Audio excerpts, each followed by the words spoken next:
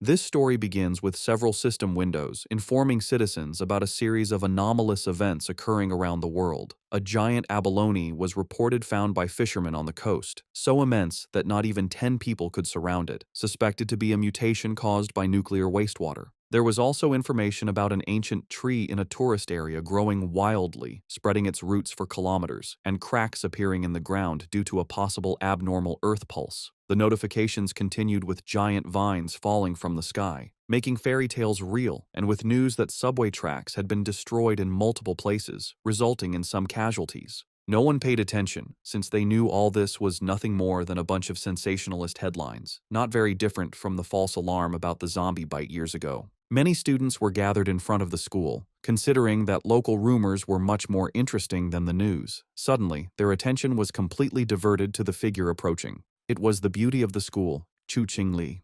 Immediately, the crowd wondered if she was finally about to break up with her boyfriend. According to them, the relationship was nothing more than an act of charity on her part. Chu Qingli had already been accepted into Qingcheng University, while her boyfriend hadn't even managed to get into a decent university. Because of this, their futures were on completely different levels. Chu Qingli approached Fang Yi and called his attention. Fang Yi turned around somewhat curious. With a cold expression, she explained that she had thought it over and their relationship wasn't realistic. School-time love always reached a point where one wakes up and realizes they are not meant for each other.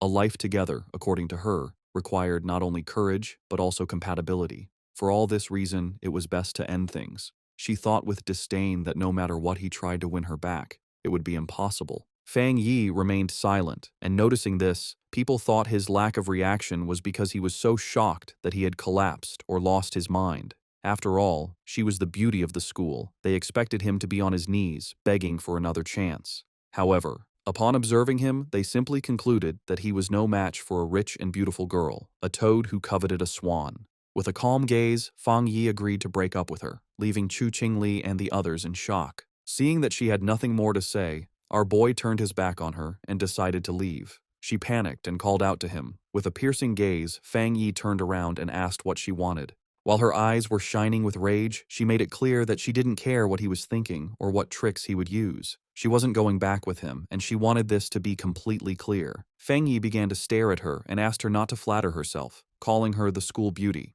Upon hearing this, her eyes widened in surprise, making her blush. The others were in shock at Fang Yi's attitude. Fang Yi was aware that Chu Qingli and the others had no idea what was about to happen. He knew that society's current rules, like money and education, would soon turn to ashes. They were unaware that he had returned from a future disaster, a man reborn in this timeline. Because of this, the Chu Qingli before him was, to him, simply a distant stranger from another life. Fang Yi left the school. He had more important matters to attend to. For him, school beauties and reputation were irrelevant, since everything was about to be completely reconfigured. The real crisis was one looming over all humanity on Blue Star. It all began the night before, when Fang Yi woke up and some strange cracks showed him the future, and then the system informed him that an aura recovery had been detected. Its full activation would take place in 364 days, 11 hours, and 59 minutes, and once this happened, the world would undergo an unprecedented transformation. Fang Yi was somewhat confused. Several figures appeared in front of him, and the system revealed that society's rules would be rewritten. The era of cultivators was about to arrive, and power would become the new standard. Our boy felt somewhat curious, extended his hand and asked who it was. Then a strange light began to appear in front of him. A system window appeared, explaining that it came from the confines of the universe and used top-tier algorithms integrated with cosmic secrets. Its function was to automatically generate cultivation techniques based on spiritual materials touched by the host, showing that current techniques were zero. Fang Yi began to extend his hand, and his eyes widened in surprise as his hand passed through the system window. Then, a powerful monster emerged and began to roar. Fang Yi was paralyzed and his eyes filled with fear. Inside the monster's mouth was a corpse, and the system revealed that this was his end as an ordinary person, as well as the fate of billions on Blue Star. Fang Yi swallowed saliva and could not help but feel afraid. He put his hand over his chest, and his eyes filled with worry. Fang Yi began to ponder and remembered his past life. He had been just an average person, swept along by the tide of events, struggling only to survive with the hope of overcoming the disaster. However, he witnessed the fall of his nation and the suffering of the people, and in the end, he could not escape from the mutated beasts. He remembered dying in despair, full of rage, and with a deep desire for revenge. His eyes began to shine with determination, as he thought that perhaps this was why he had been chosen by the system and brought back 1 year before the recovery of Aura. He began to extend his hand, knowing that at this moment, most people had no idea about the change that was coming. Fang Yi touched the fragments of the system and decided that he would use each anomaly caused by the aura to his advantage. The system began to initialize a new evaluation. The eyes of our boy began to shine as the system informed him that it had been successfully linked. A new path had been unlocked, and now everything in existence could be used as material. His mission was to collect powerful techniques and abilities to become a strong cultivator and save the world. In the city, people were informed that humanity now faced an unprecedented crisis. Answers could not be found in the past. The only option was to adapt with their own strength. Everyone was surprised, except Fang Yi. When he turned on his phone, he saw several notifications. He understood that the government neither confirmed nor denied the strange phenomena, limiting itself to telling people to prepare. This, he knew, was Jia Nation's subtle way of issuing a warning, since reports once considered mythical nonsense would never have gone viral in this way. His eyes filled with sadness as he began to remember the past. He knew that this indirect and silent approach by Jia Nation helped citizens remain calm and trust their country. It was a hard and slow method, but much more effective than the chaos and gunfire of neighboring nations. Then he remembered that the system had told him that he could use anything, which meant that he should go wherever anomalies occurred. His attention was fixed on the phone. It was the #1 trending news. The UV index at Qingcheng University had reached a historic record of the century. Because of this, a heat warning had been issued, urging new students to take safety precautions and use sunscreen. The students were somewhat confused, as they thought that even the best universities now resorted to sensationalist advertising. They considered this false, definitely a paid topic to be trending, since heat of that magnitude could kill people. Fang Yi looked up at the sky and saw that it was full of clouds, then activated the UV meter and saw that it was at 0. He was somewhat confused, as he didn't understand how the weather could be so different, since Qingcheng University was only 15 minutes away by car. Images of a blazing sun above the university were published, and students were informed that new student registration would continue, but they should avoid the north gate due to the high UV index, as all other entrances remained open. Feng Yi couldn't help but smile. He knew that when anomalies occurred for the first time, most people only thought it was a publicity stunt, and only he knew the truth. His eyes began to shine with joy, as his first opportunity had arrived. Fang Yi changed clothes and went to Qingcheng University.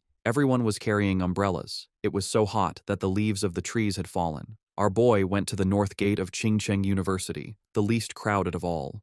He knew that something was definitely wrong in this place. Shiny ashes began to descend from the sky. While students were fleeing to avoid being scorched to death, Fang Yi's attention was fixed on it. He sat down and decided to touch it. Once his finger made contact, an intense glow began to emerge from it, and the system reported that it had detected an intense fluctuation in the Yang attribute, unlocking the data template of it. The energy began to enter Fang Yi's body, causing him terrible pain. An intense glow began to emerge from our boy's body. People covered their eyes to avoid going blind. They didn't know what was happening and thought they were hallucinating. The energy started burning Fang Yi's clothes, making him clench his teeth tightly. He put his hands on top of his head and started going crazy, not knowing if the system had finished compiling. He felt like he was about to die. The compilation was completed, and Fang Yi acquired a Yang attribute technique, the Golden Sun breathing technique. Later, it's the day for new students to register at Qingcheng University. Our main character's ex-girlfriend arrives at the registration area. A guy offers to carry her suitcase for her. Soon, more guys come over to try and get her attention, but she turns them all down, telling them she doesn't need their help. She looks over at a couple nearby with a sneer, but then a bright golden light flashes, surprising her and the other students. A voice on the loudspeaker tells everyone to stay away from the north gate. The girl looks serious and decides to go see what is happening. At the north gate, a huge burst of golden energy lights up the area. A dark figure appears from the smoke, giving off a powerful feeling. He takes a deep breath, and his eyes glow with a strong golden light. A screen pops up, telling him that he has created a new technique and earned 50 points. The guy looks at the screen and wonders what the points are for. He decides it's not important right now, but will probably be useful later. Time passes, and it is now night, with a strange-looking moon in the sky. The young man then starts to practice his new breathing technique. The next day, a bright sun is in the sky, and a new energy spreads through the university. Some students notice the sky get dark and cool for a second as they run to the north gate. A large crowd gathers there to see what is going on. The university's dean is angry and asks why no one listened to the warning to stay away. The group pushes through the crowd, which moves aside for them as they go to the center of it all. A hooded person with a serious look tells the dean to block off the north gate completely. At that moment, a system tells Fang Yi that he has cleaned a polluted area. He learns that the government already knows about these areas and wonders if there are other people like him. Hearing an alert about people not being allowed in the area, the young man knows things have gotten serious. The students see people in uniforms and wonder if they are from the army. From a rooftop, Fang Yi sees that the disturbance is getting a lot of attention. With his red eyes glowing, he decides it's time to leave and jumps off the building. Down below, the mysterious hooded person walks across the ground, which is cracked from the energy. The hooded figure looks carefully at the scene. This person kneels and touches the ground to feel for any remaining energy. Then, she picks up a piece of the ground to get a closer look at what happened. The hooded figure studies it and realizes a person caused the energy. Just then, officials begin moving the students out, while the person in the hood watches from far away. In the crowd, the guy's ex-girlfriend is shocked to hear that only one person did this. At that moment, she sees a figure jumping away and wonders if it was her ex, but she quickly pushes that thought away. With his grades, he could never get into this school. Far away at Fang Yi's house, the sun goes down and night falls. Lying on his bed, the young man complains that his body is still hot, even after a cold shower. Because of the heat, he's afraid he won't get any sleep. He also worries that because of what happened today, someone might have noticed him. He then picks up his phone and sees a popular news story about a cultivation association. The young man remembers that everyone used to think it was just a joke on the internet. Just then, he remembers the hooded people at the university and thinks they must be from the association. Curious, he opens the news story to read the whole article. It explains the different cultivation levels, from ghost acts to total transcendence. In the comments, people think it's a joke, but he wonders if the announcement is real. Fang Yi thinks about how he never knew any of this in his past life as a normal person. Sitting on his bed, he thinks about the cultivation association and decides to try his technique again. He closes his eyes and focuses to start his training. In that moment, he begins to sweat as a strong, golden energy flows around him. He starts to float in his room, surrounded by a bright golden glow. A light shines on him. The first step is to strengthen his body to hold the power of heaven and earth. He successfully controls the energy and shapes it into a divine axe. His eyes glow brightly, and he smiles, feeling full of power. The system tells him he has reached the Dushui level and gives him 50 more points. The guy remembers the points and reads the screen, which says a new path is now open. The system explains that the points can be used to put the compiled data into any object. He thinks about the idea of putting power into an object and looks at his mug on the table. He holds his hand out toward the mug with a golden glow of power. The system asks if he wants to use 1 point to put the yang attribute on the mug. He realizes this is like enchanting an item to give it a special power. The young man thinks that if he did this to a weapon, it would become his own special item for fighting. He decides that having a powered-up weapon will be very important for what is to come. The guy then finds a small sword on his shelf and decides to try the power on it. He thinks that if the test works, he will buy a real weapon to be ready for the monsters. Suddenly, a strange noise from outside the building gets his attention in the middle of the night. Outside, a dark creature with huge claws is watching Fang Yi's apartment. With glowing red eyes, the strange creature shows its sharp teeth in the darkness. It looks like a giant demonic rabbit and gets ready to attack the building. But inside the apartment, the guy has no idea that danger is coming. Lying in bed, the guy feels uncomfortable from his new cultivation technique. With his red eyes, he wonders where the sound, which was like a rat, came from. He thinks the sound is not from inside or from the pipes, and it might be a neighbor's pet. Walking through the living room, he thinks that with his better hearing, it is normal to hear the neighbors. Then the guy focuses his hearing to listen more carefully to the strange sound, but he soon realizes something is wrong and becomes alert. Fang Yi goes to the door and comes face to face with the scary creature right there in the dark hallway. In the hallway, the strange creature with red eyes appears and glares at him, ready to attack. He is startled and recognizes the mutated beast. A memory from his past life scares him. At the same time, a drone flies over the city at night, showing that others know about the danger. On top of a building, a girl complains that they still have not caught the rabbit that ate a rare fruit. With a lollipop in her mouth, the young woman seems very calm and confident about the mission. She then orders her team to keep sending her updates about the target she is hunting. After that, the mysterious girl jumps from the top of the building to begin the chase. Falling very fast, she moves with ease between the huge city buildings. Suddenly, the young woman feels the mutated beast's power and realizes she is getting closer to it. With her eyes glowing, she finally finds the creature and gets ready for a fight. The mysterious hunter lands hard on a rooftop, moving with amazing skill. Running down the side of a building, she gets the order to chase the target no matter what. With a perfect landing, the young woman continues her chase without stopping. Jumping from building to building, she warns that the creature ate a special fruit and might evolve. Just then, a man working late sees something fast go by his window and is very confused. He wonders if he is seeing things, but his boss yells at him for just standing around. Meanwhile, the hunter stands like a shadow in front of the moon on the 65th floor. Back in the apartment, Fang Yi faces the strange creature, which screams at him. With his golden eyes, he knows his body has changed, and now he can fight it fairly. The creature then attacks with its claws, but the young man dodges with amazing speed. Fang Yi thinks that his body has really changed, and now he can see the attacks in slow motion. With sun energy in his hand, he wonders why a mutated beast is here so soon. He then remembers things from his past life and faces the monster. The guy knows the creature has not fully evolved yet, and the night makes it stronger and angrier. So he rushes forward to attack, because he has to stop it, or everyone in the building will die. Fang Yi manages to grab the creature with his hand full of energy. With surprising strength, the guy bites the strange creature without any fear. He holds the monster tightly, and his golden eyes shine with a cold, focused look.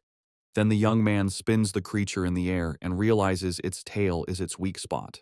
Taking his chance, he grabs the beast's tail with all his strength. Fang Yi throws the monster against the window, and it shatters from the force. With his fist glowing gold, he gets ready to land a powerful punch. The guy shoots a beam of energy that hits the creature right in the air. The monster is then completely covered by the bright golden beam of light, but the strange creature grabs the golden energy with its claws and tries to take its power. Fang Yi then realizes the monster is trying to steal his yang power, and he fights back. He thinks the power of the sun is too strong and that the rabbit is just destroying itself. Soon after, a golden explosion covers the monster, which can't handle that much energy. In the building next door, a couple wakes up from the noise, and the man wonders if it was thunder. He then goes to the window to check, but sees nothing strange outside. Our hero lands on the floor, surrounded by what is left of his golden energy. The young man thinks that the creature was like a starving ghost trying to eat his power. After the fight, the monster's eye falls to the floor, letting out a weird black smoke. With a serious look, he stares at what is left of the creature he just defeated. Without thinking twice, the guy stomps hard on the eye, crushing the rest of the beast. He understands that the creature of the night was desperate for his opposite yang-type power. The young man thinks that if he were normal, the monster would have easily eaten everyone in the building. With that, he knows he needs to learn more techniques to face the dangers ahead. Meanwhile, a mysterious girl jumps through the air in the moonlight, looking like a hunter. With amazing speed, the young woman runs very fast down the side of a building. When she gets to the scene, the mysterious hunter's eyes open wide with shock. Standing there in the middle of the night, she wonders if someone else defeated her target. Kneeling on the ground, she notes that the target has been destroyed, and that she will try to get the night attribute back. But as she touches the monster's remains, she is surprised by a golden energy that is still there. The young woman then feels a strong heat and a burning power that makes her pull back right away. The young woman remembers the energy from the university gate and understands that this is not a coincidence. After this discovery, the girl turns on her communicator with a serious and determined look. She tells her base that the target was taken out by a powerful new forerunner with a special ability. A voice on her communicator asks if the same person cleaned the gate and killed the rabbit. A man confirms they have no information on this person, and that the association must recruit him. The silver-haired girl agrees with the plan. She then carefully puts the small flame of energy into a container on her clothes. Her boss tells her to stop her other missions and focus on finding the new forerunner. At that, the mysterious hunter calmly unwraps the lollipop she was holding. The young woman puts the candy in her mouth and says she understands the new order perfectly. But before she starts the mission, the girl says she first needs to get some milk tea to relax. A voice on the communicator wonders who this mysterious person with so much power could be. The young woman agrees that the president was right and that she needs to meet this powerful master. Feng Yi's day starts with the sunrise. He stretches, ready to train. He knows waking up early is good for his power, so he prepares for another session. The fighter uses his breathing method, taking in the morning's golden energy. As the energy fills him, his eyes glow with golden power. He enters the Ghost Axe realm and feels the technique's power appear. A sudden burst of energy surprises him. He realizes he's getting stronger again. Power flows through his body, and he focuses to control it. He makes a tight fist, feeling the energy now in his hand. He summons his key axe and sees that the weapon feels much lighter. He grips the weapon's handle firmly, ready to try out his new strength. The warrior lifts the golden axe over his head, preparing a powerful hit. He reaches the 2-star Ghost Axe realm, releasing his strength. His eyes now burn with golden flames, showing his new power. Feng Yi's body feels much stronger and tougher after this change. He grew stronger so fast because he used the extra energy from his last power-up. Feng Yi decides that from now on, he will level up slowly and carefully, one step at a time. But his growing power gets a lot of attention, so he needs a more private place. In the association's office, a man feels something strange in the air. He sees the change in the sun's energy and wonders if it's the new guy again. Feng Yi finds a quiet spot by a river to continue his plans. A system screen appears, and he confirms he will add a special quality to his weapon. He remembers trying this with another item, but it couldn't handle the power. This time, the new blade works with his energy, making a strong connection. A system message confirms the item encoding worked. Excited by his new weapon, he gets ready to test its amazing power right away. The test result shocks him with the incredible power the sword let out. A huge golden beam of light shoots from the blade into the sky. The warrior lands with his sword in flames, feeling the power flow through him. He almost starts a fire with that swing and sees how dangerous his strength is. The smoke from the attack is big, so he knows he was seen and needs to leave. A girl is running fast toward the smoke he left. She complains that she stepped away for a moment and missed everything. Suddenly, the young woman stops. She sees that the river is actually boiling. The agent flies over the damaged area, wondering what the new guy did to the place. She can already imagine being told off, since everything has gone wrong since he appeared. Just then, a golden flash in the distance catches her eye, and she becomes curious. The hunter is shocked by what she senses. This shouldn't be possible. His power level jumped from 1 star to 2 stars, and he even made a spirit weapon. The association only has 2 of those weapons, and the way to make them isn't fully known. The girl gets suspicious, wondering how he got this kind of power by himself. But she thinks she must be wrong and decides to start cleaning up the mess he made. Far away, Feng Yi thinks about how his weapon now has the Yang attribute, but he wants more. The system can encode anything, so he plans to add more qualities to the blade. Suddenly, his phone buzzes. He has a message from someone he doesn't know. He completely forgot about being private, and now a stranger is inviting him to a pioneers group. He's shocked to learn that official members must be at least Ghost Axe realm level. The stranger talks about a new pollution zone and invites him to a group hunt. He asks for the location, and the stranger sends a file about the lava dragon of the Shadow River. The zone has lava, and the same Yang attribute he has, so Feng Yi decides to accept the invitation. Far away in the Binmu district, a group is waiting for old Li's friend to arrive. One member says the girl's map was so good, he got there easily. The blonde girl thanks everyone for coming and tells them they need to work together. She is from the Cultivation Association and is disappointed that the pioneers here aren't very strong. What many don't know is that the Cultivation Association is a government group. Getting into the group was hard and required her family to ask for favors, so she hates to fail. Just then, one of the explorers sees the newbie arriving and calls him by his name, Fang. Feng Yi makes a strong entrance with his new sword and introduces himself to the group. The agent is startled by his power, but sees his aura isn't scary, but warm. Since the team is all there, the leader gives the signal, and they go toward the cave entrance. Feng Yi decides to go first and asks the blonde agent to take care of the light. The group walks through the cave, and one of them warns Fang about the loose rocks. They think it's strange that the place isn't very hot yet. Feng Yi reflects on how quickly the team accepted him and feels that their friendship is real in these hard times. Feng Yi keeps moving forward, and the ground under his feet starts to change color, showing that danger is near. Suddenly, they get to a huge opening and are amazed to see a river of boiling lava right in front of them. Without hesitating, Fang rushes toward the danger, and the blonde agent yells at him not to be so reckless. To everyone's surprise, the warrior pushes his sword right into the lava. The explorers panic and scream for help. A fiery explosion throws the team back, and Fang Yi's system detects a worldwide problem and starts to analyze the information. As he plunged his sword into the lava, Fang Yi's system analyzed the anomaly, revealing a new power, the inner flame, with an extremely high internal temperature and explosive properties, and the scarlet flame sword technique, which unleashed its power when the blade was drawn, coating it in fire and lightning. Resolved, Fang Yi gripped his sword. His eyes and the blade glowed with fiery power, a perfect technique for his Tang sword.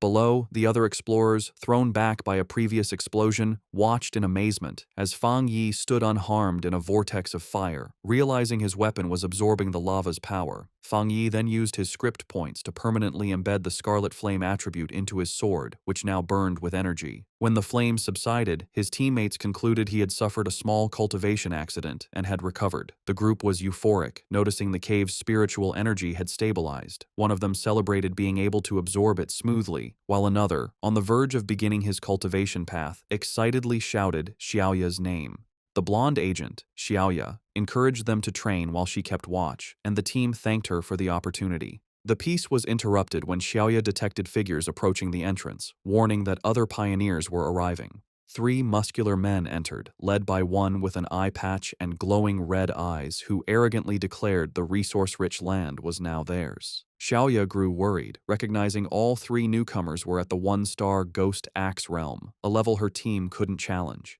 Despite the danger, Xiaoya tried to reason with them, politely stating they had arrived first and even offering to let them join. Her diplomacy was met with contempt. The eye-patch-wearing leader mocked her low level and ordered them to get lost or face the consequences.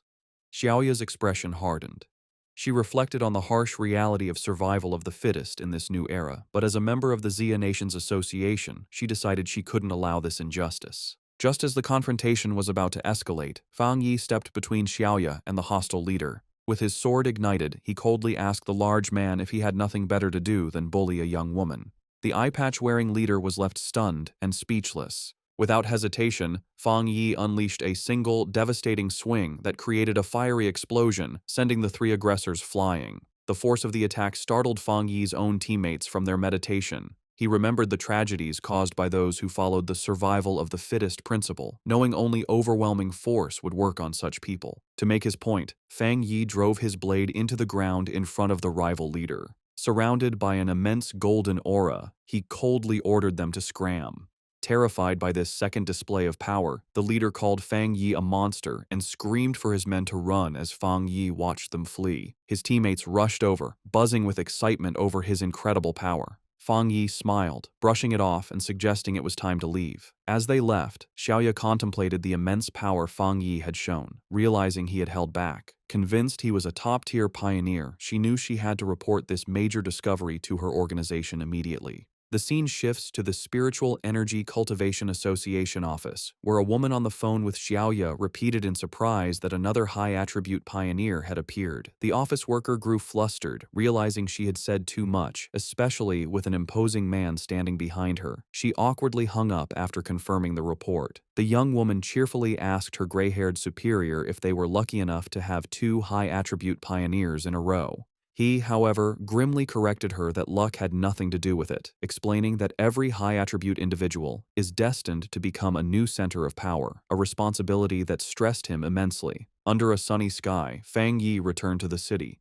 He tried to disguise himself as a cosplayer, but his powerful presence and authentic sword only drew more attention. His walk was interrupted when he saw on his phone that news of the cave incident had already gone viral. He chided himself for his carelessness, knowing the eruption of his internal flame was too noticeable. Dismissing the idea that his teammates would betray him, he focused on a more urgent matter. The massive yang energy he had absorbed was pushing him toward a new breakthrough. He needed to find a secluded place immediately and headed for the back mountain. 5 minutes later, on that same mountain, a silver-haired young woman named Su Qingying, a garden restoration expert, felt a sudden, powerful presence. She saw an intense burst of light, like a miniature sun, and recognized the signs of a cultivator breaking through to the 3-star Ghost Axe realm. The scale of the energy astounded her. She'd never imagined a breakthrough of that realm could be so monstrous. Driven by a sense of duty and a flash of recognition, she raced toward the disturbance, vowing to catch the mysterious individual this time. High on the mountain, Fang Yi was focused on his breakthrough.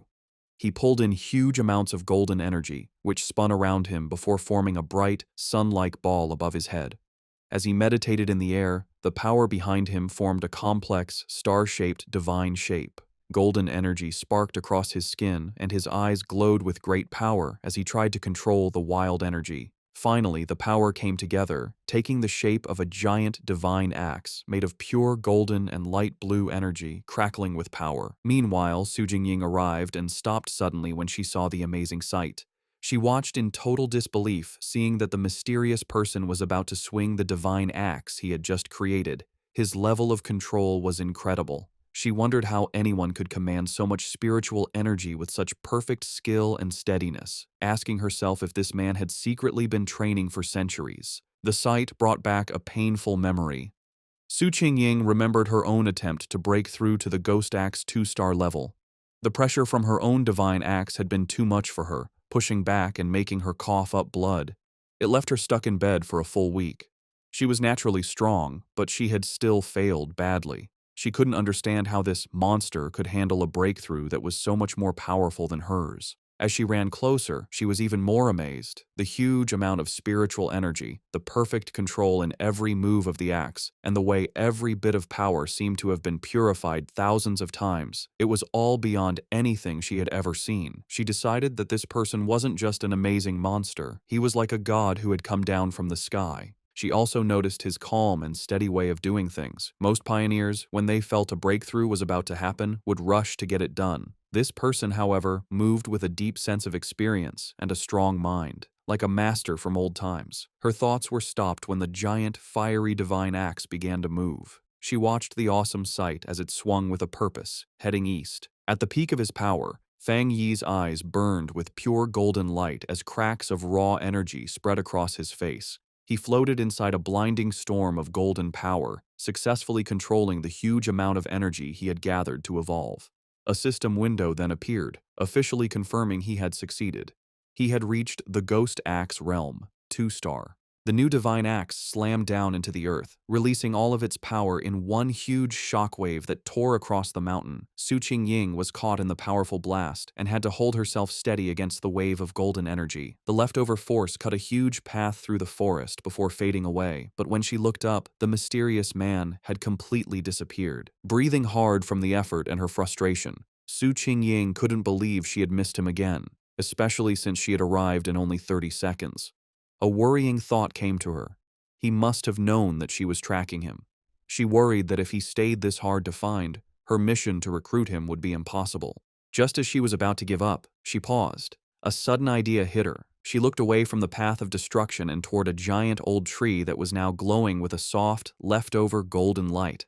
With a new feeling of certainty, she called out into the woods that seemed empty, calling him Senior and asking if he was still in the area. From the shadows of the forest, Fang Yi appeared, his hooded body giving off a cool confidence. His glowing red eyes were on Su Qingying. He immediately knew she was the person who had been looking into him for the past few days. Seeing she had been found, Su Qingying stood her ground and properly introduced herself. She said she was the captain of the Firefly Squad, a part of the Spiritual Practitioners Association of Xia Nation, and also one of the nation's first pioneers. On behalf of the association, she sincerely invited him to join them. She admitted she had been following him for 2 days and hoped her methods hadn't made him think badly of her. As she spoke, Fang Yi stayed quiet, and his face was hard to read under his hood. Su Qingying added that while the public didn't know yet, all the official papers for the association were ready. Inside, however, she was very nervous, choosing her words carefully, and worrying if she was bothering him or making the powerful man angry. She knew she had to sound soft and respectful. Her carefully planned speech was cut short by Fang Yi's simple, direct question.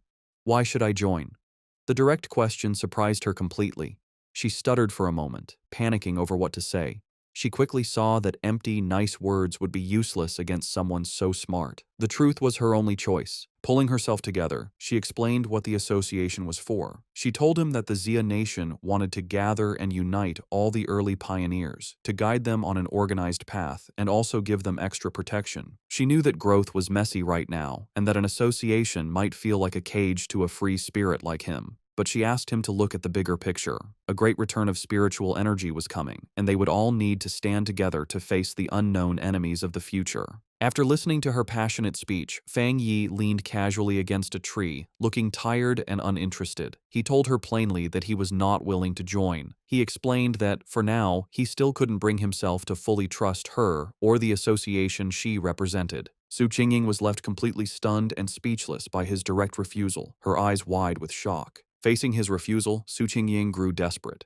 She quickly pulled out her identification card from her jacket. Holding it up for him to see, she quickly introduced herself again as Su Qingying and mentioned she used to be a well-known athlete before the spiritual energy returned. She begged him to believe her, hoping her public identity would give him a reason to trust her. Fang Yi paused and thought about her words. He touched his chin thoughtfully, saying that he now vaguely remembered her. His mind remembered a framed picture of her celebrating a victory as the runner-up in the Xia Nation's long-distance championship. He realized her natural athletic skill was what made her such a fast and good pioneer. However, his face then became hard.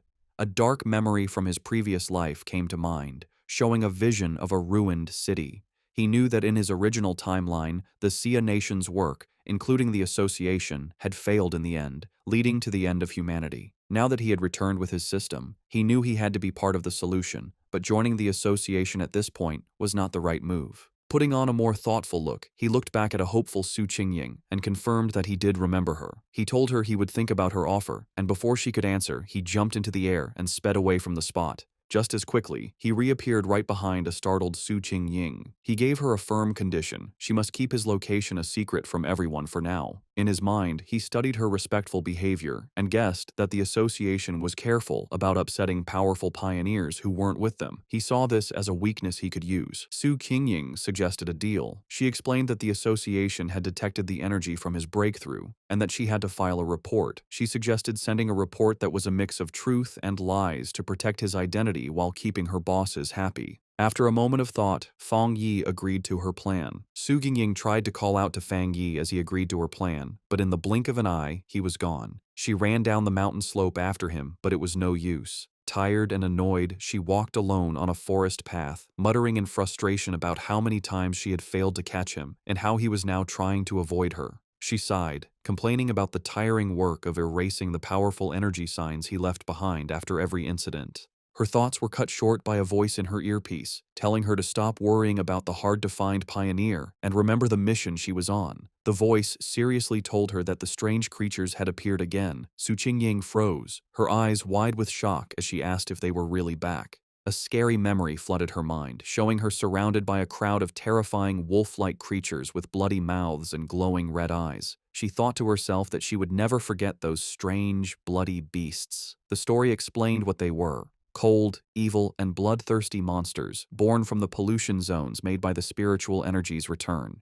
They got power from these zones, turning into monsters that ate humans. Some could even hide as natural disasters, killing anyone as they split up lands and made new pollution zones. If they weren't stopped, their very destructive nature would let them keep eating the human world until nothing was left. A heavy storm suddenly hit the city. The night sky wasn't lit by streetlights, but by constant, violent flashes of lightning. Rain poured down, and red alerts lit up people's phones, warning of the severe thunderstorm and telling everyone to stay inside. Another alert announced that the Yuhuang Mountain area was closed because of flooding risks. From their windows, people commented they hadn't seen a storm this bad in years, with some joking that a powerful being might be facing a lightning trial nearby. Hidden in a rainy alley, Fang Yi watched the storm grimly, his red eye glowing. He could feel the huge amount of lightning energy in the air, recognizing its wild power. He knew this was no ordinary storm but another anomaly, with its power focused on a single point. His eyes scanned past the city buildings and locked onto a distant mountain peak that was being hit by lightning again and again.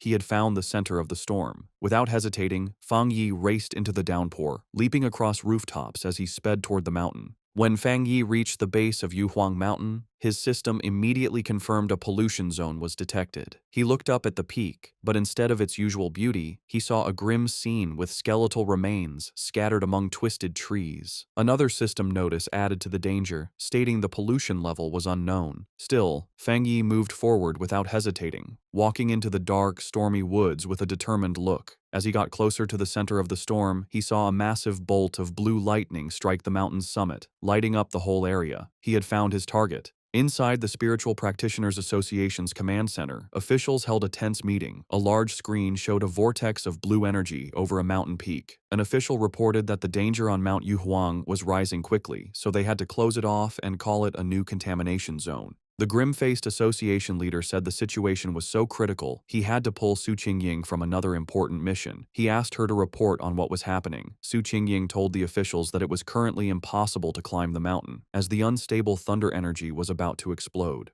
Because of this, the area was officially classified as an A-level contamination zone. She continued with more worrying news. Based on how fast the energy was growing, the mountain would soon be an S-level threat, which would start their highest emergency plan. But she pointed out a major problem. Based on their data, no explorer they had could safely get near the area, admitting that not even she could handle it. A wave of shock went through the room, as calculations showed the mission would mean certain death even for highly advanced explorers. Facing this impossible situation, a man in a security uniform ordered the foot of Mount Yuhuang to be completely sealed off, with patrols sent out 24/7 to stop anyone from trying to climb it. The association leader firmly agreed. He declared they had to stop the threat by sealing the mountain and that no one could go near it until the energy concentration dropped. While the association thought Mount Yuhuang was too dangerous, Fang Yi was already deep inside the zone. Huge bolts of blue lightning crashed down around him. As the storm raged, Fang Yi stood firm, protected by a golden aura from his breathing technique.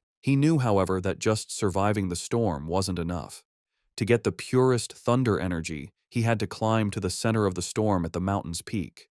His decision was fueled by dark memories of the past. He knew that the creatures they faced now were just the beginning, and even more terrifying monsters would appear in the future. He realized that his current fire-based powers were not enough for the challenges to come. He had to become stronger himself, not just rely on his weapon. Surrounded by the lightning, Fang Yi saw a rare and perfect opportunity to use the thunder energy to strengthen his own body. Fang Yi knew if he didn't take this chance to get stronger, he would face certain death from the disasters to come. His eyes glowing gold, he drew his flaming sword and, with a defiant roar, plunged it directly into a massive bolt of blue lightning.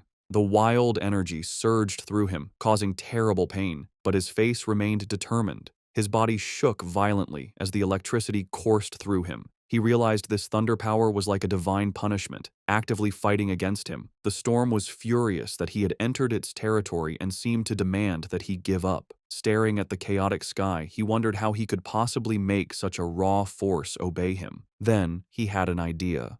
He calmed himself and remembered his system's rule. To get a power, he had to touch the energy source.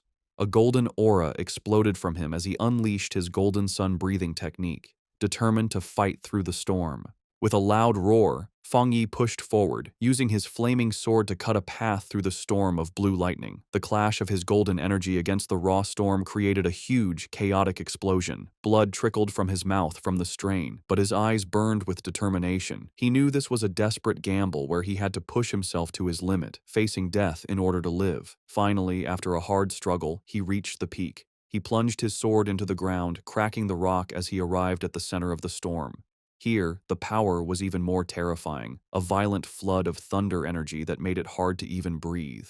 He felt the storm's full attention on him and realized it no longer just wanted to push him away, it wanted to kill him. As if to prove it, the storm gathered its full power and shot a single, massive beam of white-hot lightning directly at him, an attack meant to completely destroy him. As Fang Yi faced the storm's final attack, his system activated, detecting a powerful thunder attribute and starting to process it. Far below in the city, people watched from a tall building, amazed. One man taking a photo had never seen lightning so big. Another wondered if a god was going through a trial, even thinking he saw a person in the sky. At the mountain's peak, the fight ended in a brilliant explosion. Feng Yi had won. A system message confirmed it, announcing he had obtained refined divine thunder power and could now summon heavenly lightning to make his body godlike. He was rewarded with 5 writing points. Feng Yi now floated in the air, surrounded by blue lightning and his golden aura.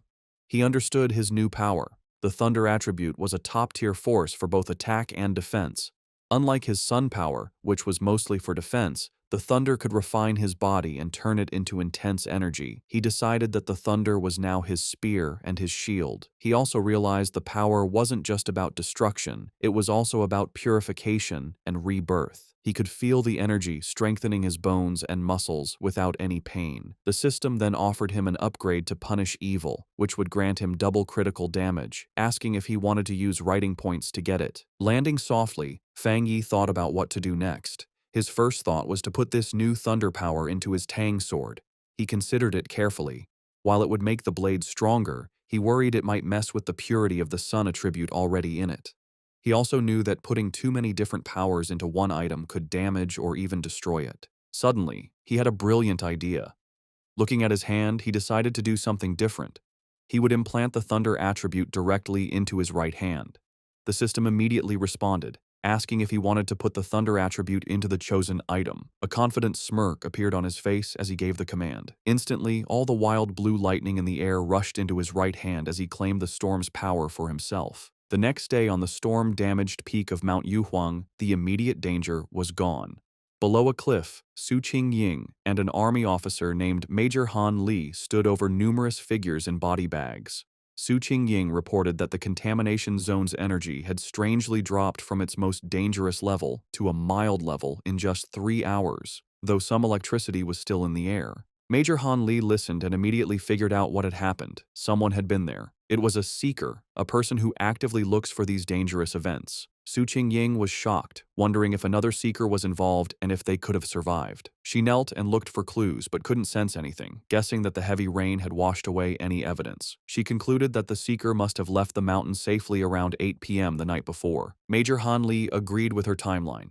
The strange event began around 6 p.m., and the army sealed the mountain at 7 p.m., so the seeker must have climbed the mountain before it was closed. He noted that their instruments predicted the danger would reach grade S, but after 8 p.m., the energy suddenly dropped. Standing where the lightning had been strongest, the major added his own theory. He believed the seeker not only survived the lightning, but probably had a thunder-related power, turning the disaster into a great opportunity. He concluded this person was the direct cause of the sudden change. The major then shared his biggest worry. People like this were the most dangerous because they didn't know whose side they were on. Su Qingying agreed, adding that if such a powerful person was a threat, the disaster they could cause would be huge. They had to be found quickly. Miles away, sitting on his couch and unaware of the military operation now focused on him, Feng Yi let out a sudden, loud sneeze. Back on the mountain, Major Han Li made his decision. He gave a firm order to his troops. Find this person immediately, at any cost. As his command was given, he assigned the mysterious target his temporary codename, the Tyrant. The investigation on Yuhuang Mountain started right away. The army hoped the Spiritual Practitioners Association could recruit the mysterious person codenamed Tyrant soon. In the meantime, they would keep all information about the event secret and start their own investigation. On the rainy peak, the association leader told Major Han Li that they already had a high-level pioneer trying to make contact. He then turned to Su Qingying and ordered her to give her report to the major. Su Qingying was caught off guard by the order and gasped in panic. Forced to think fast, she began her half-true report. She connected the current incident to the pioneer who had recently cleared the pollution zone at a local university. Inside, she was panicking, terrified she would say something wrong and reveal her deal with Feng Yi. She explained that she had been trying to contact him, but he was hard to find. She mentioned finding the body of a mutated rabbit he had killed and correctly identified his Yang Flame attribute from the evidence. She finished by promising to do her best to get close to him and find out how he had cleared the university's gate. She silently prayed for help, knowing that mixing truth with lies was her only way to make her story sound real. Major Han Li listened closely, thinking about what a pioneer with a Yang Flame attribute meant. He seemed happy with her report and thanked her for her hard work, calling her a talented young pioneer. Su Qingying gave a sharp salute and replied that it was her duty. With the meeting over, Major Han Li mentioned they would release fake news about natural disasters to hide the event from the public. He also said he disagreed with posting spiritual energy information online where bad people could use it. As the officials talked, Su Qingying quietly sighed, relieved that the tough questioning was finally over. Back at his home, Fang Yi used his golden sun breathing technique to easily dry his white hoodie, making it glow with a warm light before holding it up, perfectly clean and dry. After putting it on, he checked the changes in his body. Even after adding the powerful thunder attribute, he could still feel a clear difference. He looked down at his right hand, which now sparked with blue lightning. It had completely changed, becoming the strongest part of his body and getting a huge boost. As he flexed his fingers, making small balls of lightning appear, he could feel that he was close to another upgrade. What surprised him most was how the once wild thunder attribute had become as calm as a kitten after being added to his body, letting him control it freely. He compared this to the terrible pain he felt when he first unlocked the Yang attribute, and wondered if the energies got weaker during the process. Remembering the system told him this new power dealt double damage to strange and evil creatures, he was eager to test it. His thoughts were broken by a sudden alert from his phone on a nearby table. He picked it up, wondering what was happening now. He had set up special news alerts after the last incident, knowing that in these crazy times, the government would issue warnings to protect people. For a pioneer like him, however, these warnings were more than just notices of danger. In every crisis, there was a chance to grow stronger, even if it meant risking his life. As Fang Yi thought about what to do next, he looked at the major news alert on his phone. The report said a huge explosion had just happened inside a chemical plant, causing a lot of pollution in the city. The official story said no one was hurt and told people to stay calm, but Fang Yi was suspicious of an event this big. He checked online forums, where people who saw it happen gave a much scarier story. People who lived nearby described a super creepy feeling they couldn't explain. One person asked if it was a cold, evil aura, and another quickly agreed. While many were doubtful, the overall feeling was one of dread and fear. The words cold and evil aura felt familiar to Fang Yi. Suddenly, a terrifying memory from his past life came back. A bloody hand and a horrible monster. He remembered hiding in fear from a giant, red, demonic beast as it destroyed everything around it. The creature, a gross, multi-eyed rat-like monster, was a threat he knew too well. Back in the present, he looked serious. He remembered the nature of these creatures. They were plants or animals that changed in a strange way after becoming self-aware, their power going wild and giving them terrifying hunting and killing abilities. They loved to appear in the dark of night. Realizing this new threat was 100 times more dangerous than the mutated rabbit he had fought before, Fang Yi knew he had to do something. Clenching his fist, which sparked with his new blue lightning, he decided he would go out that night to stop these creatures from surviving and getting stronger. Standing up, he was surrounded by blue electrical energy. It was time, he decided, to test his new 200% critical hit ability in a real fight. On a dark and stormy night, rain fell on the empty city streets. As a traffic light changed, a blur of motion sped across the wet road, a squad of cloaked figures moving with amazing speed. These were the members of the Destroyer Squad, and they were hunting. One member reported to their headquarters that they were tracking Anomaly File Number 7, codenamed Candle Night, but had lost the target. The creature's known ability was to blend into the darkness, making it very hard to follow. The squad member added new, scary details to the file. The anomaly made a faint sizzling sound when it was close and liked to eat humans. As lightning lit up the sky, the squad landed on a rooftop to look over the city. Their leader, a determined man with light hair and a scar on his face, knew the stormy weather was perfect for the creature's hunt. He said with grim certainty that they could not let that happen. Miles away, in a busy command center, an operator got the updated information. He confirmed the new data for File 7. Candle Night had been submitted. The situation was serious. An extermination request was filed as a high priority, with a goal to solve it in 12 hours. The order came back from headquarters. The Destroyer Squad was to keep chasing the target, but their own safety was most important. The team immediately started the chase again, leaping from building to building through the rainy city. The squad leader paused, looking at a glowing holographic map of the city full of red markers showing active anomalies. He knew that a 12-hour response time wasn't fast, but it was the best headquarters could do. The country was large, and with anomalies appearing everywhere, even their advanced resources were stretched thin. Just as the destroyer squad got close to their target's last known location, a warning came from their headquarters. The operator told them that the area they were entering was currently occupied by Spiritual Energy Cultivation Association agents. A photo of Su Qingying appeared on the screen as the operator explained that her team was watching pioneers there and could be asked to help. The destroyer squad's leader acknowledged the message and asked headquarters to have her come help, saying he had heard of her good work. Elsewhere, Su Qingying was surprised to learn she had become so famous. The destroyer squad waited grimly in the rain. Soon, Su Qingying and her own cloaked team arrived, taking a spot on a higher rooftop. With a hand on her hip, she looked down at the squad below and casually asked if they were the ones calling her for overtime. The destroyer squad's leader was not happy with her casual tone. He sternly told her that the Candle Night anomaly eats people and that this was much more serious than a simple overtime request. One of Su Qingying's team members shot back, asking if that was the right way to ask for help. Su Qingying then turned to leave, saying that the destroyer squad seemed so good, they probably didn't need help after all. She announced that her team, the Ying squad, would be leaving. As they started to go, her team members muttered among themselves, one worrying about their boss's savage attitude and another defending her, saying their own missions were just as dangerous.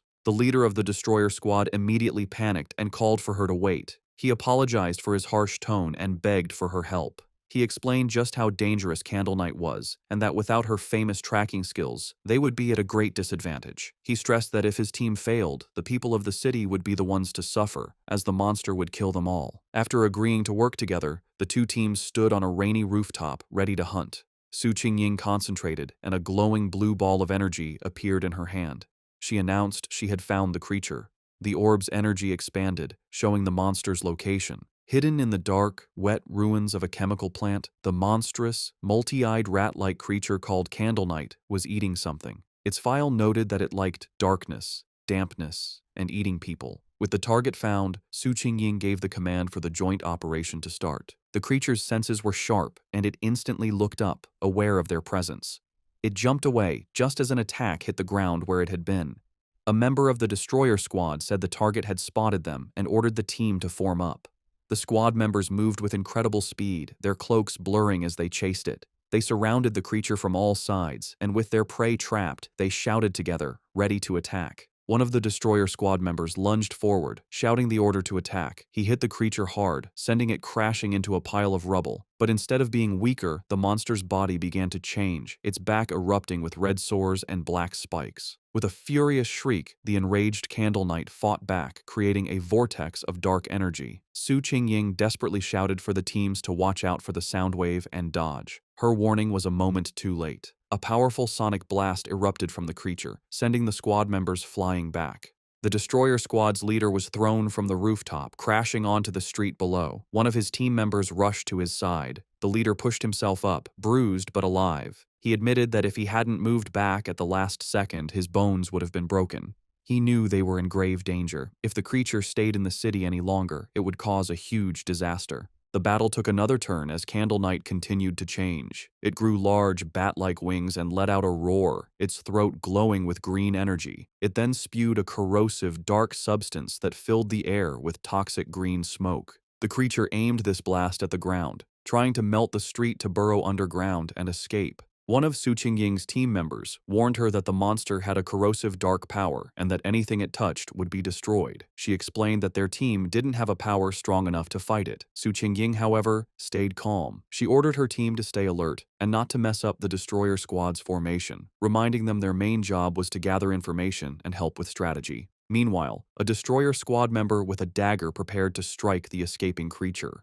Suddenly, a pair of menacing red eyes glowed from the darkness. The winged Candle Knight lunged forward, narrowly dodging an attack from a leaping squad member. Enraged, the destroyer squad leader yelled at his team not to let the monster escape. The winged creature flew through the city streets, chased by the cloaked members of the Ying squad. From a high rooftop, Su Qingying and two of her team members watched. Suddenly, she sensed a sharp increase in spiritual energy from the creature's direction. Realizing something important was about to happen, she ordered her team to stay outside while she followed it in by herself. The chase led them to a large, dark, abandoned factory. Inside, Su Qingying said she would scan the area's spiritual energy. The destroyer squad's leader noticed the advanced watch on her wrist. She confirmed it was a new device from the association, explaining that the watch showed the energy level a squad could safely handle was 50. Candle Knight's reading had been just 48. Suddenly, the device on her wrist began to flash wildly, the reading shooting past 80. Su Qingying shouted that the energy levels were going crazy. At that moment, a massive, shadowy form with glowing green eyes appeared in the rafters above. They had been led into a trap.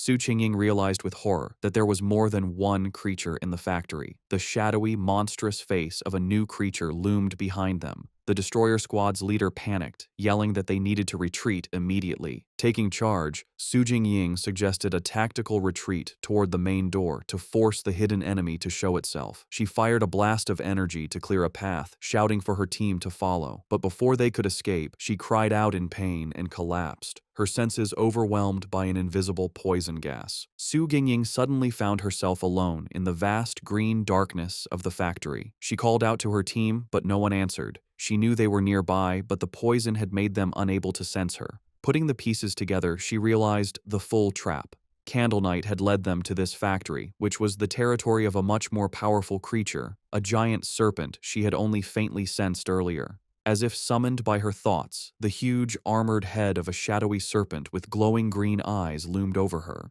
She now understood that unlike Candle Knight's simple dark power, this creature's black mist was a strong poison, and they had been breathing it in since they arrived. The gas worked silently, paralyzing its victims while draining their spiritual energy.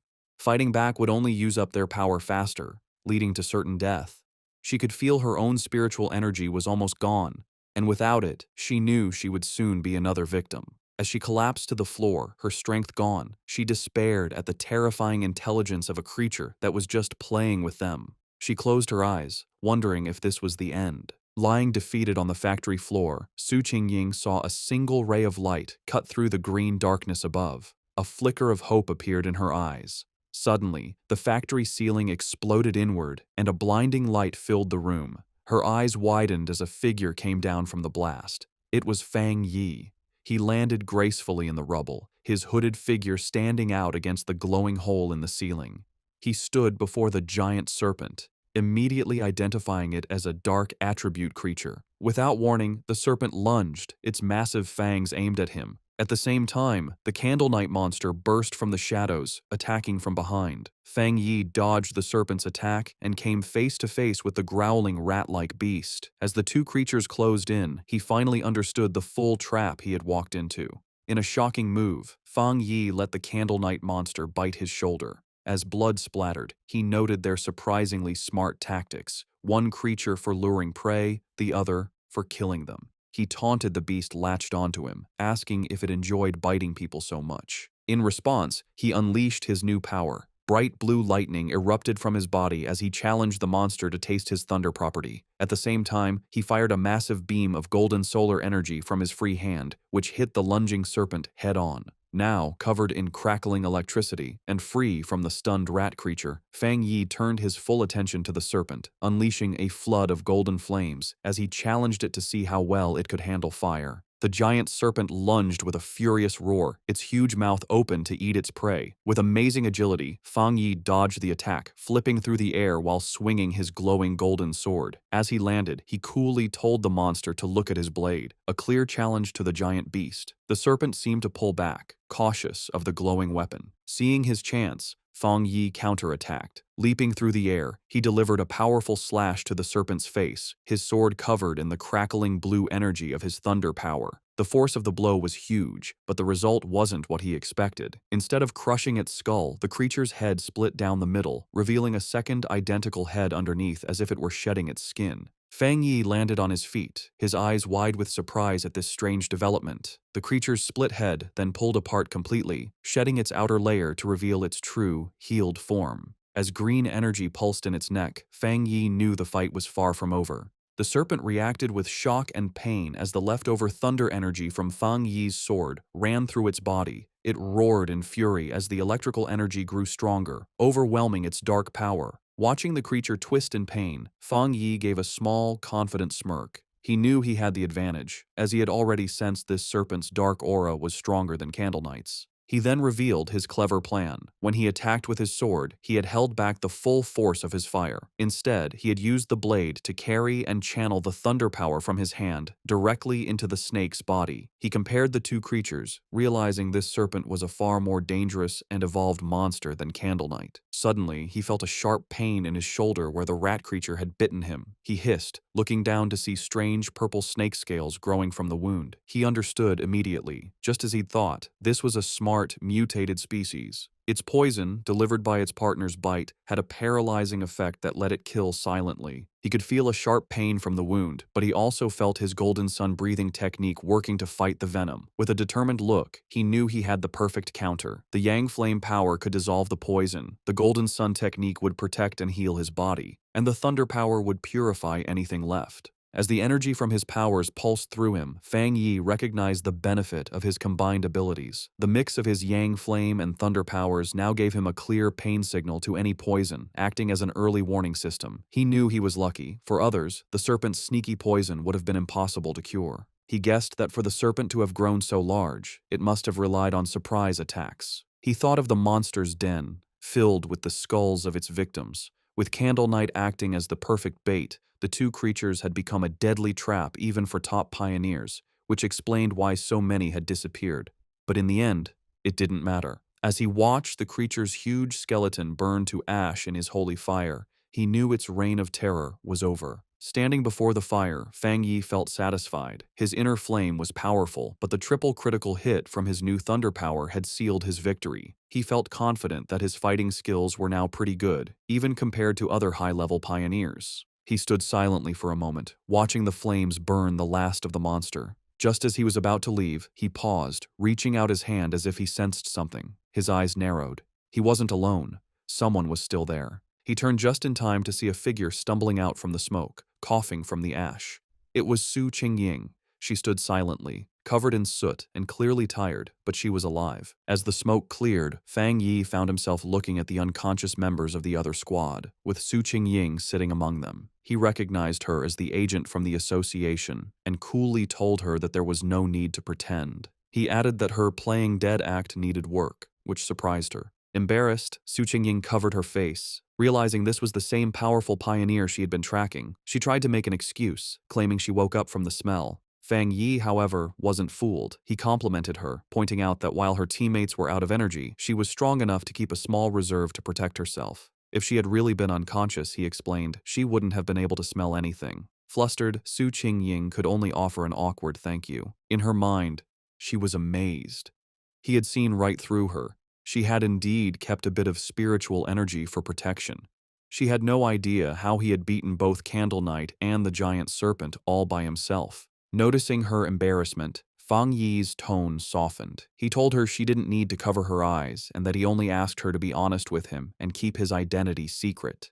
Seeing she and her team were safe, he said it was getting late and he would be leaving. Su Qingying tried to call out to him, but it was too late. Saying that explaining things would spoil the surprise, he jumped effortlessly through the hole he had made in the factory ceiling and disappeared into the night. As he traveled across the rooftops, Fang Yi thought about the battle. He was glad Su Qingying hadn't tried to absorb the dark power from the monsters, remembering its disgusting coldness. He wondered why he couldn't absorb it himself. He guessed maybe the dark energy was already gone, or his body had instinctively rejected it. He decided to think about it later, at home. Left alone in the huge, abandoned factory, Su Qingying looked up at the moonlit hole in the ceiling where Fang Yi had disappeared. She sighed, disappointed that she hadn't gotten a good look at his face, and realizing he still didn't trust her, or the association. Her quiet moment was short. Acting like a squad leader again, she walked over to the unconscious captain of the destroyer squad and gave him a few slaps, telling him to wake up. The man groaned and slowly opened his eyes, bruised and confused. His first thought was panic, and he shot up, shouting that they had been ambushed. Su Qingying just watched him with a calm look. The leader and his squad members then saw why she was so calm: the massive, smoking skeleton of the giant serpent. They stared in total disbelief, confused by the scene. The leader demanded to know what happened and where the powerful Yang energy came from. Su Qingying calmly explained that a powerful pioneer had rescued them.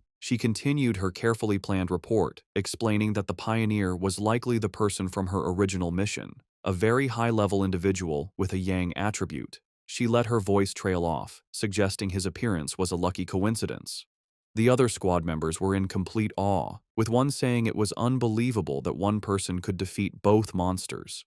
Su Qingying added that she hadn't managed to recruit him yet, and that he had even managed to track her back, which only made him more mysterious. Getting back to their grim job, the destroyer squad leader asked where Candle Knight's body was. As he began using a green energy technique to clean the scene, he said they needed to collect the remains for the association. As the squads began the cleanup, the destroyer squad's leader used a green orb of energy to gather the strange, dark remains left from the battle. As he stepped forward, he accidentally crushed a piece of debris on the floor, which suddenly exploded in a blast of bright blue electrical energy. He jumped back in pain, yelling at the force of the shock as Su Qingying looked on in surprise. This new discovery only made things more mysterious. The remains, which they now realized belonged to Candle Knight, were crackling with leftover electricity. The squad leader turned to Su Qingying, questioning her report. He reminded her she had said the pioneer had a yang attribute, yet this incredibly strong electrical power told a different story. The two leaders knelt to look at the electrically charged body. Su Qingying was stunned by the pure strength of the thunder power left behind, confirming it was a high-tier power. This led the destroyer squad's leader to a new idea. Maybe two high-level pioneers had appeared, one to kill the serpent and another to kill Candle Knight, before leaving together. Su Qingying knew that wasn't right.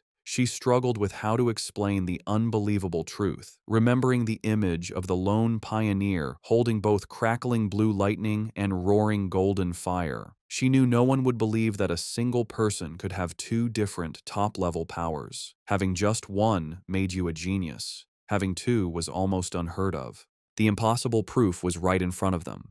The burning skeleton of the giant serpent was the work of a Yang Flame Walker, while the electrified body of Candle Knight was the clear mark of a Thunder Tyrant. The combined squads could only look on in complete disbelief, wondering what kind of monster this mysterious pioneer really was. As reinforcements from the association arrived, Su Qingying was glad she had left team members outside. If she had been inside too long without checking in, they would have reported her missing. She grimly realized the rescue team now at the scene had originally been sent to collect their bodies. Her two subordinates, who were knocked out by the serpent's poison, finally woke up. They scrambled to her side, crying with relief that their captain was still alive. With the threat gone, the association's team began their work. Their job had changed from a rescue to a forensic investigation. Using advanced scanning tech, they carefully analyzed the leftover spiritual energy and the battle signs, trying to piece together what happened for their report back to headquarters. Soon, one of the specialists approached Su Qingying and the destroyer squad's leader with his findings. He reported that after comparing all the data, from fighting habits to the way both monsters were killed, there was a 99% probability that one person was responsible for killing both of them. The two squad leaders stared at each other, their faces showing both shock and serious concern. The other squad members murmured to each other in disbelief. They were processing the fact that they had been saved by a pioneer with two different high-tier powers, something they never thought was possible. They knew either monster could have easily killed them all, yet this powerhouse had finished them both off, seeming to use single strikes. The power difference between them and this mysterious person was just ridiculous. Understanding the huge importance of this discovery, Su Qingying contacted her superior. She reported that the information on her target had been significantly updated. Looking up at the hole in the ceiling, she confirmed that the mysterious pioneer from the university and the powerful individual codenamed Tyrant were, in fact, the same person. Back in his office, the association superior listened calmly to her report. After thinking about the information, he gave a new command, telling Xiao Su to pause her mission for now. He explained that the pioneer had saved her team, killed the monsters, and secured the area. These were not the actions of an enemy. He added that he and Old Han, Major Han Li, didn't agree on the matter, and for her own safety and to avoid leaving a bad impression on their powerful potential ally, she was to stop all contact with the tyrant for the time being. While on the phone with her boss, Su Qingying, though she had agreed to pause her mission, couldn't help but add one more piece of information. She told him she had one more theory, based on what happened when she had tracked Tyrant to the back mountain where he was advancing his power. Her boss, interested, asked her to explain. She explained that during that encounter, she had sensed an incredibly strong aura where he was active. At the time, she suspected he might have a spiritual weapon but thought it was unlikely. However, now that it was confirmed he had two high-tier powers, the possibility seemed much more real. The association superior was surprised by this new information, questioning if the pioneer really had a spiritual weapon. He quickly became skeptical, leaning back and saying it was highly unlikely. He argued that no matter how talented, a solo pioneer couldn't possibly have such a rare item without outside help. Furthermore, he added, the team had found no traces of a third spiritual energy, which would usually come from a separately made spiritual weapon. Su Jingying quickly corrected him, clarifying an important detail. The spiritual weapon aura she had sensed during her first encounter with him was clearly a yang attribute. This new information completely changed things. The superior's eyes widened as he understood what this meant. If the weapon's attribute came directly from the user's own yang energy, it meant he wasn't just using a weapon, he was creating it. This led to an amazing conclusion. If he could create his own spiritual weapons, then he had to be a spirit creation realm cultivator. Such a being could theoretically do this alone, but that level of power was almost mythical. Su Qingying was floored by this idea, knowing that cultivators at that level were extremely rare, with barely more than 2 in the entire world. The superior then thought of an even more terrifying possibility. If this person did have a third, separate attribute, it would shift the balance of power and shake the entire pioneer community. He explained that according to all known research, different attributes clash inside the human body, making it nearly impossible for them to exist together. So far, no pioneer had ever been confirmed to have 3 different spiritual attributes. Therefore, if the pioneer truly had a spiritual weapon, the fact that they didn't detect a third energy signature from it might actually be a good thing. As the call ended, the superior was left with a single worrying thought. He could only hope that such a powerful pioneer would never become an enemy of humanity. Back at his apartment, Fang Yi stood thoughtfully under a hot shower, washing away the dirt and tiredness from his recent battle. As he dried off, he thought about the current state of the world. He knew there was less than a year until the official spiritual energy revival, but dangerous monsters and strange events were already happening more and more often. He used his yang attribute to easily dry his clothes, his hand glowing with golden energy as he thought about how many pioneers, like himself, had already started cultivating on their own. He thought back to the aggressive men he had met at the lava river, realizing that once the connection between the body and the spiritual world was opened, people naturally became more sensitive to the world's changes. He recognized that even without the country's official approval, many self-trained pioneers had already reached the 1-star Ghost Axe realm. The fact that the government, through agents like Su Qingying, was now reaching out to wild pioneers like him showed that both sides were in a relatively peaceful phase of mutual exploration. Standing in his room, thinking about Major Han Li and Su Qingying, he concluded that for now, the monsters were still under control, and there was no serious conflict yet among the different pioneer groups. However, as he finished getting dressed, he knew this peace was fragile. The government had already created the Spiritual Energy Cultivation Association, but it still hadn't told the public about it.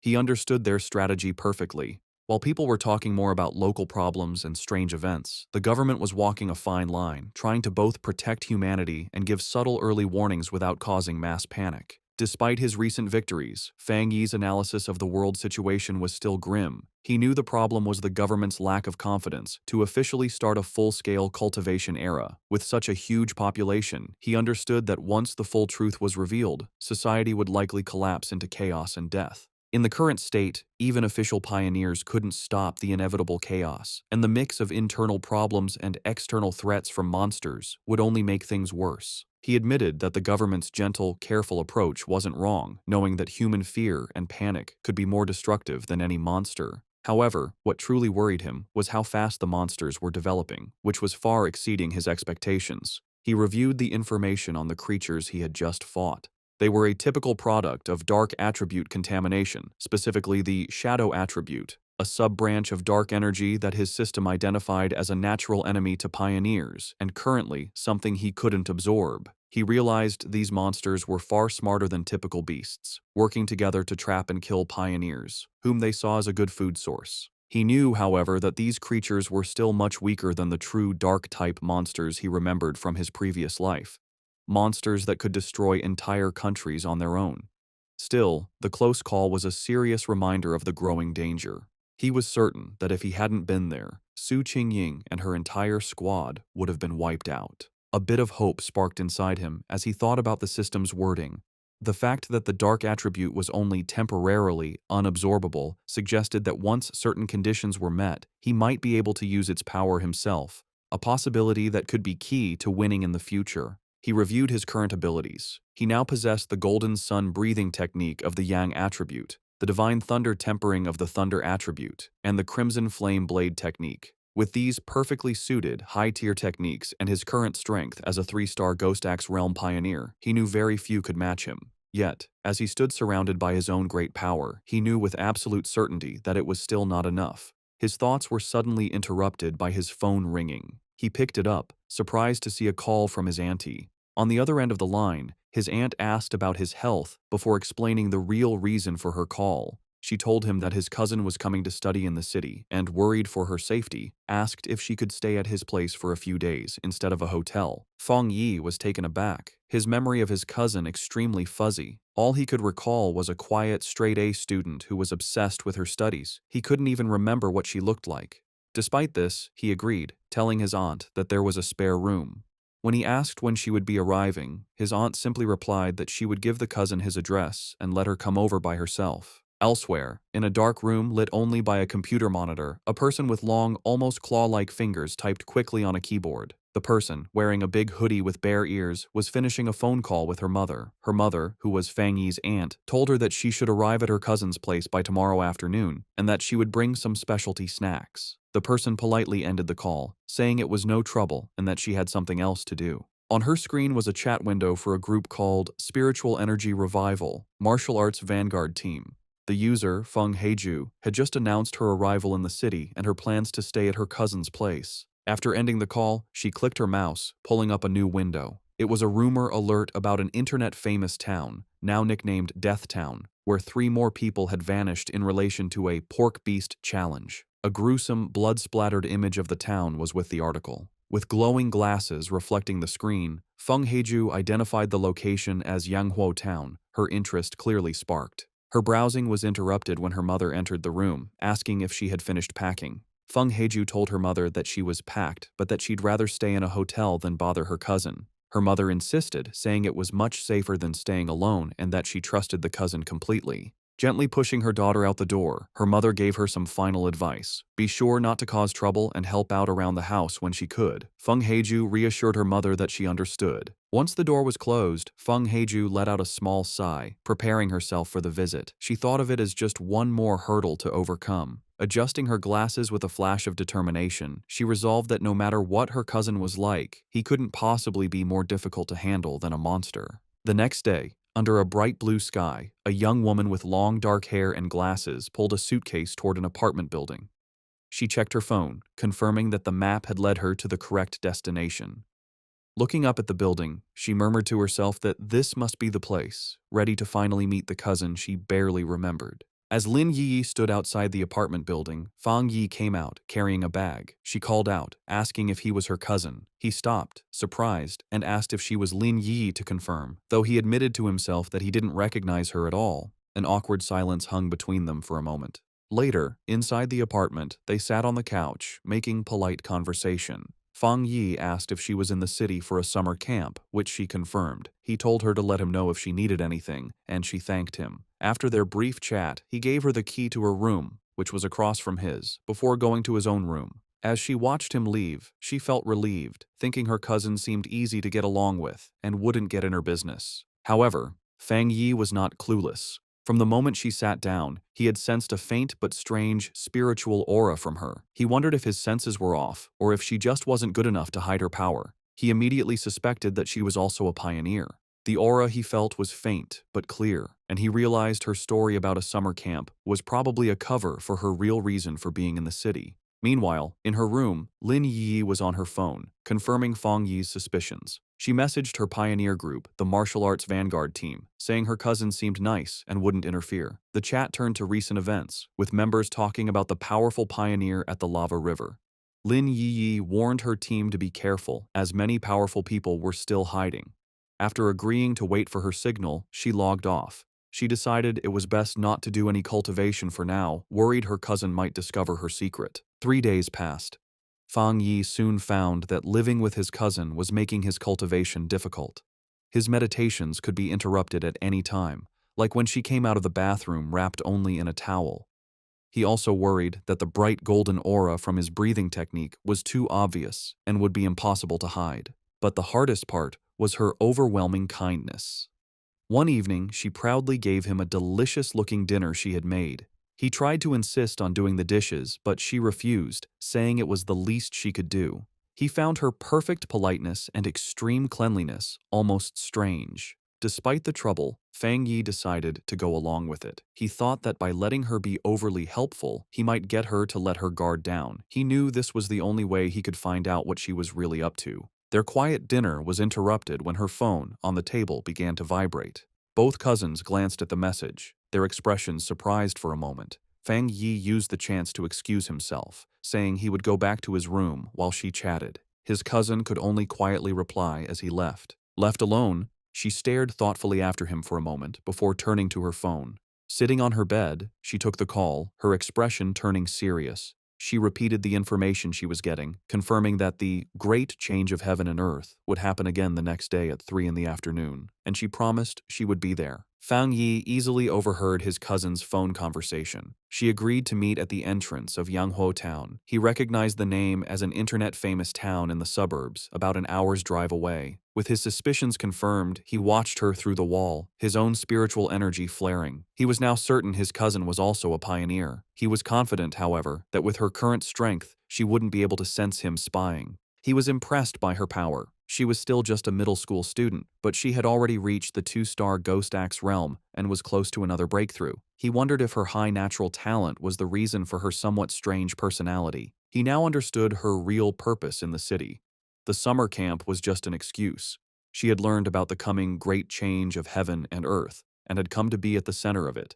He knew that every one of these great changes was a chance to get a new technique to increase his own strength. He wondered what kind of power would appear this time. In the end, it didn't matter. With a determined look, he decided that whatever power appeared, he would take it for himself. In her room, his cousin suddenly paused, feeling a strange sensation. She looked around, wondering if it was just her imagination or if someone had been watching her. Seeing nothing but the moonlit mountains outside, she dismissed the feeling and continued her preparations. The next day, the town of Yanghuo was buzzing with activity, with its mountains in the background. At the town's entrance, Lin Yiyi met a friend from her pioneer group. The friend playfully teased Yiyi about her cousin, asking if he was handsome. Yiyi replied that he was a good person, but just an ordinary-looking guy. Her friend sighed in disappointment. Just then, another woman from their group arrived, a redhead in a purple dress. She reminded the first friend that Yiyi herself had always said she was just an ordinary person. With the rest of their team there, the redhead announced it was time to get to business. One of the male members asked if a certain she was not coming. The redhead confirmed it would just be the 6 of them, adding that the missing member was always mysterious. Unknown to them, Fang Yi was watching from a nearby cafe balcony, his sword beside him. He noted that his cousin's little squad seemed to be pretty low-key. From where he was, he could sense their strength. The weakest was at the 2-star Ghost Axe level, and the man who had spoken was even a 3-star. He also overheard them say their team was usually stronger, with one powerful member often absent. As he sat watching, his attention was drawn to the mountains overlooking the town. His eyes narrowed with anticipation, sensing this was where the real event was about to happen. High in the mountains, the great change of heaven and earth finally happened. A giant green vine came down from the clouds, looking like the beanstalk from the fairy tale. This strange event would appear randomly and wasn't destructive, but for pioneers, it was an important key to understanding the changes in their world. Deep in the misty mountains, Lin Yi and her squad finally saw the incredible sight. The red-haired leader looked up in awe, confirming this was what they were looking for.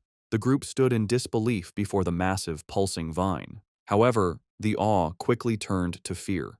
The group's adventurous friend suddenly grew pale and urged the others to stop, saying they shouldn't go any further. She was trembling with dread. She explained that seeing the vine in person gave her a terrible feeling. The leader then asked if they had seen the rumors on their internal pioneer forums. The friend's fear came from a dark story. She said she knew some of the pioneers from a team that had tried to touch the vine the last time it appeared. They were powerful, much stronger than she was, yet they all met a horrible end. She explained that after they came here, they were all buried, their skeletons now twisted within the roots of a dark version of the vine. Overcome with terror, she clutched her head in panic. She confessed she had a feeling they would all suffer the same fate. As she spoke, the reality around the group changed, and they were no longer on a mountain path. Instead, they were trapped inside a terrifying, pulsating, fleshy red cavern, the ground itself a gross mass of organic tendrils. The vision of their death was just a scary premonition.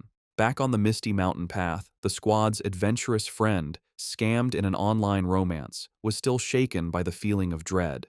She admitted that while she was originally ready to take the pioneer's risk, to either come back rich or die, the moment she saw the vine, she felt an overwhelming fear. Her gut told her this was a new, unknown, and powerful high-level monster, a mutation she couldn't handle. Tears filled her eyes as she said she wasn't ready to die here and wanted to back out. The red-haired leader and Lin Yi looked at their upset teammate with understanding.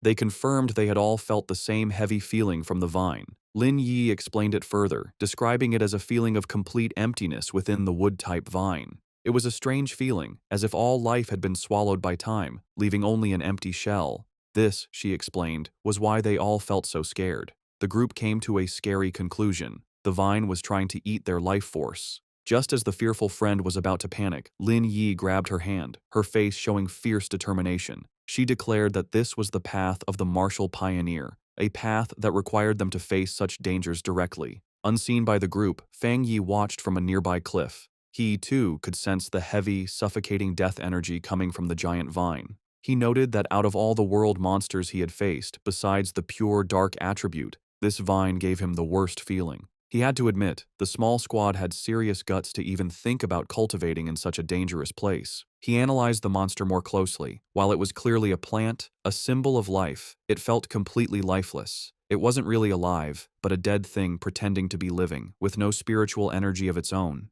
He could see it was stained with the blood and bodies of its past victims. Back with the squad, Lin Yi took charge. She stood on a cliff edge, speaking to her team with new purpose. She told them they didn't have much time to waste. Knowing the danger, she suggested a new plan. They would carefully sense the energy around the area, checking out the monster without getting too close. Confident in her plan, Lin Yi believed that by sensing the monster's energy from a distance, her team would be safe enough. She found a spot high in a tree and began to meditate, surrounding herself in a protective bubble of blue spiritual energy. From a clifftop far away, Fang Yi watched them. He was impressed by their caution, noting they had chosen a distance that was both safe and good for cultivating. He gave credit to his top student cousin for correctly figuring out the best range, a position that was neither too reckless nor too timid. As Yi's cultivation grew stronger, the spiritual energy around her began to surge. Fang Yi watched in surprise, realizing she was about to have a breakthrough to the 3-star Ghost Axe realm. He was genuinely impressed. His cousin was truly talented. In a bright flash of blue light, she successfully broke through. Her teammates watched in awe, amazed that she had already reached such a high level of power. However, the huge energy disturbance from her breakthrough did not go unnoticed. Deep in the forest, the sleeping roots of the giant vine began to twist and glow with a scary green light. The pioneers felt the ground shake, and one of the men looked back in alarm. The whole group panicked as the monstrous vine began moving directly toward them, its tendrils bursting from the earth. The team's leader was shocked that the creature could have possibly sensed them from so far away. The vine's attack was fast and brutal. Vicious green tendrils shot up from the ground, trapping 2 of the male pioneers. The rest of the squad scattered in fear as their friend screamed for them to run, warning that if they didn't escape now, they would all die there. The team's leader quickly realized what caused the disaster. Yi's breakthrough had created too much of a disturbance, getting the monster's attention. As she shouted a warning, dark green tendrils began to wrap around Yi's protective bubble, which was still shielding her while she was weak after her breakthrough. The leader knew they couldn't get caught. Once the vine wrapped around them, its deathly aura would eat them instantly. Under the immense pressure, Yi's energy shield began to crack. Chaos broke out as the red-haired leader tried to pull her panicked friend to safety. The friend screamed that they couldn't leave Yi behind, but the leader replied desperately, asking what she was supposed to do. She furiously asked if she should use her own precious spiritual energy to protect Yi, basically dying so her teammate could level up. As chaos erupted around them, the red-haired leader tried to calm one of her male teammates, who was arguing that they should leave Lin Yi to save themselves. He coldly said that life and death were up to fate, and if they didn't leave right away, they would all die with her. He reminded her that they were all just people who had met by chance, and that she was being too emotional. This cold, practical view, however, only made the leader angrier. She shoved him aside, shouting that she would not leave her teammate, even if it meant going against the rest of them. From his clifftop spot, Fang Yi watched the scene. He knew his cousin, still just a student, was probably unaware of how much danger she was in as she remained weak in her meditative state. The vine's power was overwhelming, and he wasn't sure if even he could save her with his current strength. But he knew he had to act fast, as the tendrils were already starting to crush her protective barrier. He clenched his fist, a golden aura flaring around him. He had made a promise to his aunt to take care of her, and a promise made must be kept.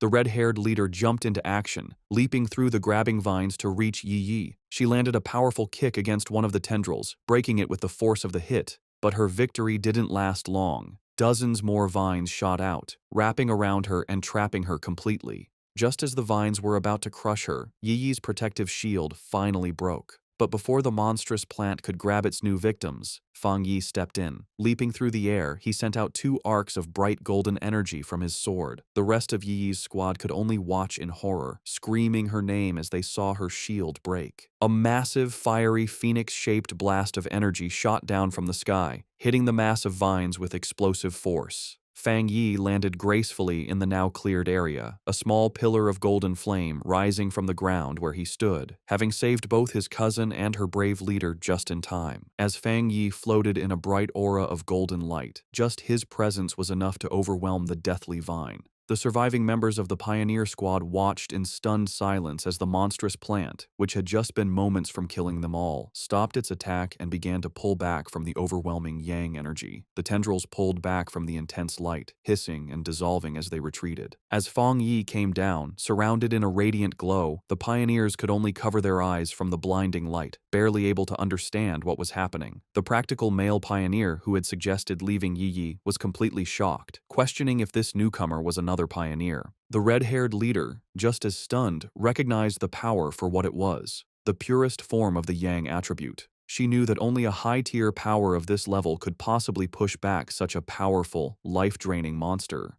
The male pioneer had a crisis of confidence. He had always thought of himself as extremely talented, having reached the 3-star Ghost Axe realm in a very short time, a feat few in the country could match. He knew that even the talented Lin Yi Yi's skill barely matched his own, and yet this mysterious stranger was on a completely different level. He looked down at his own hands, then up at the glowing figure on the clifftop, feeling completely insignificant. If pioneers like that existed, he wondered, then what were they? The newcomer hadn't just beaten him, he had beaten all of them with his pure, overwhelming power. As Fang Yi stood bathed in the golden light of his power, his system activated. It had detected the extreme wood attribute from the deathly vine and had started the auto-writing process, quickly finishing a new technique. The system window then showed the details of his new ability. Endless Vitality, a technique that could instantly absorb all nearby life force to quickly heal injuries. As the power of the vine flowed into him, he was surrounded in a surge of green, life-giving energy. He was amazed at the incredible wood attribute technique he had just gotten, realizing that as long as there was life nearby, he now had what was basically a non-stop energy-absorbing engine. As Fang Yi absorbed the last of the anomaly's power, his system successfully extracted the vine's main attribute.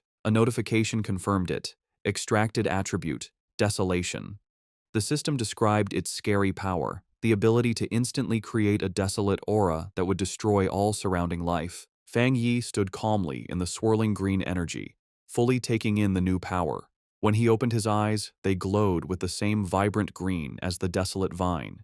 He stood in the now lifeless clearing, a faint green aura around him. He now understood why the vine could only grow in such a dangerous, remote place. If it grew anywhere else, it would drain every bit of life for miles around. He thought about the ruthless nature of the desolation attribute, a powerful force that forcibly stole the life force of others. His thoughts were interrupted by a grateful voice. The red-haired leader of the pioneer group approached, her clothes torn and her body bruised, but she was alive. She thanked him greatly, saying that without him, they would all be dead. She then asked how they could possibly repay him for saving their lives. Fang Yi simply waved her off, coolly telling her there was no need and that they would meet again someday. He then turned and walked away. In his mind, however, he didn't feel like a hero. He knew that he had only found this opportunity because of their information. In his mind, he was the one who had benefited from the situation. As for the conflict he had seen among the pioneers, he wasn't concerned. With a final leap, he launched himself into the air, leaving the stunned squad behind. He knew that people's true characters are easily shown in a crisis, and a disorganized team like theirs would not be safe in the dangerous new era. Left in the empty clearing, the adventurous girl and the shaggy-haired man watched him go. The girl, still in shock, wondered aloud what they should do now. The man, however, answered her with a bitter, blaming tone, asking if she now regretted her earlier hesitation to save their teammates. With the immediate threat gone, and Lin Yi now at the third tier, the red-haired leader knew their best option was to stick together. Sometime later, Yi's eyes opened, glowing a brilliant blue as she came out of her meditation. Her teammates rushed to her side, relieved she was finally awake. The male pioneer who had suggested leaving her now said that their fate depended on their leader's wisdom, but another teammate said their focus should be on the mysterious stranger who had saved them. Still confused, Yi asked what had happened. Noticing her other teammates lying unconscious on the ground, she stood up and was immediately hit by the powerful burning warmth of a leftover yang attribute on a nearby tree. She could feel its intense heat even from a distance. The shaggy-haired man then stepped forward, offering to explain what had happened while she was unconscious. Later that day, back in front of her cousin's apartment, Yi was still trying to understand the incredible events. She couldn't believe that someone so powerful actually existed. Her teammates' words echoed in her mind. He had called the mysterious pioneer a monster.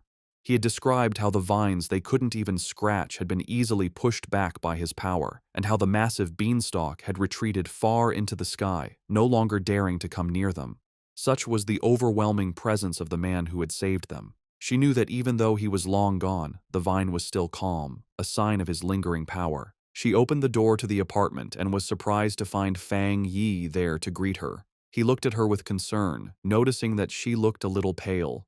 Yi quickly pulled herself together, forcing a smile as she brushed off his concern, blaming her tiredness on a long day of studying. Fang Yi accepted her excuse, telling her she had worked hard and should go rest. He offered to order takeout for dinner, and she agreed before heading to her room. Once inside, she collapsed onto her bed, completely exhausted. She knew that breakthroughs were mentally draining, requiring a lot of concentration. She felt more tired than if she had stayed up for a month straight. Lying on her bed and scrolling through her phone, she felt a sense of relief. She was no longer an ordinary person. She wouldn't die from a few all-nighters. She accepted that this constant, life-threatening struggle was the fate of a pioneer in a world where things had begun to change. She thought of her cousin's seemingly normal, peaceful life and knew that such a life was no longer possible for her. Her quiet thoughts were interrupted by a new message in her Pioneer group chat. It was from a user named Jiaolan, the mysterious, powerful member who was usually absent. Jiaolan had sent a simple, direct message. "If there are any more traces of that strong man, please inform me." This was the first time Jiaolan had ever spoken in the group, and it immediately got Yi's attention. She replied, agreeing to the request, before asking her own question to the group. She asked if they thought the man who had saved them could be the same one from the Dark River Lava Dragon incident, and if so, why he would have helped them. The group chat immediately lit up with a post about the mysterious high-tier Yang attribute master. The post described his sun-splitting slash in great detail, telling how the witness had been forced out of the cave by a blast of white-hot light. The author of the post declared with total certainty that no other pioneer in the Xia country could match his power, and warned everyone to stay away if they ever met him. Meanwhile, Fang Yi was heading out for the evening on his bicycle. He was confident that after the day's events, his cousin would have let her guard down around him, letting him come and go without making her suspicious. With his new freedom, he had a new mission in mind. It was time to find a suitable carrier for his new desolation attribute. He knew that this power was most compatible with plants, and he pedaled off into the night to begin his search. As he rode through the night, Fang Yi thought about the best way to use his newly acquired desolation attribute. He knew that despite its power, it was still a bad attribute at its core, based on destruction and decay. He worried that putting it on his own body could lead to bad reactions. Furthermore, he was concerned that its evil nature might conflict with the good, purifying power of his thunder attribute. He decided that the best solution would be to find a carrier for the attribute, something like the strange vine itself. He guessed that the original vine monster had been born when a regular plant sensed the return of rich spiritual energy and chose to evolve, creating the desolation attribute as a way to gather more power. With this in mind, a plan began to form in his mind. With a confident smirk, he knew exactly where he needed to go. He followed a moonlit road, guided by a sign pointing toward the forest park.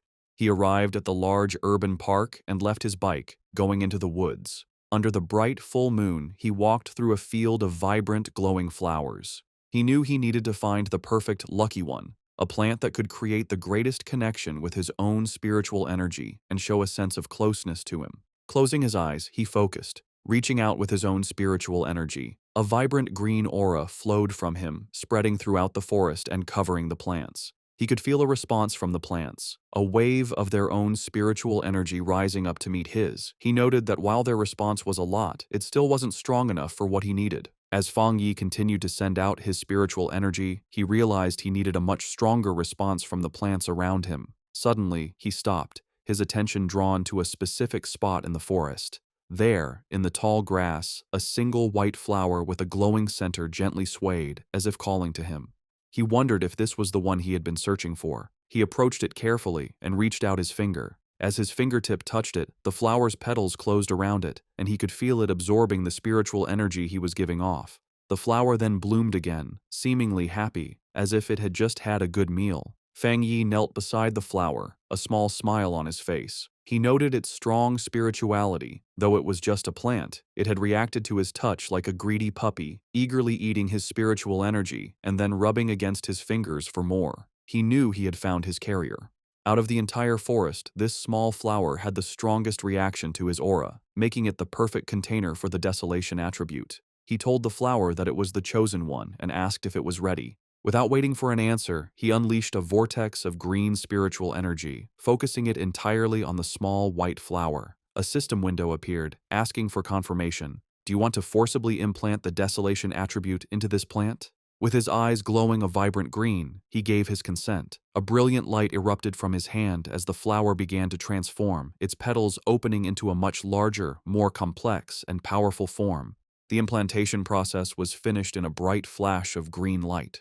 Fang Yi was surprised for a moment by the sudden burst of power. The small, simple white flower had been completely changed. Its petals had opened into a beautiful, lotus-like flower, and its leaves had grown thick and bright, all of it glowing with a powerful green aura. The newly powered flower immediately began to show its influence. It released a massive wave of desolation energy, its roots digging into the ground as it drew power. The effect was instant and destructive. The green, healthy forest around Fang Yi was drained of its life in seconds, the trees dying and the ground turning to dust. He was amazed at the pure, evil power of the desolation attribute. In just a few moments, the energy had eaten the entire section of the forest and was still spreading quickly. As the flower's light began to fade and its form shrank to a smaller size, Fang Yi knew he had to leave. If he let the process go on any longer, the huge energy disturbance would surely get the attention of the Spiritual Energy Association. He reached down and plucked the glowing flower from the ground, roots and all. He knew this park was a risky place for such an experiment. Being so close to the city center, it was certainly watched by the association, who were worried about how the spiritual energy revival could turn even normal plants into dangerous threats. He had noticed the increased number of security cameras and the lack of any other people in the park when he arrived. As he walked away, holding his new prize, he noticed something incredible. The flower was still absorbing energy from the air, surviving and even doing well without its roots connected to the earth. He looked at it more closely, a smile of wonder on his face. He found it magical that its spirituality hadn't weakened at all since being pulled up, especially since it had been just an ordinary wildflower moments before he chose it. This led him to a deep conclusion. By giving the desolation attribute to the plant, he had unlocked its evolutionary potential, setting it on a path to becoming something far greater than it was ever meant to be. Just as Fang Yi was about to leave the park, a loud alarm blared through the forest, its red light flashing. A loud robotic voice gave a serious warning. Abnormal value exceeded. Fang Yi immediately realized that even though he tried to be quick, he had still set off the park's monitoring system. With no time to waste, he grabbed his newly acquired desolation flower and quickly left. Miles away, in a high-tech control room labeled Spiritual Energy Revival Plant Research Department, the same alarms blared. Technicians scrambled, shouting that the anomaly value was going crazy and demanding to know what was happening. An order was quickly given. All staff were to put on their protective bracelets, enter the park, and immediately block off the area, stopping anyone from entering or leaving. A team in full protective gear entered the now lifeless section of the forest. One member checked the reading on his wrist device, which showed a dangerously high value of 30. He noted that this was terrifyingly high. For comparison, the incident at Qingcheng University had only ranged between 8 and 10, and even the powerful Dark River lava dragon had peaked at 25. Another team member added that the park's original spiritual energy level had never even gone above 10. As one of the researchers took a soil sample, another reported his strange findings. The air humidity, surface temperature, and sunlight were all completely normal. Yet, all the plants in the area looked as if they had been drained of their life in a matter of seconds. The team leader decided they needed to get closer to the center to figure out what kind of spiritual attribute could have caused such an event. However, as one of the members stepped forward, another researcher with glasses, who seemed to be a senior member, shouted at him to stop and not get any closer. He warned them with serious authority not to touch anything, identifying the leftover energy as the desolation attribute. He then asked if any of them knew about the vine that had recently come down from the sky. The younger researchers were stunned into silence. One of them finally found his voice, realizing with growing horror that the senior researcher was talking about the infamous devil-like vine that had already been classified as an A-level mutation. The senior researcher confirmed their fears. Standing before a ghostly image of the vine with the souls of its victims trapped at its base, he explained the source of its terrifying power. The reason it was so deadly, the reason it had killed so many pioneers, was its natural desolation attribute. A powerful parasitic ability that drained the life force from all surrounding creatures, making everything it touched its own. The young researcher, who had been about to step into the dead area, clutched his chest, sweating and gasping in terror. He thanked his superior, realizing that he had just been saved from certain death. The senior researcher explained that the area around any plant that had awakened the desolation attribute was a dead zone, where anyone who entered would have their life force eaten. He remembered seeing data on another such plant in the Xia country, a rotting ancient tree in a forbidden zone in Wan City that instantly destroyed any life that came near it. He looked around at the lifeless clearing with serious concern, noting that the mutation of plants in this new era could not be ignored. From what they knew, the desolation attribute was the strongest a plant could awaken, and now, in addition to the ancient tree and the celestial vine, a third had been born. His lecture was interrupted by a hand clapping him on the shoulder. The research team turned in surprise to see the stern face of Major Han Li, who had arrived with his own group of soldiers. The major had already been told about the situation. He ordered all the researchers on site to change into the advanced protective suits his men had brought, and to follow him into the contaminated area. With Major Han Li leading the way, the newly equipped team, now joined by Su Qingying, stepped firmly into the dead zone. As they moved forward with their scanners, they made a series of confusing discoveries. They couldn't find a source for the desolation energy, and the aura itself was quickly fading, the level having dropped to 25 in the few minutes since they arrived. This went against what they knew about the celestial vine, which was supposed to be able to move.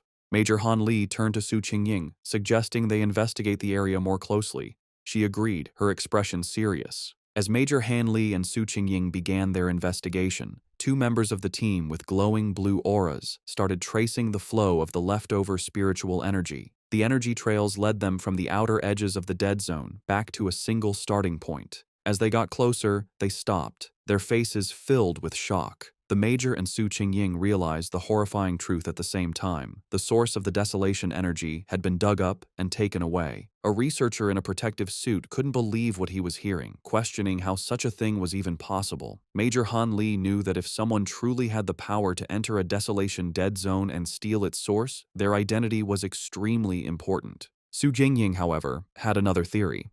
She showed a glowing data pad to the Major, explaining that after running a big data analysis, they had found a person whose movements matched both this incident and another recent mutation.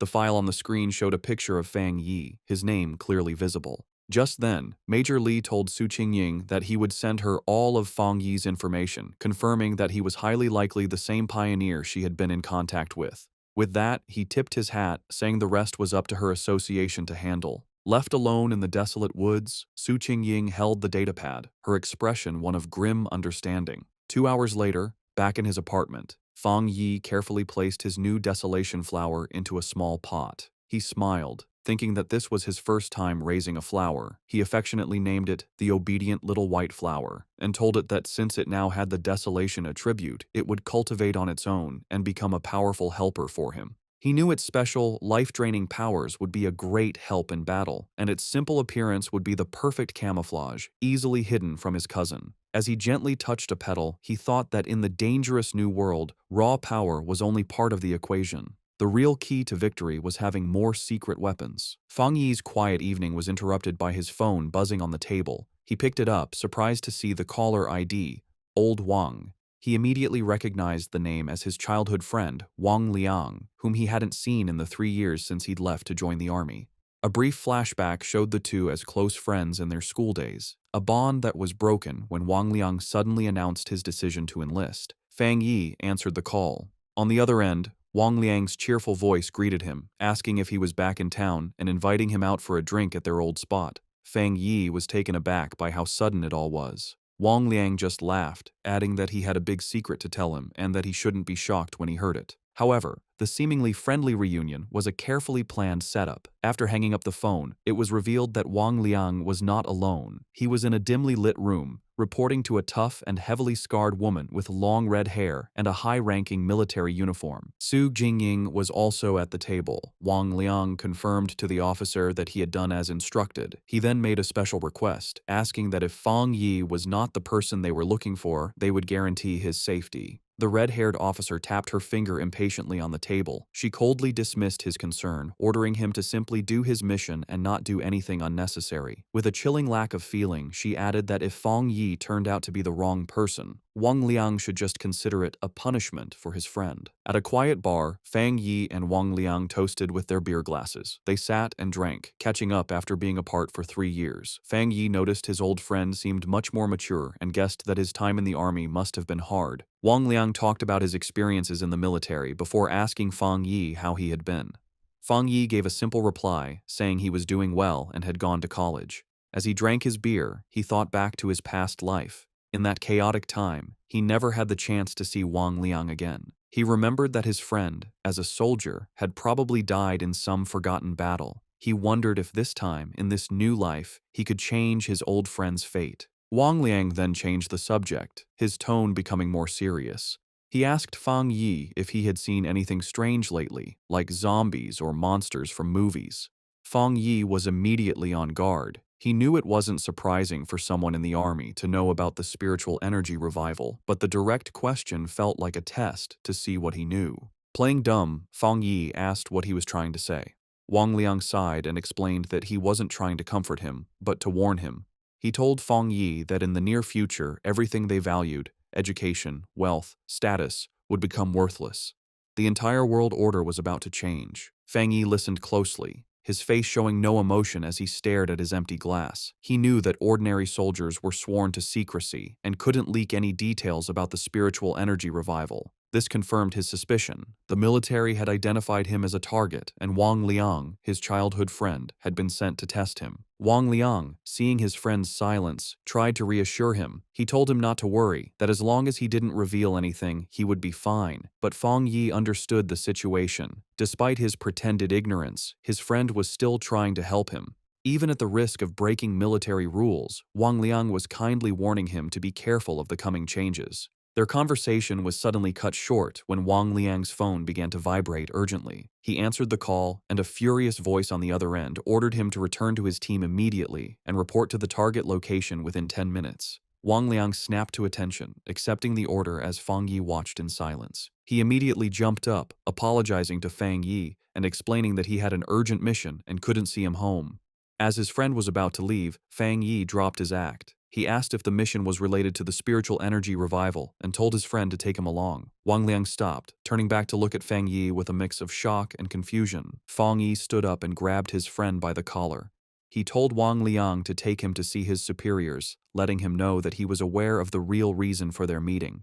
He reassured his friend, telling him that while he didn't know exactly what his superiors knew, he knew Wang Liang would never hurt him. He explained that he was more interested in what the military was dealing with, knowing it had to be related to the great changes happening in the world. Since the Spiritual Energy Association was already handling the monsters, he was curious what the military's role was, and he wanted to see it for himself. Wang Liang agreed, and the two of them walked toward a massive, heavily guarded military base in a mountain valley, labeled Military Number 19 Spiritual Forbidden Zone. As they got closer, Fang Yi was struck by the incredibly dense spiritual energy in the area. He noted that the concentration level was so high it had likely surpassed a standard pollution zone. As they were met by a squad of soldiers, one of them ordered Wang Liang to return to his team. After a quick check, the soldiers allowed Fang Yi to enter the base, leading him through a brightly lit corridor. Inside the military base, Fang Yi and Wang Liang were led into a massive, cavern-like training ground. There, a large group of soldiers was in a desperate battle, using crackling blue energy to hold back a monstrous, spiky black creature with a single glowing red eye. The beast fought back with fierce power, shooting a devastating beam of red energy that tore through the soldiers' ranks, causing cries of pain and fear. Standing on a raised platform, the tough, red-haired officer watched the scene with a critical eye. Fang Yi, who had been brought before her, immediately recognized the creature's power as a mix of two different attributes. The officer confirmed his thought, saying the monster was a perfect mix of the dark and flame attributes, making it exceptionally fierce and cruel. She added that it had already seriously injured several of her soldiers. A caption identified her as a 3-star Ghost Axe Realm officer named Ji Royan. Spotting Wang Liang, she barked his name, and he immediately stood at attention. She furiously asked why he had brought an unauthorized person into a restricted area, but before he could explain, she cut him off. Her expression softened a little as she told him to forget it, explaining that the situation was urgent and they needed him to join the formation immediately. She then turned her attention to Fang Yi. She saw nothing special about him, noting that his spiritual energy was only slightly active. She briefly wondered if he was the powerful pioneer they were looking for, but dismissed the thought, knowing she had to focus on the battle. She gave him a stern warning. Since he was Wang Liang's friend, she wouldn't say much, but he was in a restricted area, and his life was now his own responsibility. He was also sworn to secrecy about anything he saw. Fang Yi simply replied that he understood. With that done, Ji Royan took command. She picked up a massive energy cannon and shouted the names of two of her soldiers. The two men immediately jumped into action, their bodies covered in blue energy as they fought the monster up close. Ji Royan then aimed her cannon and fired a massive blast of pure energy at the creature. The attack hit the monster head-on, creating a huge explosion, but the creature was far from beaten. It let out an angry roar as its shadowy form began to pulse with a terrifying red light, its fanged mouth growing larger and more threatening. It was clear that the attack had only made it angrier, causing its mutation to get worse. The enraged monster lashed out with its massive claws, and one soldier shouted a warning to his comrade. The other soldier managed to block the attack, but the force of the blow sent him flying backward. Ji Royan immediately took charge, ordering her team not to be careless and to keep their distance. She knew they had to finish the creature off before it could complete its evolution. Watching from the side, Fang Yi was impressed by the soldier's performance. He saw a well-trained team of comrades who trusted each other completely, with incredible discipline and coordination. He knew that every person was essential, and that when they worked together, they could unleash a power far greater than their individual strengths. This thought, however, was immediately broken when he realized the monster's power was increasing at a scary rate. He shouted at them to run, warning them that they were no match for the creature in its current state. But his warning was lost in the chaos. The monster shot out a massive blast of dark purple energy, sending the soldiers flying. Ji Royan refused to back down. She ordered her team to raise their alert level and upgrade the restricted area's mutation level. With a furious roar, she commanded that no one was to retreat. It was too late. The monster's transformation was complete. It now stood as a huge, demonic beast, covered in black and red flames, its eyes glowing with pure evil. One of the soldiers shouted a terrified warning. The evil dog had fully mixed with the dark attribute and completed its mutation. The creature's single eye, now a burning red orb, focused on a new target. It fixed its gaze on Wang Liang, who could only stare back, frozen in terror. As the monster prepared to strike, Ji Royan and Fang Yi both reacted in horror, realizing with a jolt that Wang Liang was in mortal danger. Just as the monster completed its evolution, lunging forward in a blast of power, a soldier was violently thrown backward by a surge of energy. Ji Royan immediately shouted for her team's attention, announcing that the C-level evil dog had fully mutated and was now reclassified as a B-level threat, requiring an immediate change in their battle plan. The soldier who had been thrown to the ground coughed up a spray of blood. Fang Yi rushed to his side, catching him and asking if he was all right. The injured soldier explained that he had been trying to send spiritual energy to the monster's restraining collar, but the creature's evolution had caused the device to violently explode.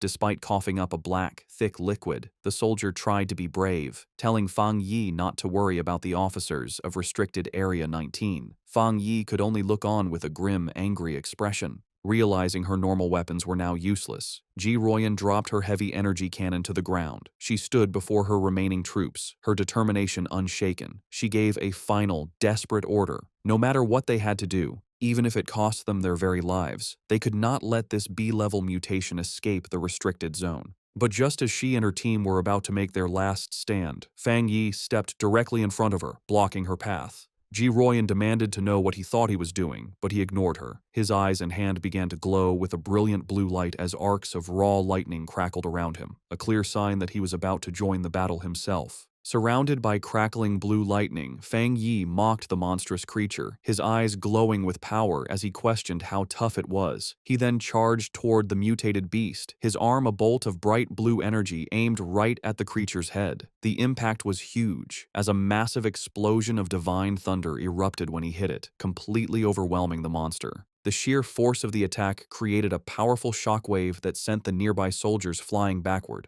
One of the soldiers, stunned, said he couldn't believe it, realizing this was the same B-level monster that even their commander, Ji Royan, couldn't beat alone. Wang Liang, just as shocked, turned to Ji Royan and asked if his friend was really who they thought he was. With a serious look, she confirmed that none of them were wrong. She declared that he was, without a doubt, the pioneer known as the Tyrant. Fang Yi stood calmly before the beast, which was still on fire but clearly hurt by the lightning. Seeing it wasn't completely beaten, he noted that he would have to finish the job. He then told Ji Royan and Wang Liang to stand back for their own safety. Ji Royan watched him, thinking about how her whole squad needed a complex formation just to face a B-level threat, yet he was getting ready to handle it all by himself. She wondered what kind of power he had. She had to admit that his was the most extreme form of the thunder attribute she had ever seen. She knew that even now, he was a top-tier pioneer in the entire country, and she began to wonder about his potential once the spiritual energy revival was fully underway. As Fang Yi raised his hand, gathering even more electrical energy, a shocked look appeared on Ji Royan's face. She looked up to see a massive storm of thunder energy forming in the sky above him, and she couldn't help but wonder just how scary his power would become as he continued to evolve.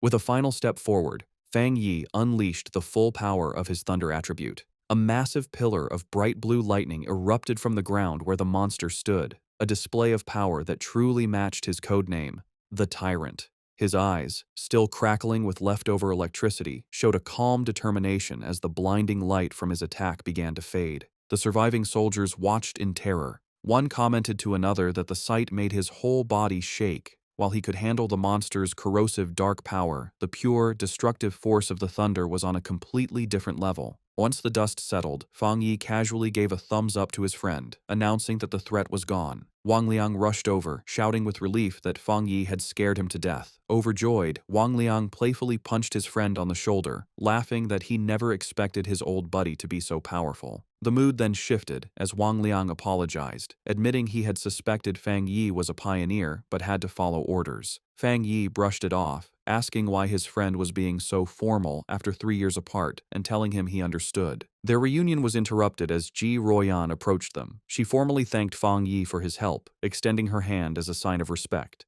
With a slight smile, Fang Yi accepted her thanks. He shook her hand, replying that it was no trouble and that he had mainly acted to save his friend. She then formally introduced herself as Ji Royan, the warden in charge of Forbidden Area 019. She explained that since he had saved the entire base, she needed to file a proper report and asked if he would be willing to leave his contact information. Fang Yi agreed without hesitation, while Wang Liang watched from the side, silently amazed at the strange experience of seeing his tough commanding officer act so respectfully toward his childhood friend. With the formalities done, Ji Ruoyan made a direct and serious offer. She said that Fang Yi's strength was greater than many of the military's own special pioneers and formally invited him to join the army. However, she admitted that an invitation from a single base warden like herself was probably not enough to convince him. Inwardly, she was still trying to grasp the sheer scale of his power. What shocked her most was the realization that he was also a 3-star Ghost Axe realm cultivator, the same as her. Yet, his abilities had reached a level far beyond the known limits of that realm, making him a monster of incredible power. Fang Yi calmly asked Ji Ruoyan if she truly meant that she felt she was not worthy of inviting him. With the weight of her superior's authority on her, she confirmed his words, saying there was nothing to deny. She explained that the order to involve him had come from high command,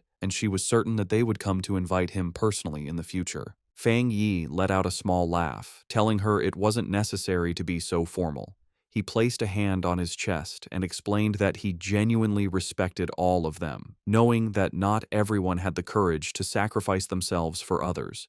He admitted that he had never seen soldiers in combat before, and what he had just seen had truly moved him. Touched by his sincerity, Ji Ruoyan could only offer a quiet thank you. He then made an offer of his own. He told her that if they ever ran into trouble in the future, they could call on him for help, just as they had always done for ordinary people like him in the past. However, he added one important condition. They could not interfere with his personal cultivation or restrict his freedom. His unexpected proposal left Ji Ruoyan momentarily stunned. With their business concluded, Fang Yi announced that it was getting late and he should be leaving. Ji Ruoyan agreed, saying that she and Wang Liang still had to get rid of the mutated creature's body and that she would arrange for someone to take him back. As he stood before the soldiers, Fang Yi finally understood the military's true purpose in this new era. He realized they stationed themselves in these dangerous, spiritually rich zones for 2 reasons: to use the energy for their own training, and more importantly, to act as a crucial line of defense between the ordinary world and the strange monsters that now threatened it. After he was gone, Ji Ruoyan turned to Wang Liang and said that his friend could no longer be described with a simple word, like impressive. She knew that what they had seen that day was just a small part of his true strength. The fact that a pioneer could reach such a high level of power so quickly showed that he had an amazing level of insight. She concluded that he was a rare mix of luck, courage, and raw ability, all the things needed for greatness. Seeing his commander's deep respect for his friend, Wang Liang eagerly suggested that if she felt she wasn't the right person to recruit him, she should let him, as his childhood friend, take on the job. Ji Ruoyan, however, quickly brought him back to reality with a sharp tap on the head, ordering him to stop talking and help her clean up. He could only agree as he was dragged off to work. Later that night, back at his apartment building, Fang Yi meditated on the roof, surrounded by a brilliant golden aura. He thought about his meeting with the military. He knew that while the trip had revealed his identity, he had only shown them his thunder attribute, keeping his other powers a secret. Based on their respectful attitude, he concluded that this was likely a good thing. He now understood that his rare thunder attribute was a perfect counter to the dark monsters the military was fighting, making him a very valuable asset. He knew they would try to recruit him, not threaten him, which would give him access to the fastest ways to get stronger and the most advanced information. The day's events had also made clear the different roles of the nation's 2 main pioneer forces.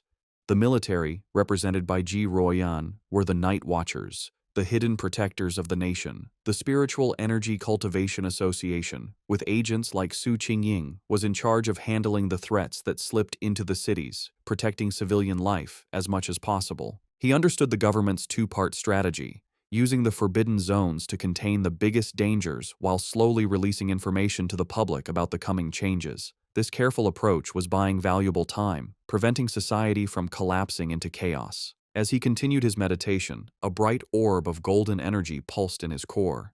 He noted that despite absorbing the rich energy of the forbidden zone, he hadn't felt an immediate need to level up. However, the feeling quickly changed.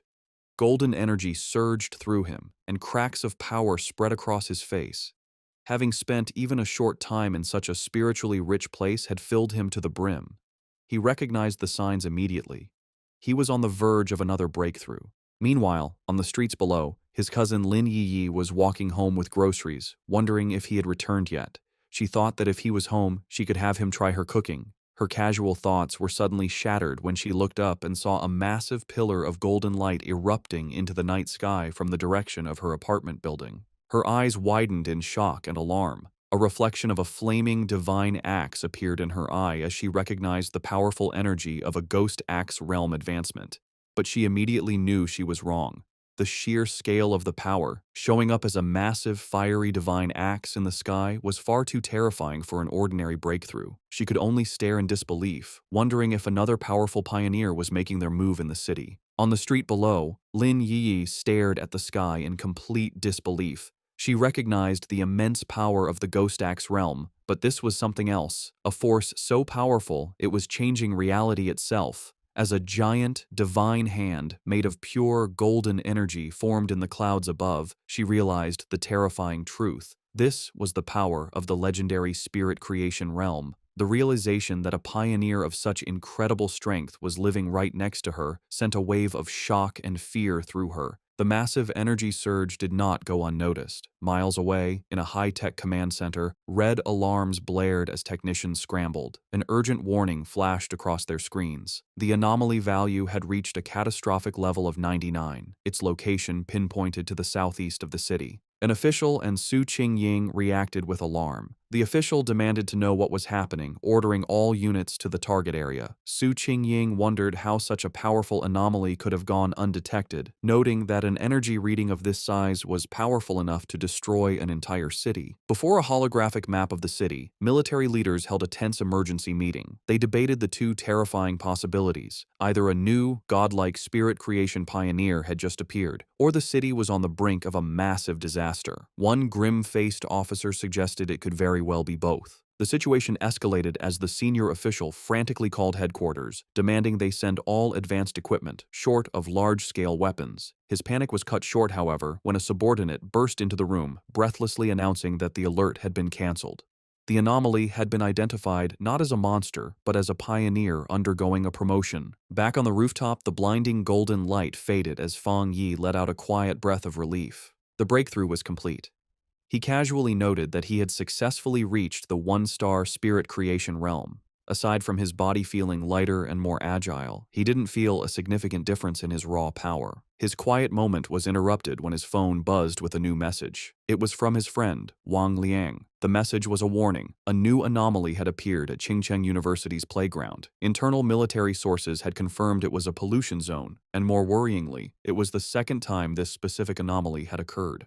Fang Yi texted back, saying he knew about the previous heat anomaly. Wang Liang confirmed it was the same one, back again, and playfully warned Fang Yi not to tell anyone he was the source of the intel. After Fang Yi jokingly threatened to report him, Wang Liang's tone turned serious. He told Fang Yi that he was genuinely worried for his safety and urged him to be careful. Fang Yi put down his phone, his expression thoughtful. His friend's warning only confirmed his own strategy. This was exactly why he was so cautious in his dealings with both the military and the association. He knew that being too well known could bring unwanted trouble, which was why he had deliberately chosen to keep his powerful Yang Flame attribute and his Crimson Flame Blade technique a secret. They were his hidden aces. He typed a final reply to his friend, reassuring him not to worry. He would be careful, and he still had trump cards left to play. Lin Yi opened the apartment door, announcing that she was back. Seeing Fang Yi on the couch, she asked if he had eaten yet, offering him the bag of takeout she had brought. Distracted by his phone, he simply told her to leave it on the table and that he would get to it later. As she watched him, a worried and slightly frustrated expression crossed her face. In her mind, she thought about her cousin's character. She saw him as a perfectly good person, but with one major flaw, his laziness. He seemed content to just stay at home all day playing on his phone, not even bothering to go to college. She found it ironic that while she and her fellow pioneers were constantly busy, seeking opportunities and hiding their true identities, her cousin lived such a carefree, seemingly aimless life. Exhausted, she went to her room and collapsed onto her bed. She knew that news of the incredible spirit creation pioneer who had just appeared in their district would spread like wildfire. Feeling a sense of duty, she resolved that when the time came, she would protect her seemingly clueless cousin as a way of repaying him. Meanwhile, Fang Yi was not just playing on his phone. He was analyzing the news report from Wang Liang, which showed a massive, raging fire at the university playground. He noted that the first anomaly had been intense heat, and now it was a fire. He wondered if this was another form of the Yang attribute. The video showed the fire had started incredibly fast and was burning with terrifying intensity. Online comments from witnesses expressed shock, with some wondering if special forces were now being called in for simple fires. The report also mentioned that all the surrounding trees and flower beds had been burned and the area was now completely locked down. Fang Yi observed that the video was short and ended suddenly, but it was clear this situation was far more serious than the previous incident at the university. He wondered what would be different about this new Yang attribute. Realizing he had to investigate in person, he knew that to get into the sealed-off area, he would have to contact his new military acquaintance, Ji Royan. The next day, a crowd of reporters had gathered outside the sealed gates of Chingcheng University, blocked by a line of soldiers. They shouted questions, asking for confirmation about the rumors of a fire that couldn't be put out, and demanding to know why an incident of this size was not being reported in the news. As the reporters pressed for answers, Ji Ruoyan and Fang Yi arrived. The crowd watched, wondering who these two imposing figures were as the soldiers immediately opened the gates, allowing them to pass without question. The reporters were left outside, confused as to how they had gotten in so easily when they had been completely blocked. Inside the cordoned-off area, they looked out over the smoldering ruins of the university playground. Fang Yi remarked on the sheer destructive power, questioning if this was the sky fire he had heard about. Ji Ruoyan confirmed that was its official name. She explained its terrifying nature. It appeared without warning, was impossible to put out, and could only be left to burn itself out until everything it wanted was turned to ash. The name, she suggested, was quite fitting. With the initial look done, Ji Ruoyan told Fang Yi she needed to head to the principal's office and asked if he would wait for her. He told her to go on ahead, saying he would be fine there. Alone, Fang Yi walked along the edge of the destroyed area, which was now blocked off with yellow tape. He knelt and touched the scorched earth, analyzing the scene. He noted that the ground was already cold, and more importantly, there was no leftover spiritual power left from the sky fire. He realized with some disappointment that this meant he couldn't collect its attribute. His plan had been too simple. His thoughts were suddenly interrupted when a familiar voice called his name.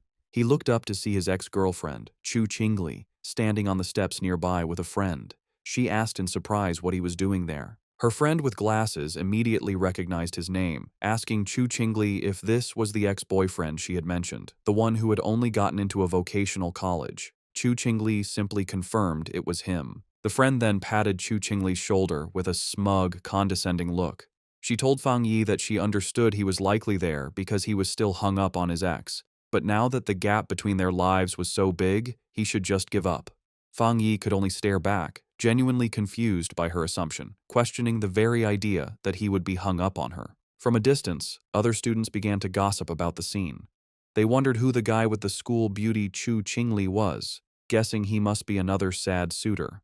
They noted he didn't look like a student from their university and complained about how security could have let an outsider in. Chu Qingli's friend with glasses stepped forward, aggressively confronting Fang Yi.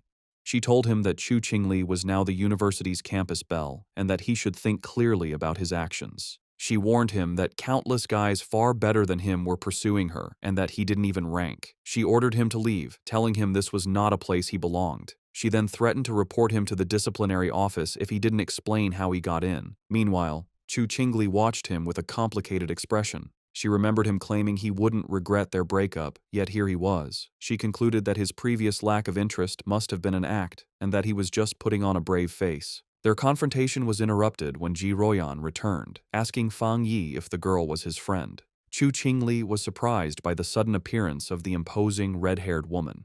Fang Yi coolly dismissed the idea, clarifying that they were merely high school classmates and couldn't be considered friends. Ji Royan accepted his explanation, simply saying they were just classmates. Ji Royan then put on a pair of sunglasses, her already intimidating presence growing even stronger. Both Chu Qingli and her friend were visibly nervous by the woman's powerful aura, wondering who she was and how she could possibly know someone like Fang Yi. Ji Ruoyan then turned to Fang Yi with an update. She explained that she had spoken with the principal, and the matter of the Skyfire was more complicated than they had thought. She told him that the principal was coming to take them to the fire's starting point, and since Fang Yi was now a special military consultant, his presence was required. Fang Yi agreed without any issue. Just then, a group of stern-looking officials in suits arrived, ordering everyone to scatter and announcing that the playground was to remain sealed off. Chu Qingli gasped in shock, recognizing the man leading the group as the university's principal. The other students were equally stunned. The principal was known to be an incredibly busy and hard-to-find figure, someone who was rarely seen on campus. They realized with awe that he had come personally to meet with Fang Yi and the mysterious red-haired woman. Chu Qingli's friend, however, completely misread the situation. She smirked, thinking that the principal had finally arrived to deal with the two people who weren't supposed to be there. Chu Qingli, however, remained silent, a look of uncertainty on her face. To the absolute shock of Chu Qingli and her friend, the principal and his group did not approach Fang Yi and Ji Ruoyan as trespassers. Instead, the elderly principal walked directly up to Fang Yi and greeted him with a warm, respectful handshake. He addressed Fang Yi as the consultant introduced by Ji Ruoyan, explaining how worried he had been about the school's recent anomalies and the safety of the students. He expressed his immense relief that they had come to solve the situation. In an even more stunning display, the principal then bowed slightly to Fang Yi, formally putting him in charge of the entire playground matter. From where she stood, Chu Qingli could only watch, her eyes wide with total disbelief as her entire view of her ex-boyfriend was shattered in an instant. The principal's security then moved to secure the area, forming a human barrier and ordering all unrelated people to step back. As the crowd of students, including Chu Qingli, was pushed away, they buzzed with confusion, unable to understand why their respected principal was bowing to such a young man. Lost in the crowd, Chu Qingli listened as the students' opinions changed around her. They now guessed that Fang Yi must have some extraordinary special identity to deserve such treatment. Someone recalled that just moments ago, he had been dismissed as Chu Qingli's suitor or ex-boyfriend. Another person remarked on the complete reversal of status, suggesting that now, even if she were to pursue him, she might not even be able to get his attention. The final cutting realization settled in as the crowd noticed that throughout the entire exchange, the young man had not once looked at or acknowledged the campus belle, leaving her to stand alone and completely ignored. At Qingcheng University's North District, the principal led Fang Yi and Ji Ruoyan to the site of the anomaly. He explained the series of events, starting with the Golden Sun incident, which he had hoped was the end of their problems. However, a few nights ago, a fire had started on a playground. A fire so intense that even the fire department couldn't put it out. He was thankful it happened at night when no students were around, allowing them to quickly seal off the area. The principal continued, his face growing more serious. While a single fire might have been a fluke, it was followed by fires on 2 more playgrounds. He said he had personally seen a crimson flame come down from the sky and float in mid-air, a clear sign of a supernatural event. He told them that while the other fires were eventually put out, one still remained. As they got closer to the final location, Fang Yi noted the sharp, choking smell of something burning. They arrived at a basketball court where a single hoop was on fire with a raging eternal flame. The principal confirmed this was the starting point, the one fire that simply could not be put out. As they watched the anomaly, Ji Ruoyan checked a device on her wrist, which showed a reading of 11. She explained to Fang Yi that it was a basic spiritual anomaly detector. She clarified that any reading over 10 was considered a disaster for ordinary people, requiring a complete lockdown. Suddenly, the device began to flash and beep wildly, the reading shooting up to 60. Ji Ruoyan cried out in alarm at how high the value had become. Panicked, she warned the principal that if the energy kept rising, it wouldn't just affect the university, but the entire city. She declared they needed to immediately send an elite squad of pioneers to contain the threat. Before they could act on the plan, however, Fang Yi took matters into his own hands. Without a word, he leaped over the chain-link fence, ignoring the no-entry sign and heading directly into the fire. He was instantly covered by the intense flames, as Ji Ruoyan and the principal watched in shock. At that exact moment, the reading on Ji Ruoyan's device jumped again, now showing an incredible 110. She shouted that the anomaly had just been upgraded to S level. The principal, panicked, asked what they were supposed to do now that Fang Yi was inside. Ji Ruoyan could only stare into the fire, questioning his recklessness and muttering that even the strongest soldier from the Forbidden Zone wouldn't dare to enter such a dangerous area alone. Inside the fire, however, Fang Yi stood completely unharmed, his silhouette calm against the raging flames. He knew that just as his Yang attribute had protected him from the divine thunder, it could also shield him from this sky fire. But he quickly found a major problem. While his power was protecting him, it also stopped him from touching the source flame itself, which meant he couldn't activate his system's ability to create a new technique. Realizing his protective aura was both a help and a hindrance, Fang Yi knew he had to get to the source flame. He watched as the fire wrapped around the basketball hoop like a great fiery dragon, understanding that he needed to get to its heart. Without hesitation, he prepared to face the fire head-on as the fiery dragon lunged toward him with a ferocious roar. In an incredibly risky move, he deliberately turned off his Golden Sun protective aura, leaving himself completely vulnerable. The sky fire instantly rushed in, covering his body in a storm of raw, burning energy. He gritted his teeth against the searing pain as the flames burned him, but he forced his hand forward, determined to touch the anomaly's core. His gamble worked. The moment his hand touched the source, his system activated, confirming it had detected the strong fluctuation of the Skyfire attribute. Despite the pain, a determined grin spread across his face. He was amazed at the Skyfire's power, noting its will was even stronger than the Desolation attribute he had recently gotten. With fierce determination, he declared that he would absorb this power no matter the cost. The system began its final calculation, successfully compiling the new data. With a triumphant smirk, he knew he had succeeded.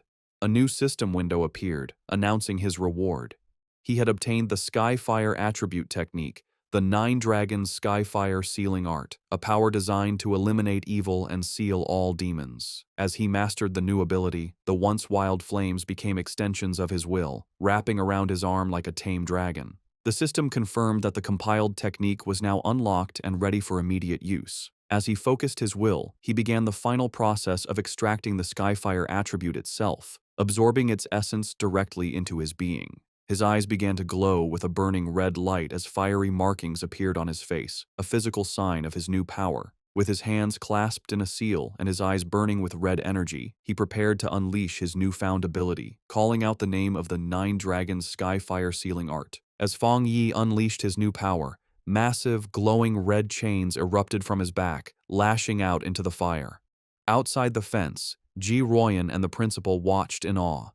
Ji Ruoyan immediately recognized the energy signature, identifying it as a sealing aura. She remembered seeing a high-level military pioneer seal a forbidden land once before. While their methods were different, the powerful sealing aura was unmistakably similar. With a single command to shrink, Fang Yi commanded the chains to pull back. They pulled inward with immense force, gathering all of the wild sky fire and squeezing it into a single, tightly bound orb of pure energy. Floating in the air, Fang Yi held the chained ball of fire, the sealing process now complete. The sealed orb of fire then gently floated back down towards the basketball hoop. Fang Yi landed gracefully and explained the situation to the principal and Ji Ruoyan. He stated that he had temporarily sealed the Skyfire and told them not to unseal the playground or allow anyone near it for repairs. This, he explained, would at least stop the fire from spreading any further. The principal readily agreed, assuring him that the playground would remain sealed, adding that it wasn't a problem since the university had 7 or 8 others. Ji Ruoyan, however, watched Fang Yi with a silent, intense look, her expression hard to read. The principal, very impressed, remarked on how humorous Fang Yi was and offered any further help he might need. Ji Ruoyan, however, interrupted, telling the principal she needed to speak with Fang Yi about some things. The principal happily excused himself, leaving the two of them alone. Once he was gone, Ji Ruoyan turned to Fang Yi, her tone direct and serious. She told him that he had been hiding his true depths very well. Fang Yi tried to play it off casually, saying that the Skyfire was indeed powerful and hard to deal with, but she saw right through his act. With a sharp look, she told him to stop pretending, making it clear that she wasn't talking about the fire, but about his own incredible talent and level of power. Ji Ruoyan dropped her intense questioning, admitting that it was normal for pioneers to have secrets, especially for one as powerful as him. Fang Yi simply listened with a calm expression. Her tone then shifted, becoming more serious and sincere. She explained that although she had no right to ask anything of him, she hoped he would listen carefully. She painted a dark picture of a future world in chaos, a time of great change where the Zio nation would desperately need top-tier talents like him. She put his potential into clear perspective, telling him that once the spiritual energy fully revived, a person of his power would be as important as a modern-day nuclear weapon. Because of this, she warned, every major power, from the various military forbidden zones to the Spiritual Energy Association, would rush to recruit him. She told him to be prepared for high-level officials to personally give him invitations with incredibly generous offers. She admitted she had her own reasons for telling him this. If he were to join her military unit, it would be a great asset, and they would gain a powerful friend. Therefore, she advised him to start thinking about his options now, so he wouldn't be caught off guard when the time came. Fang Yi, however, was silent for a moment before asking a curious question. He asked why both she and Wang Liang seemed so hesitant to recruit him for their own forbidden zone, even acting as if they weren't worthy. Ji Royan explained that it was because of another legendary military region, a group so insanely powerful that she felt he would be far more interested in joining them instead. A small smirk appeared on Fang Yi's face as he confirmed if she meant a top-level unit. She confirmed that was the case, though she admitted she hadn't seen them much herself. She had heard they were extremely busy lately, so much so that even officers from other military regions were feeling the pressure of their activities.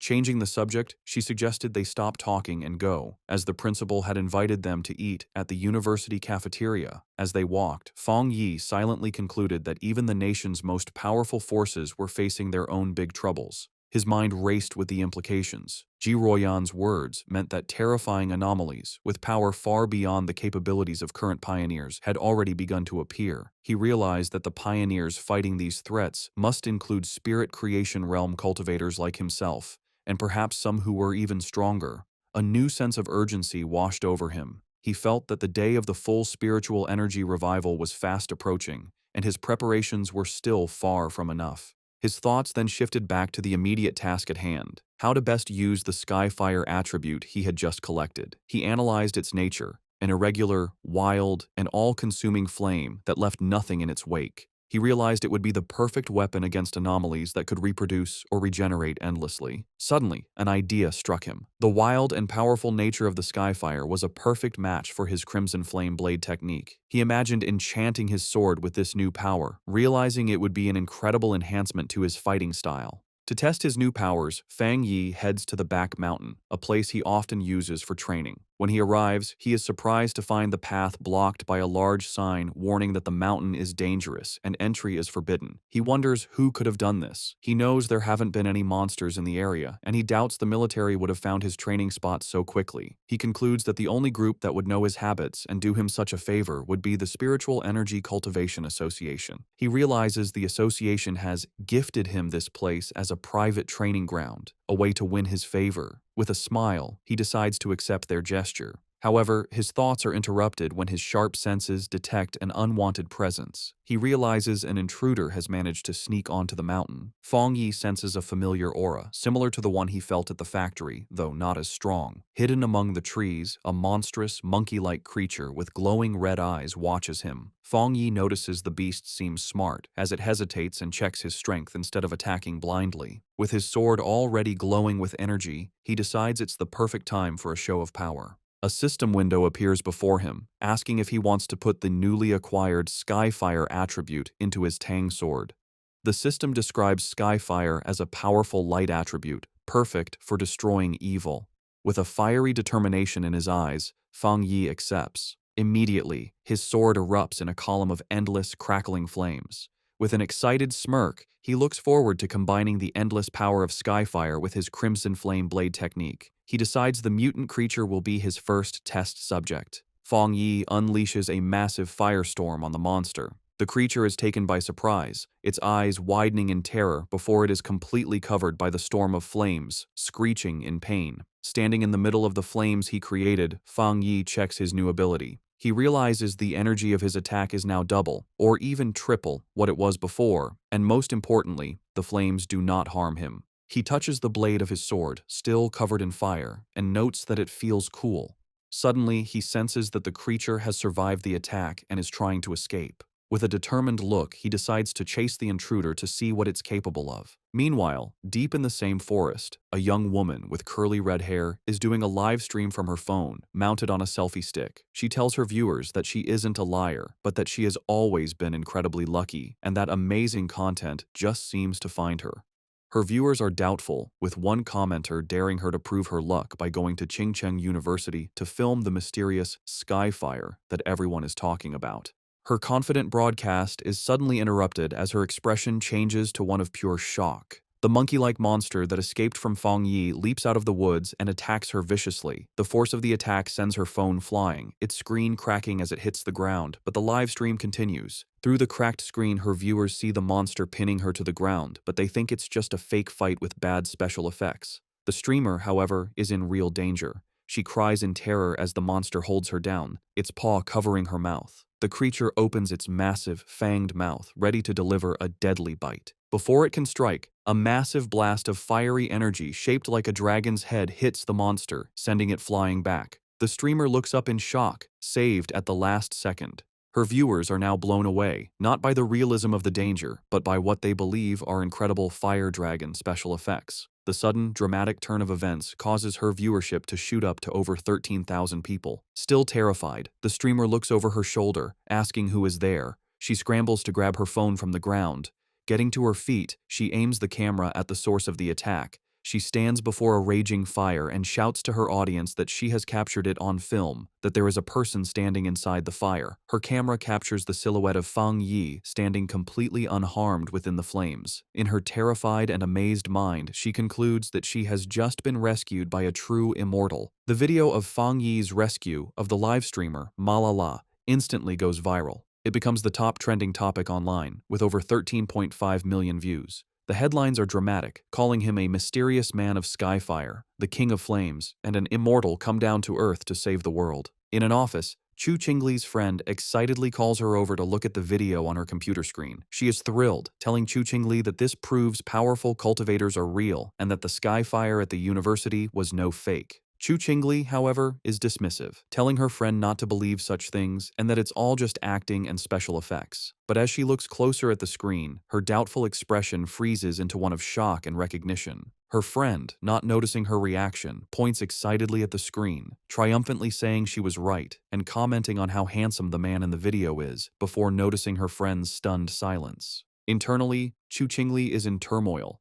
She desperately tells herself the video must be fake and that the figure only looks like Fang Yi. She reasons that if it were really him, he would have been burned to ash by such intense flames. Her denial then shifts to fear as she considers the possibility that it truly is him. She worries that he might use his new power to get revenge on her for their breakup, but she stubbornly resolves that she will never bow her head to him, no matter what. Elsewhere, the red-haired leader of Lin Yiyi's pioneer squad shows the same video to Yiyi on her phone. The leader asks if the man looks familiar, suggesting he's the same person who saved them from the monstrous vine. Yiyi agrees that he does, and then adds a stunning piece of information. She recently learned that a powerful master who broke through to the spirit creation realm lives in her neighborhood. She begins to wonder if her quiet cousin and this incredible pioneer could possibly be the same person. In yet another location, Zhang Xiaoya and a male pioneer from the lava cave incident also watch the video.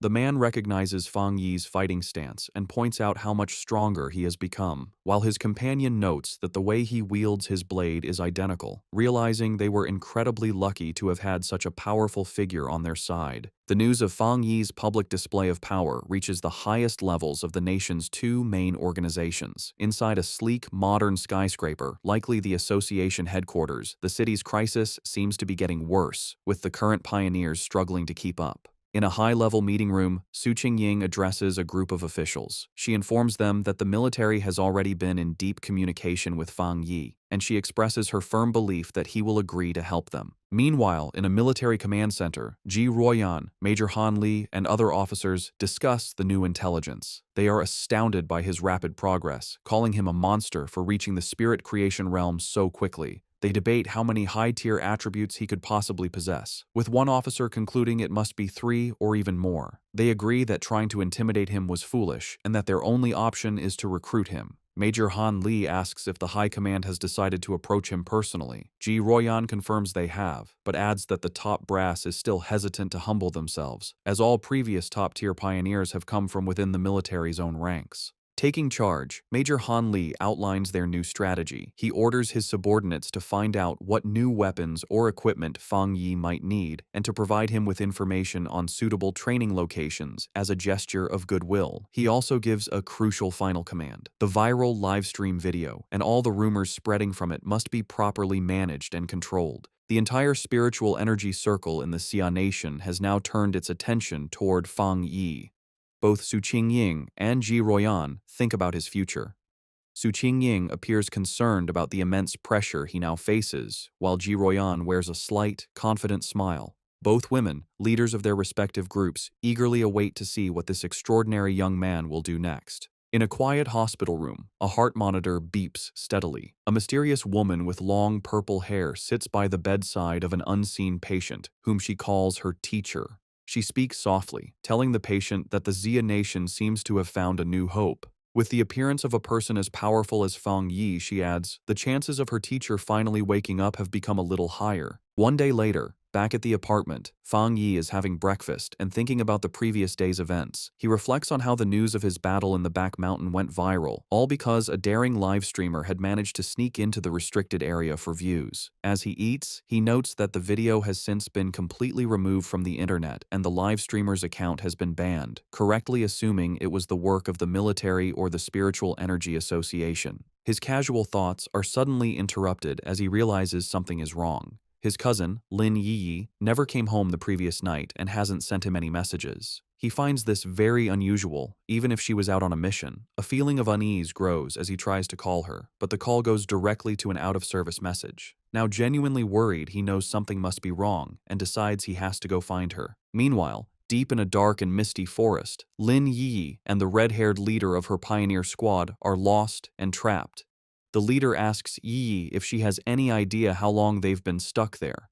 Yi estimates it's been about 10 hours, but she can no longer keep track. The red-haired leader, looking exhausted and bruised, apologizes greatly, blaming herself for dragging Yi into this mess. She admits she thought they were just investigating a strange phenomenon. As she speaks, she clutches her side in pain. Yi tells her to stop apologizing, insisting that it was her own lack of strength that was the problem. She urges her leader to stay alert and save what little energy they have left. As she tries to stay strong, her thoughts drift to the overwhelmingly powerful master she witnessed, wishing she had even a fraction of his power to save them. Their desperate conversation is cut short as a massive, shadowy monster with glowing red eyes and a menacing, spiky form appears in the fog directly behind them. The shadowy monster lunges from the fog, its claws aimed at the red-haired leader. Reacting with incredible speed, Lin Yi shoves her companion out of the way, shouting a warning. She then unleashes a blast of bright blue spiritual energy from her hand, creating a sharp blade of light that cleanly cuts off the attacking creature's head.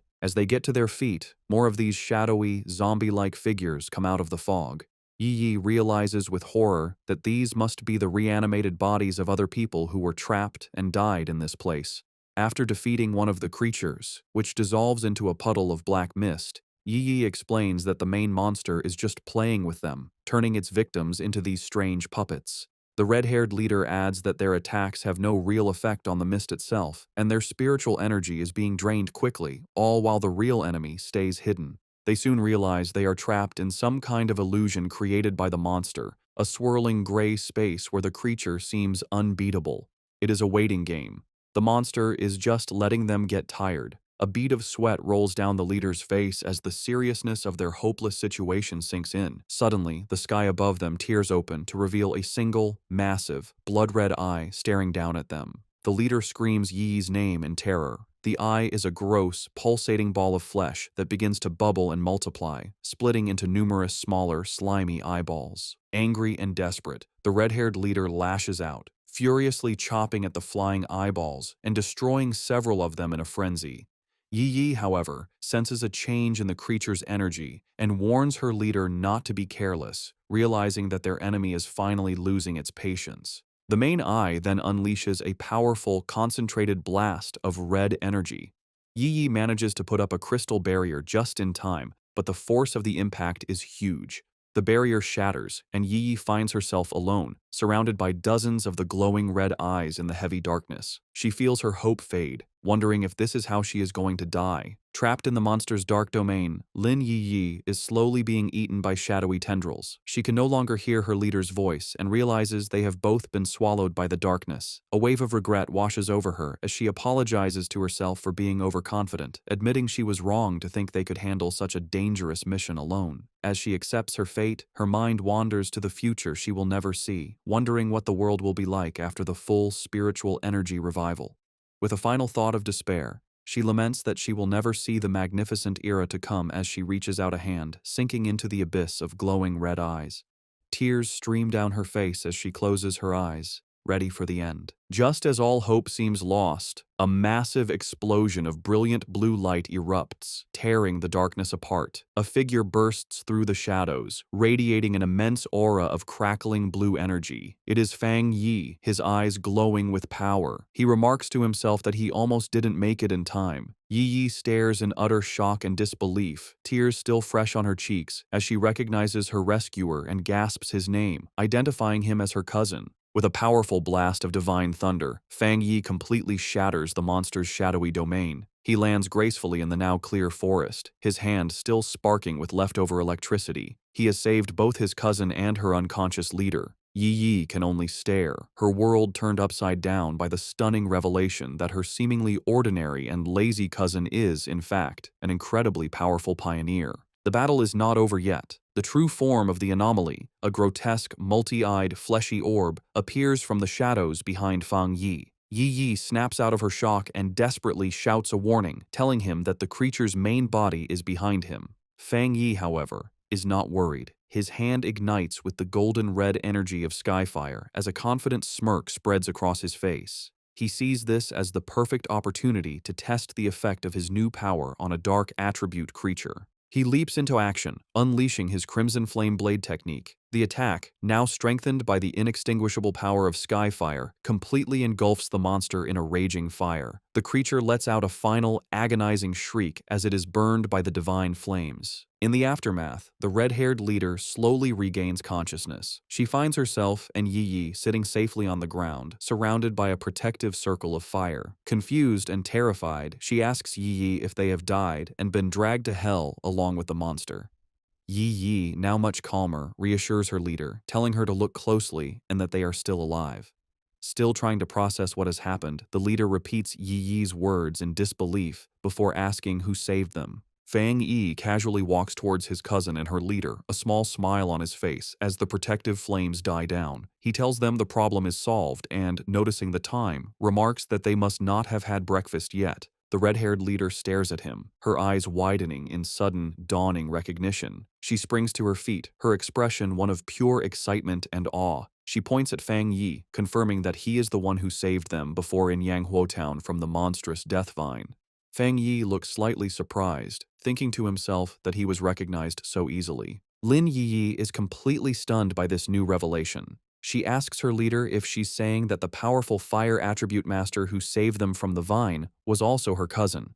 The leader turns to Yi, equally shocked by the connection, and asks how this supermaster could possibly be her cousin, reminding Yi that she had described him as a completely ordinary person. Fang Yi can only scratch the back of his head with an awkward smile. The leader, still buzzing with excitement, grabs Yi's shoulders. She reminds her that this is the same savior who defeated the Desolation Vine with a single, incredible slash. Yi's mind races, trying to connect the dots. She realizes her cousin is indeed the high-level fire user, but she is still confused, as she just witnessed him use an incredibly pure and powerful thunder attribute to destroy the monster's dark mist. Her thoughts spiral as she fully grasps the implications. The immense power of both his fire and thunder abilities means he is a super genius with dual high-grade attributes. Then, another, even more shocking realization hits her as she remembers the immense spiritual disturbance in her neighborhood, the one that signaled a breakthrough to the legendary spirit creation realm.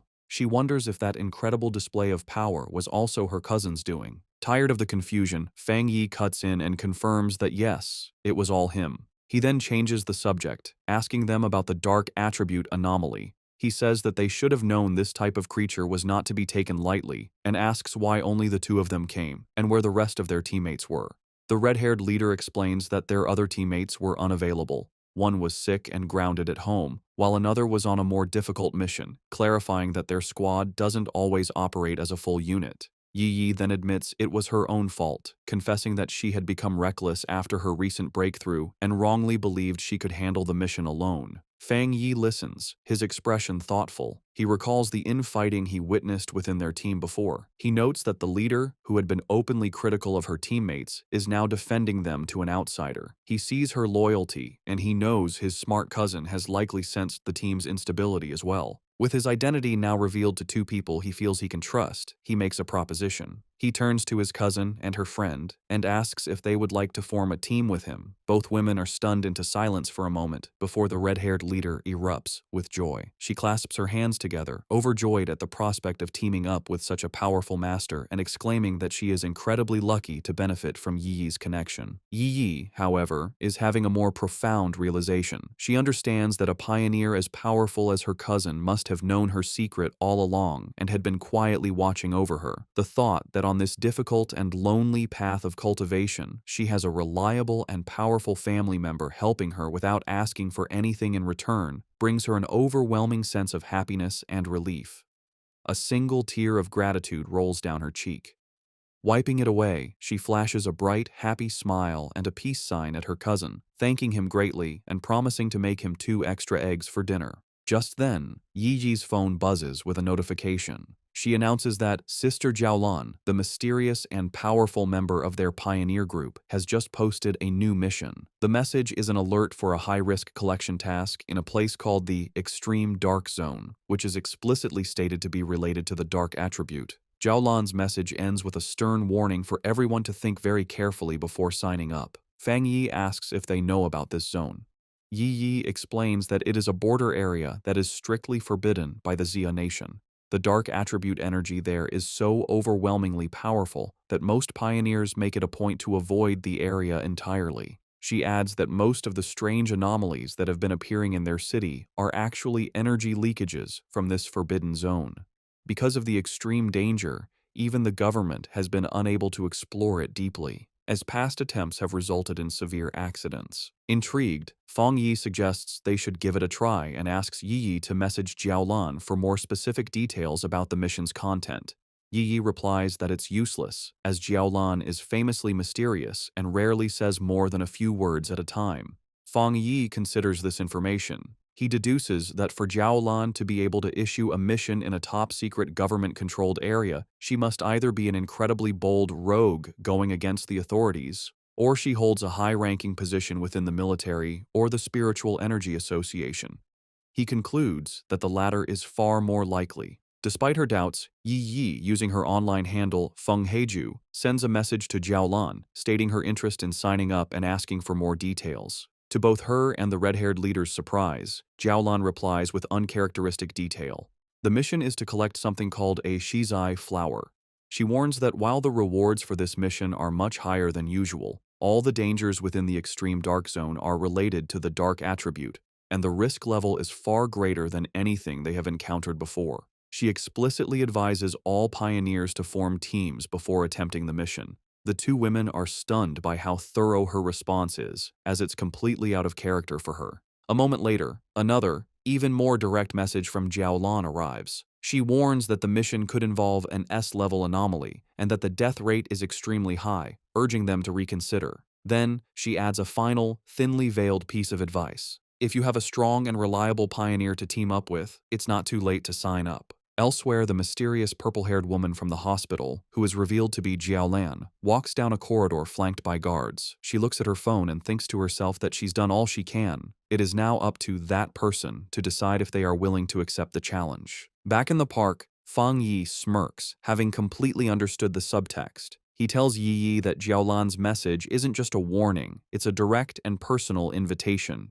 He translates the hidden meaning, "I know who you are. I know a pioneer of your caliber would be interested, and I'm daring you to come." Fang Yi realizes with certainty that this entire mission posting was aimed directly at him. Looking out at a vision of the dark and desolate landscape of the extreme dark zone, he finds the prospect interesting and decides he will indeed be making a trip there. Lin Yiyi, using her online name Feng Heju, officially accepts the mission, telling Jiaolan that her team has 3 people. The scene changes to a hospital waiting area, where Jiaolan is walking with 2 female helpers. One of them is worried about the small size of the team that just signed up. Jiaolan, however, is calm and confident. She says that if he is a pioneer that the Xia nation can truly trust, he will come. The helper asks more, worrying about what will happen to the other pioneers if he doesn't show up. Jiaolan simply replies that if he doesn't come, then it means their fates were not meant to be. As they walk, a smirk appears on Jiaolan's lips. She asks her helpers if they really believe the purpose of a mission to collect the Shizai flower is to send powerful pioneers to their deaths. She explains that the true goal of this incredibly dangerous task is the exact opposite of what it seems. A vision reveals what the flower is. It blooms from a dark, evil pool, fed by the bodies and souls of fallen pioneers.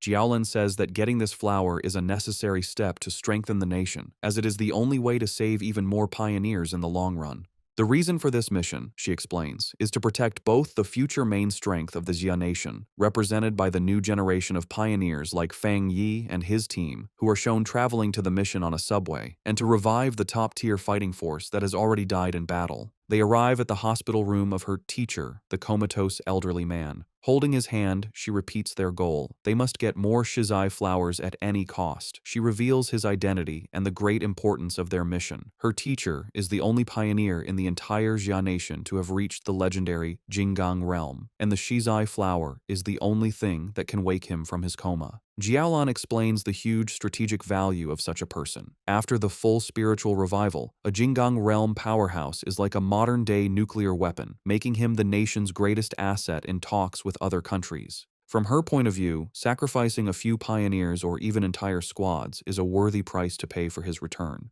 Her helper, however, gets concerned for Jiaolan's own well-being, telling her that while the mission is important, her health is too. The comment causes a dark reaction. Jiaolan's face darkens as she repeats the words, "My health is important." She suddenly explodes with rage and sadness, shouting that her life is indeed important, but only because it was a gift, paid for by the lives of her fallen comrades who died to save her. She clutches her head, hit with a sudden intense pain, a physical sign of her trauma. After a moment, she calms down and apologizes for her outburst. One of her helpers asks if her headache is acting up again. Jiaolan dismisses their concern, saying it's not yet time for her medicine. A vision of her former happy team flashes in her mind, and she looks away with a sad, tired expression, murmuring that it's all in the past. The story flashes back to a traumatic memory from Jiaolan's past. In a dark, empty landscape, a voice screams for the sword-wielding squad to leave immediately. A younger Jiaolan kneels among the bodies of her fallen comrades as her dying captain tells her the mission to get the Shizai flower is now in her hands. As she trembles in despair, thinking of her teacher and her country, she realizes the extreme dark zone is a truly unforgiving place. She screams in protest, refusing to leave her captain. In his final moments, the captain places his hand on hers, transferring his spiritual energy to her. He tells her he hopes their powers will be of use to her and pleads with her to make it back alive. Back in the present, Jiaolan stands in the hospital, thinking about that tragic day. She reveals the bitter irony of her team's sacrifice. They gave her their power, but they didn't know that a Shizai flower is useless if it is touched by blood or not picked perfectly whole, meaning their mission failed even as they saved her life. Later, after a long journey, Fang Yi's new team arrives at the empty outskirts of the extreme dark zone.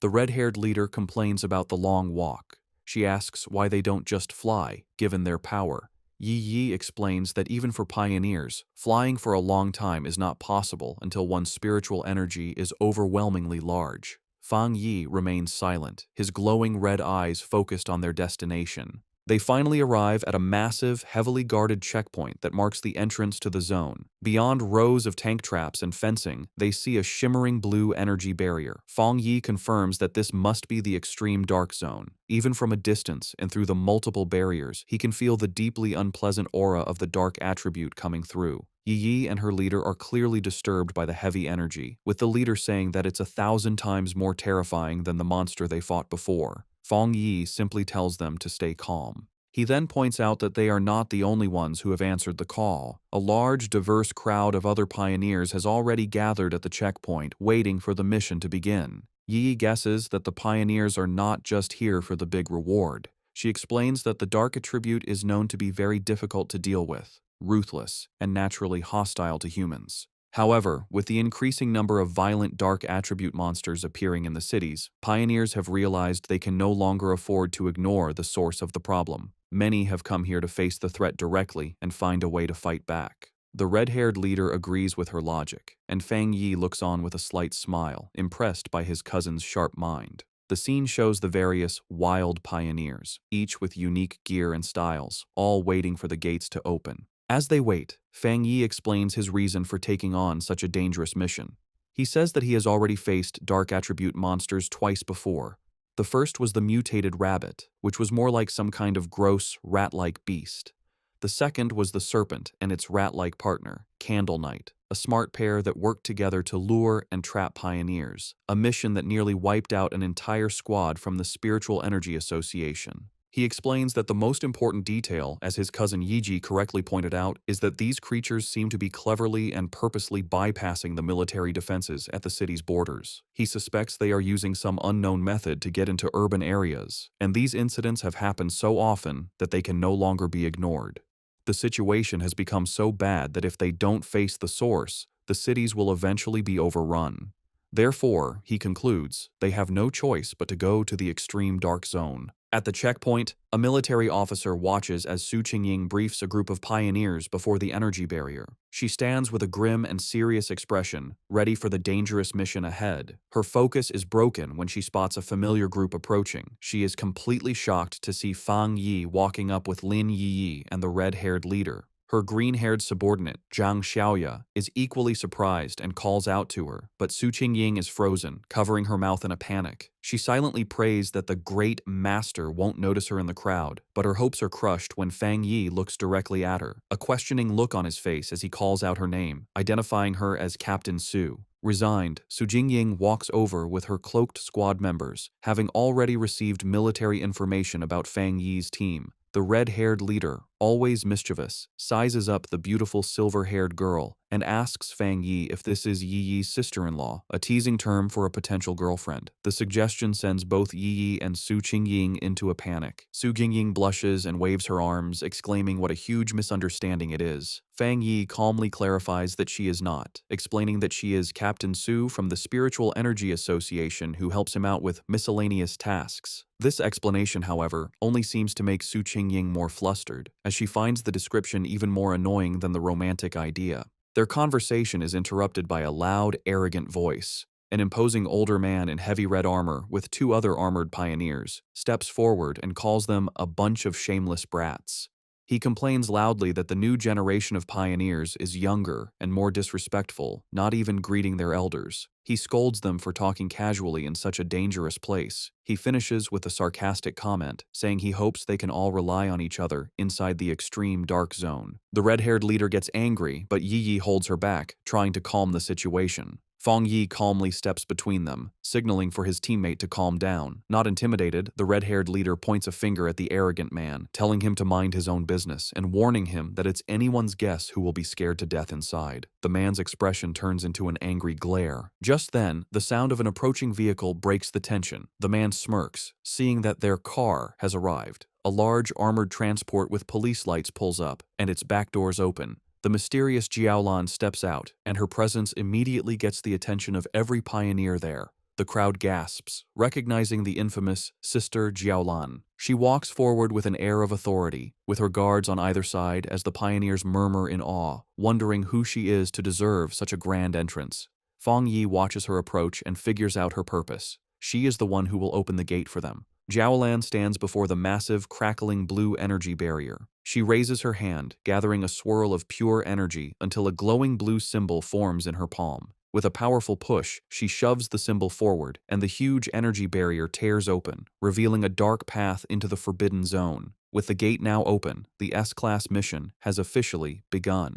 With the huge energy barrier torn open, Jiaolan stood before the dark portal, with red and black energy whipping around her. She announced that the pioneers could now enter but gave them one last, important warning. The Shizai flowers they were sent to get had to be perfectly whole and must not be touched by human blood. She said that if the flowers didn't meet these rules, there would be no reward, and with that, she told them to start. The large group of pioneers began to walk into the scary portal. As they walked, a member of the arrogant pioneers group grumbled to his leader, complaining that Jiaolan was sending them to their deaths without going in herself. The arrogant pioneer's teammate told him to be quiet, reminding him that if they died, the government would pay a lot of money to their families. As Fang Yi's group watched the others enter, Su Qingying analyzed the strength of the various teams for him. She identified the arrogant pioneer as a one-star spirit creation realm cultivator, the same level as Fang Yi. She also noted that there were several other powerful people who were hiding their auras, making them hard to judge, while the rest were solid pioneers at the 1-star or 3-star Ghost Axe realm. She concluded that the teams were all about equal in strength. Fang Yi was surprised to hear that the arrogant man was also at the spirit creation realm, as he hadn't sensed a high level of spiritual energy from him. He thought to himself that the mission must be very difficult to have attracted so many elite teams. Back outside, one of Jiaolan's helpers gave her a final report from a tablet. She confirmed that a total of 37-star Ghost Axe Pioneers, 7 1-star Ghost Axe Pioneers, and 3 1-star Spirit Creation Pioneers had entered.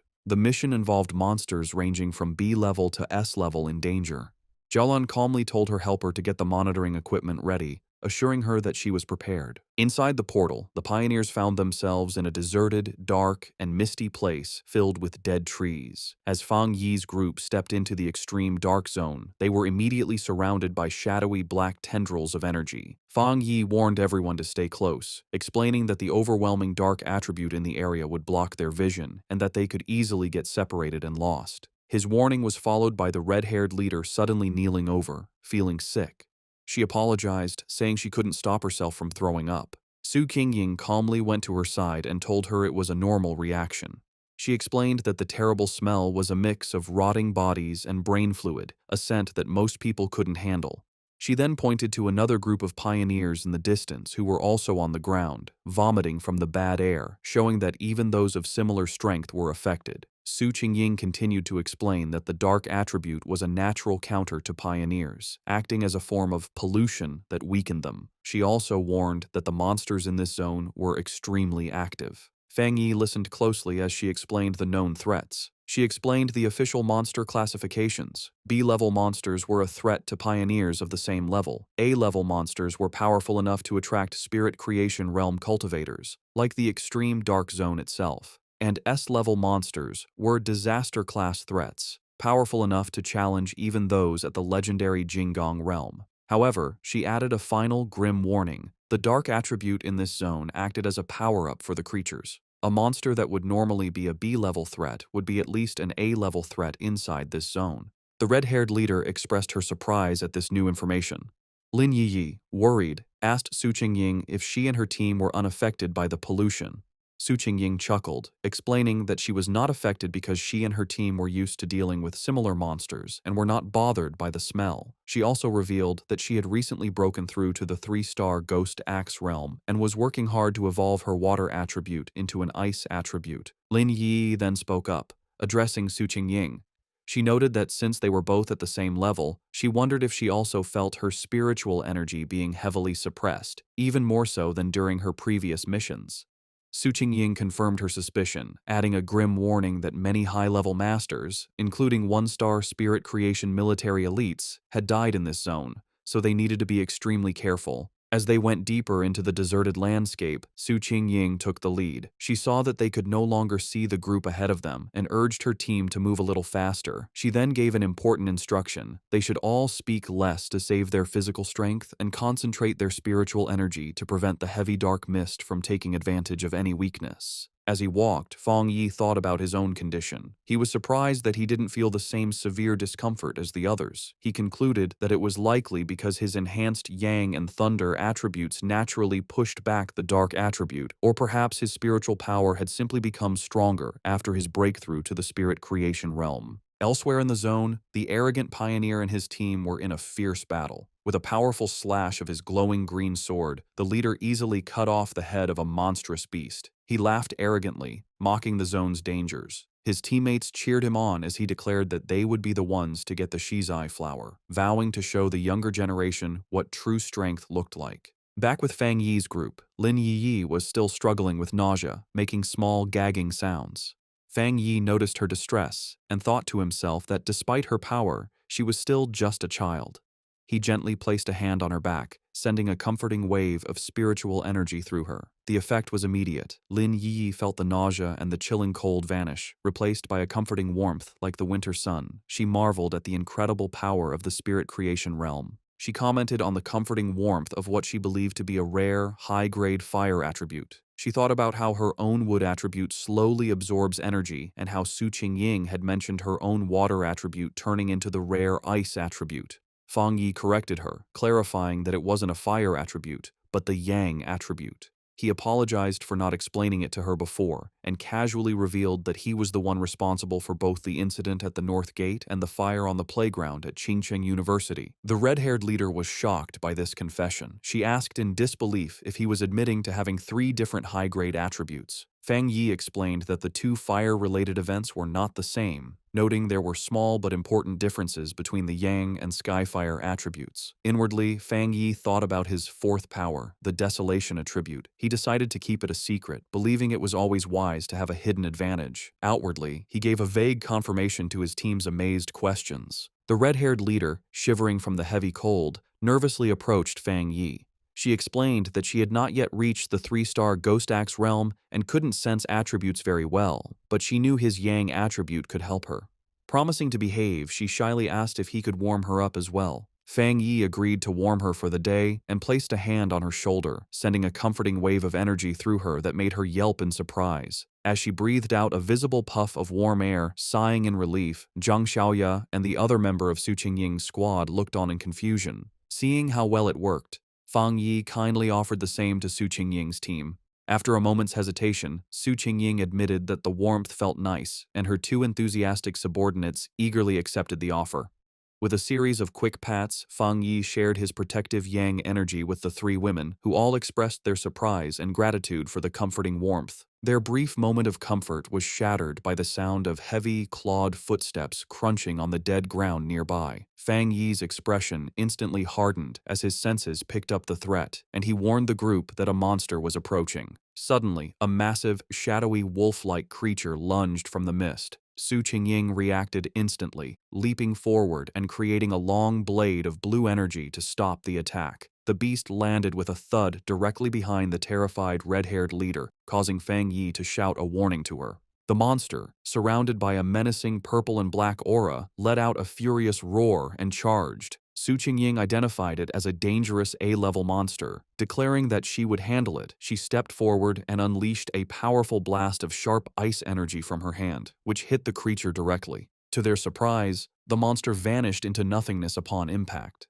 Su Qingying stood ready, an ice crystal forming in her hand, as Lin Yi wondered aloud if it had disappeared. However, Fang Yi saw the truth behind the attack. His sharp eyes pierced through the mist, revealing that the monster had been a distraction. The real threat was a massive horde of zombie-like figures with glowing red eyes, walking silently toward them. He shouted a desperate warning for everyone to watch their feet, but it was too late. The ground beneath them erupted in a mass of shadowy hands and tendrils, trapping the entire group as the zombie horde closed in from all sides. Surrounded by the grabbing zombie horde, Fang Yi calmly told his companions to get back as he drew his sword. His eyes lit up with a brilliant, fiery light, and he unleashed a massive, explosive wave of pure fire. The entire horde was instantly burned by the inferno, their shadowy forms dissolving into the flames as they shrieked in pain. Standing among the dying embers, Fang Yi casually twirled his sword, announcing that they were safe for the moment. He explained that despite the illusion of a large crowd, there had only been 2 monsters controlling the puppets.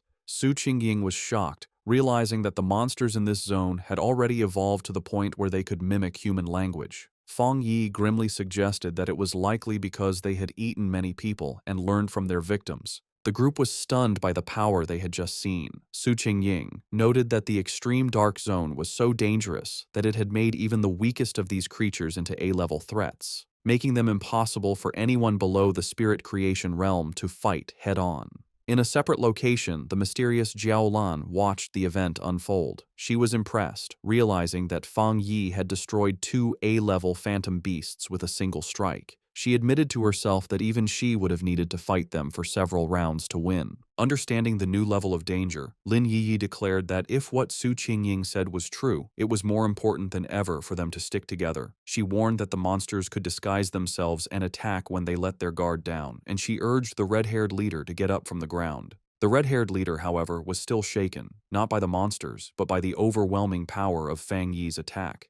She complained about the terrifyingly heavy aura, which she found more suffocating than the zombies, feeling that even a slight touch from his flames would have killed her. Suddenly, a deep rumbling sound echoed through the deserted landscape. Lin Yi asked if the others could hear what sounded like ocean waves. The ground began to shake violently, causing the entire group to stumble and lose their balance. In the distance, they saw other pioneer teams fleeing in absolute terror. One man desperately shouted at his comrade to stop fighting and run, screaming that the approaching threat was pure evil and that they were seeing ghosts. Fang Yi, Su Qingying, and Lin Yiyi watched with grim expressions as the chaos unfolded. Before them, a massive, swirling vortex of pure dark energy, filled with countless monstrous forms and glowing red eyes, swept across the landscape, consuming everything in its path. The arrogant pioneer and his team were caught in the middle of the disaster, which was identified as the legendary Dark Tide. As the terrifying dark tide swept across the land, eating pioneers who screamed for help, the arrogant pioneer scoffed. He dismissed the threat, proudly declaring that if the regular troops couldn't handle it, it didn't mean he couldn't. With a defiant roar, he summoned a huge barrier of green energy with his sword, proclaiming that everything inside the zone was his to take. He then charged recklessly into the heart of the swirling red and black storm. His confidence was instantly broken. The moment he entered the tide, he was covered by its suffocating dark tendrils. He realized with horror that the monsters inside were far more powerful than he could have ever imagined, far beyond A level or even S level. Full of terror, he knew he couldn't let himself be caught, but it was already too late. He and many other pioneers were swallowed by the overwhelming darkness, their screams echoing as they were pulled into the deep. From a safe distance, Fang Yi's group watched the horrifying sight. The red-haired leader, shaken, wondered if the others were all dead and if they had any chance of escaping. Lin Yiyi asked Su Qingying to explain what the dark tide was. Su Qingying grimly described it as the ultimate form of the dark attribute, a tide of pure corruption that ate everything in its path, including other monsters. She was confused and terrified, explaining that their mission was supposed to have been planned to avoid the Day of the Tide, and she feared that all the pioneers who had gone ahead were now gone. Lin Yi remembered hearing about the dark tide on pioneer forums, where it was described as a force that could destroy an entire city.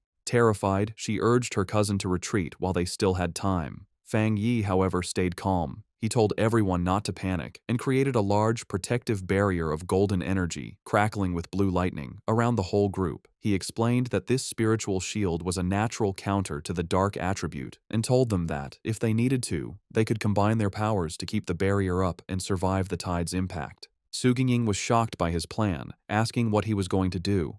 She warned him that the dark tide was a concentrated state of the dark attribute and that their combined power couldn't possibly stop it, reminding him that the powerful spirit creation pioneer had just been swallowed whole. Fang Yi was not bothered. With his sword erupting in golden flames and his other hand sparking with blue lightning, he confidently declared that he would go and destroy it. Before anyone could react, he leaped forward, becoming a streak of pure fire and lightning that shot directly toward the massive wave of darkness. His teammates could only watch in stunned disbelief, with Su Qingying wondering if he really meant to destroy the dark tide itself. He plunged into the heart of the storm, his light cutting a path through the swirling chaos. Inside the eye of the tide, Fang Yi floated calmly, completely unharmed inside a protective golden aura as the monstrous dark energy swirled around him. He looked at the small, flame-like wisps of red energy inside the storm and smirked, confirming a suspicion he had. Floating in the heart of the dark tide, Fang Yi was surrounded by a gross horde of countless monsters, their multi-eyed forms twisting in the darkness. He analyzed the true nature of the threat, realizing that these were not just A-level monsters being controlled by the dark energy. Instead, they were upgraded composites, fused and evolved versions of countless smaller monsters.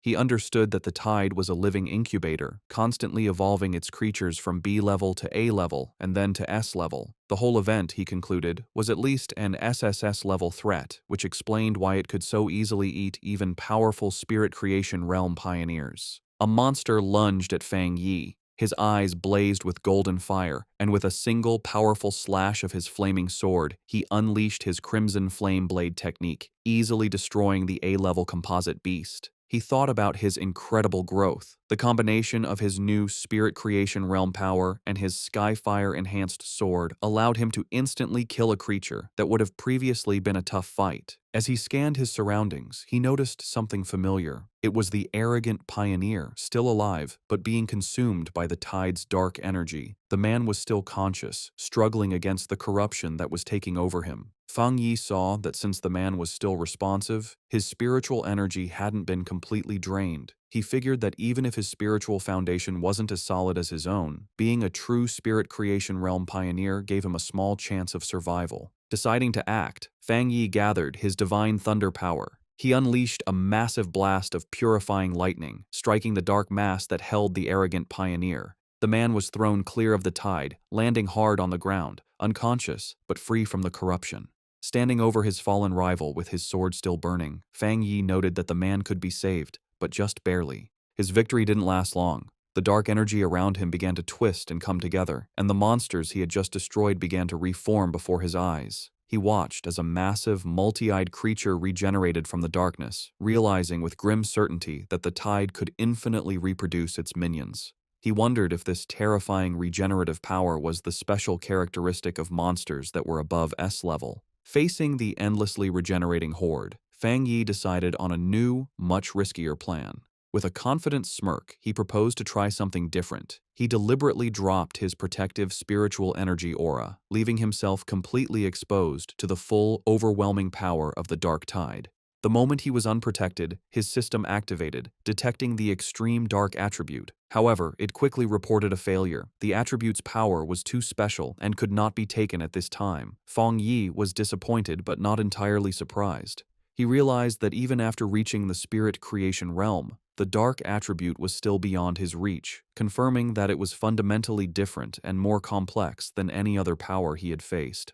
With his options running out, a determined smile appeared on his face. He concluded that since he could neither destroy the tide nor absorb its power, he would have to find another way to deal with it. As the monsters closed in again, he briefly regretted not bringing his little white flower, the Desolation Flower, knowing its life-draining power would have been a perfect counter.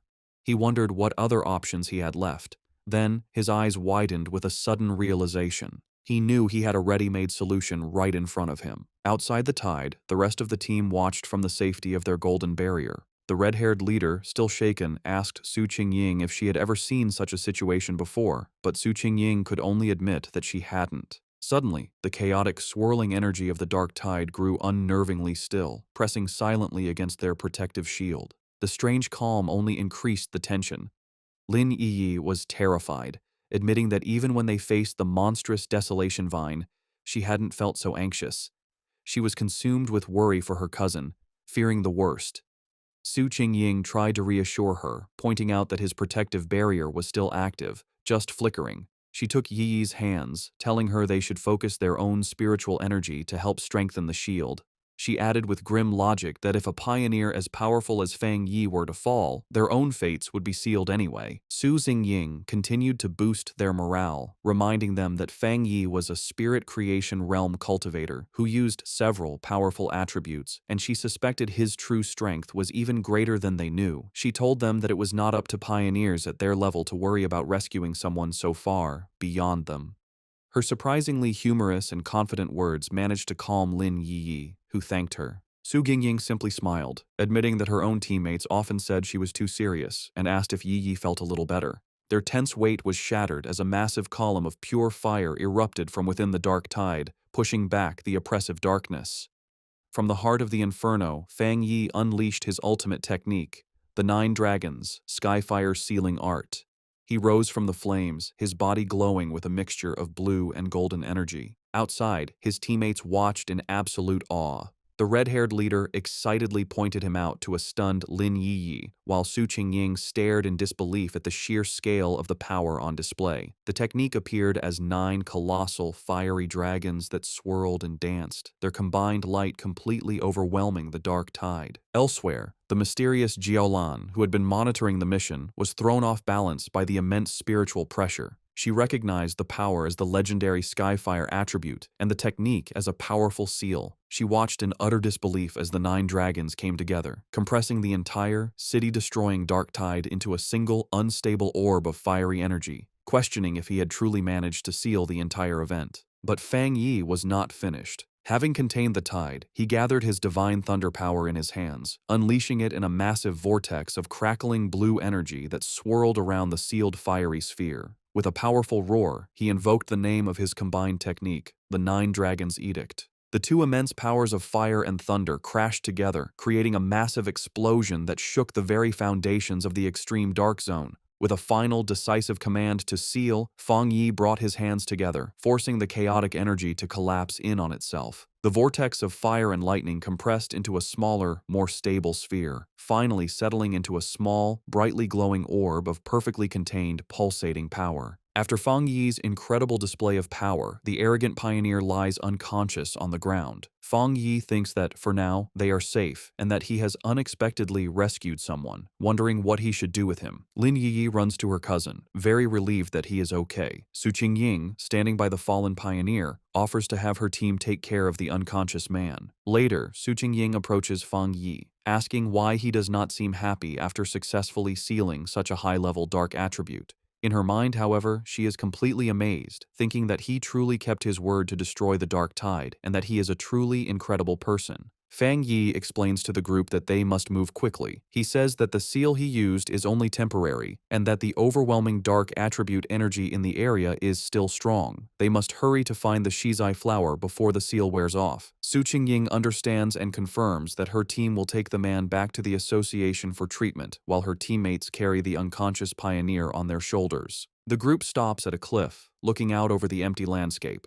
Su Qingying realizes that none of the other pioneers who went ahead made it out, sadly concluding that they were all eaten by the dark attribute, as not a single trace of them remains. The red-haired leader mourns how people who were alive just moments ago have completely vanished. Fang Yi, for his part, thinks that maybe he is cold-blooded, but he feels relieved that he didn't have to watch them die. As they approach a scary dark pool, Fang Yi takes command. He tells Lin Yi and the others to go ahead with Su Qingying's team, explaining that this pool is now the most dangerous thing and it's better for him to stay behind to protect them. The group agrees and moves forward. When he is left alone, standing on a rocky ledge, a system window appears before Fang Yi, telling him that it has detected a new, strong fluctuation of the dark attribute. Immediately, a powerful vortex of purple and black energy erupts from the ground around him. The system confirms that the detection was successful and announces that it is activating its ultimate computing power to begin writing a new technique. Fang Yi is lifted into the air, his arms outstretched, as huge pillars of pure dark energy rise around him. The system declares that the writing process has been successful, and Fang Yi's eyes snap open, now glowing with a menacing purple light, filled with the essence of the power he has just mastered. A system window confirms his new acquisition. He has obtained the Dark Attribute Technique, the Limitless Dark World. The system explains that this ability allows him to create a sealed space of dark mist, inside which spiritual energy is massively weakened. Fang Yi thinks about his new power, recognizing the dark world as a special domain he can control. He understands the huge strategic advantage this gives him. The corrosive effect of his new power will drain his enemies' spiritual energy and slow their ability to refill it. He imagines himself rising over a sea of desperate hands. He realizes that if he combines this new weakening effect with his other powerful attributes, he will become even more formidable, confidently concluding that he could destroy even a monster stranger and more powerful than the dark tide itself if it were to appear again. As the last of the purple energy settles, Su Qingying, still in disbelief, asks Fang Yi if he feels the dark mist reforming around them. Her eyes widen in shock as she fully processes the immense spiritual fluctuation she is sensing. She stares as Fang Yi is surrounded by the leftover energy, wondering how he could possibly be having another breakthrough without any of the usual big signs like a change in heaven and earth. The realization then hits her with stunning force. He hadn't just sealed the S-class dark tide, he had absorbed its power. She finds the very idea ridiculous and unbelievable. In the early days of the spiritual revival, all pioneers knew that the dark attribute was the most terrifying power, born from the collective negative emotions and deep-seated evil of all living things. Because of this, absorbing its power is strictly forbidden by the government. A flashback shows a failed official experiment where researchers tried to purify the dark attribute but paid a painful price, leading to it being classified as a uniquely dangerous monster. The power of these dark monsters can range from D to S-class, but even the weakest can overwhelm early pioneers, let alone the absolute S-class threat of the dark tide, which could eat even spirit creation realm cultivators with ease. Another flashback reveals the fate of a 3-star Ghost Axe pioneer who, before the ban, tried to absorb the energy from a mere sea-level monster. He was driven mad by the backlash, suffering from skin decay and a mental collapse, and remains in a psychiatric hospital to this day. Back in the present, the chaotic dark energy goes down, receding back into Fang Yi as he lets out a quiet breath. He calmly calls out into the empty, misty landscape, stating that whoever has been watching them for a long time can come out now. His red eyes scan the area with a sharp, knowing gaze. From the mist, Jiaolan emerges. She confirms that if she is not mistaken, Fang Yi was the one who single-handedly sealed the dark tide. Su Qingying is stunned by her sudden appearance, gasping her name in disbelief.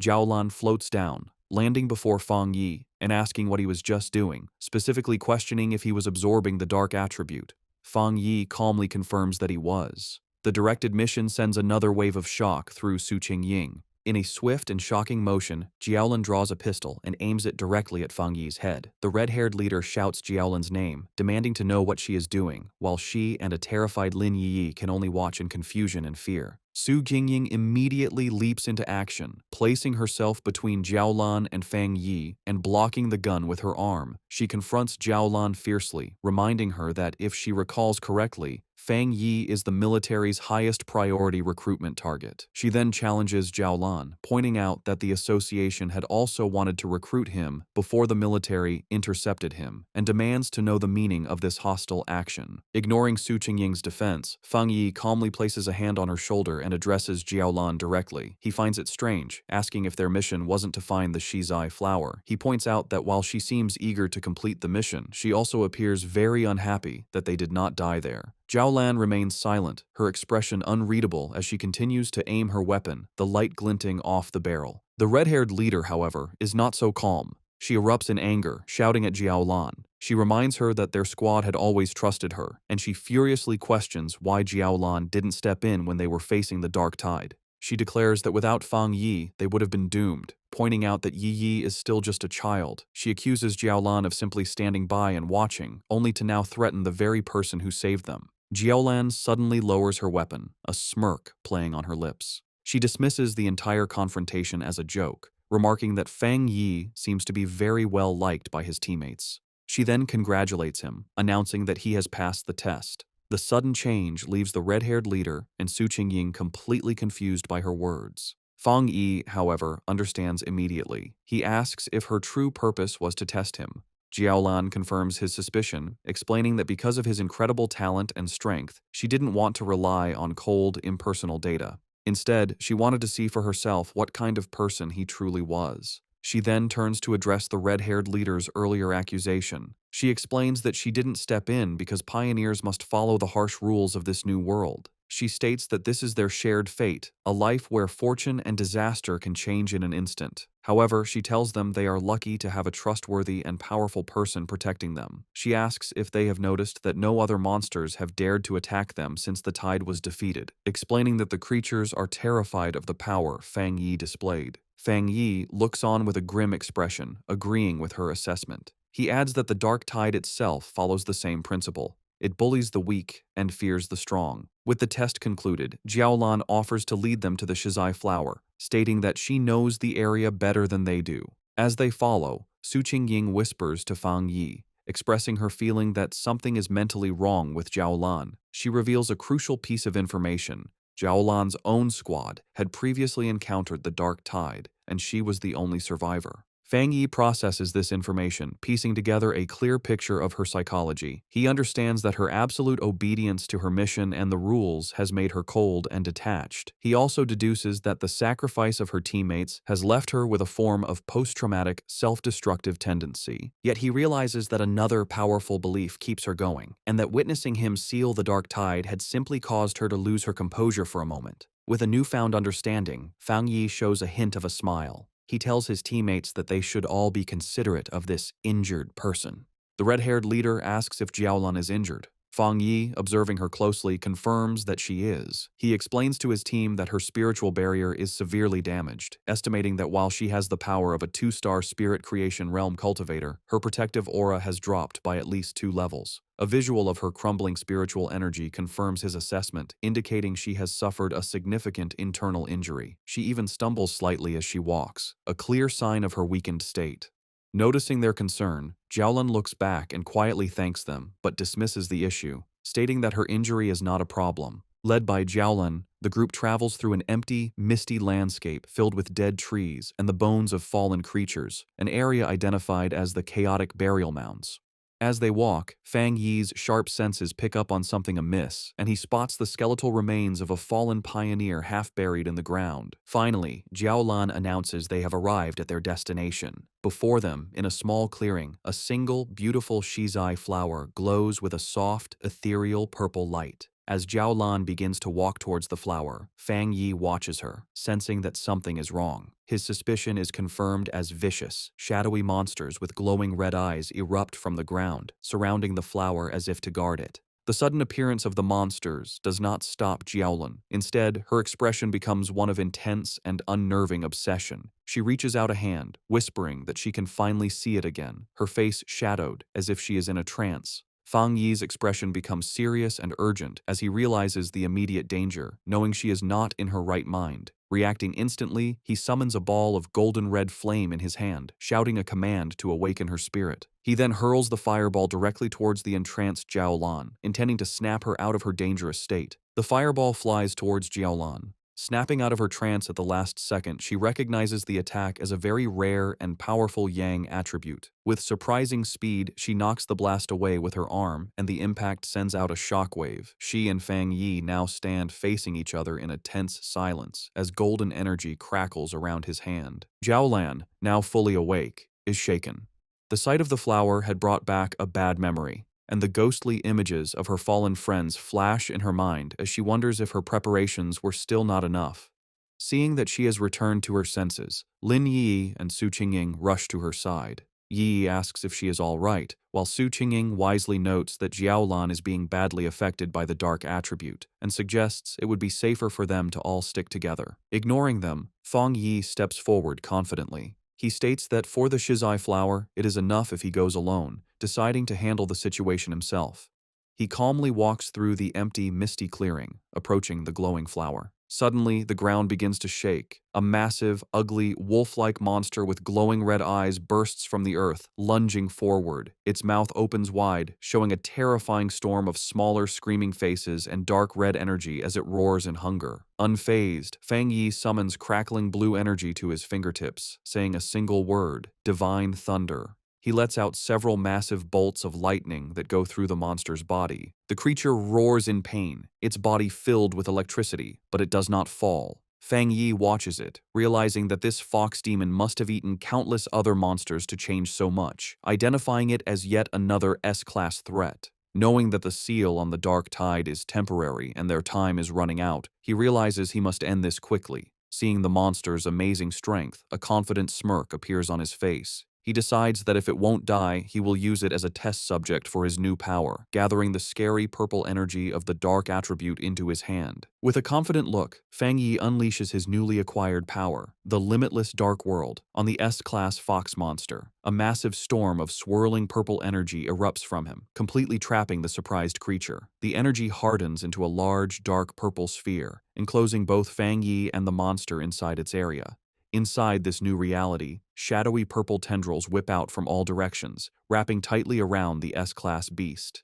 The monster struggles and whimpers in pain, its massive form beginning to shrink under the immense pressure of Fang Yi's area. A system window then appears, confirming the devastating effect of his technique. Under the influence of the limitless dark world, the S-class anomaly has been forcibly downgraded by 2 full levels to a B-class threat. Standing before the now weakened creature, Fang Yi notes that the S-class anomaly must have had a very weak foundation to be downgraded so easily. With the monster now manageable, his sword ignites in a blaze of golden red fire. He declares that the fight is over and delivers a single, massive fiery slash, completely destroying the creature in a fire. Outside the sphere, Su Qingying and Lin Yi watch the massive orb of dark energy. Su Qingying finds it strange, noting that while it is clearly a dark attribute, it feels different from what she's used to. Lin Yi agrees, confirming that she doesn't feel the usual disgusting and heavy coldness from it. Jiaolan provides the explanation. She states that this is because they are witnessing Fang Yi's personal domain, a space he created himself after mastering the dark attribute without a teacher. Jiaolan thinks about the immense importance of this achievement. She explains that creating a domain is an incredibly difficult ability. Before this moment, the only person she knew who could create a spatial domain with their spiritual power was her teacher. She guesses that, besides him, there are at most 3 other people in the entire world with this power. A painful memory flashes in her mind, showing a vision of a massive, citywide disaster. She recalls how her teacher had tried to use his own domain to stop the disaster, but had ultimately failed.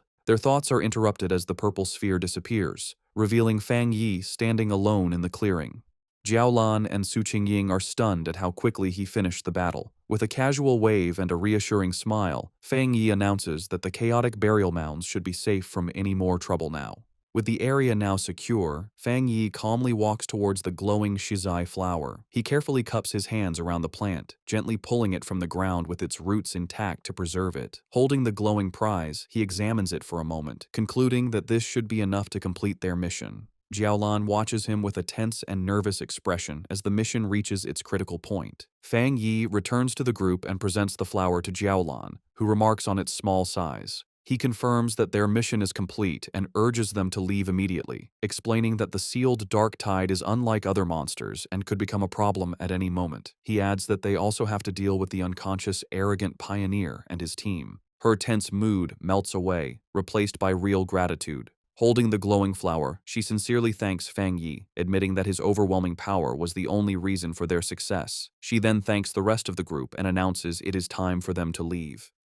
As the others begin to walk away, Jiaolan pauses for a moment, looking back to thank Fang Yi one last time. She then reveals the full, critical importance of their mission. She explains that Elder Wu, the Xia Nation's only Jinggang realm pioneer, is on the brink of death, and the shizai flower is the only life-saving medicine that can save him. With a slight, grateful smile, she tells Fang Yi that he has just saved the life of the nation's most powerful protector. Fang Yi listens intently, his expression thoughtful as he processes this new, important piece of information, quietly repeating the name of the legendary Jinggang realm to himself. As the group finally emerges from the dark portal of the extreme dark zone, they are met with a sky filled with swirling red clouds. The red-haired leader throws her fists up in triumph, shouting with immense relief that they can finally see the light and have made it out alive. Lin Yi agrees, grateful to see the daylight again. Their return is met with a wave of cheers from a large crowd of officials who had been waiting anxiously. They celebrate the successful retrieval of the shizai flower, admitting they didn't quite believe it when Jiaolan had first informed them. As the team walks through the path cleared by the crowd, the red-haired leader is surprised by how many people are there. Someone in the crowd wonders aloud who the person was that actually managed to get the flower. Suddenly, Lin Yi's expression becomes one of surprise as she notices something ahead of them. Parked directly in their path is a massive, heavily armored military vehicle, flanked by elite soldiers. The red-haired leader immediately recognizes the vehicle and the symbol of the legendary Star God War Zone, the most powerful and famous military force in the entire Xia Nation. A wave of realization and embarrassment washes over her as she understands that Jiaolan is a member of this elite unit, making her regret having yelled at her earlier. The Star God War Zone is ranked as the #1 military district in the nation.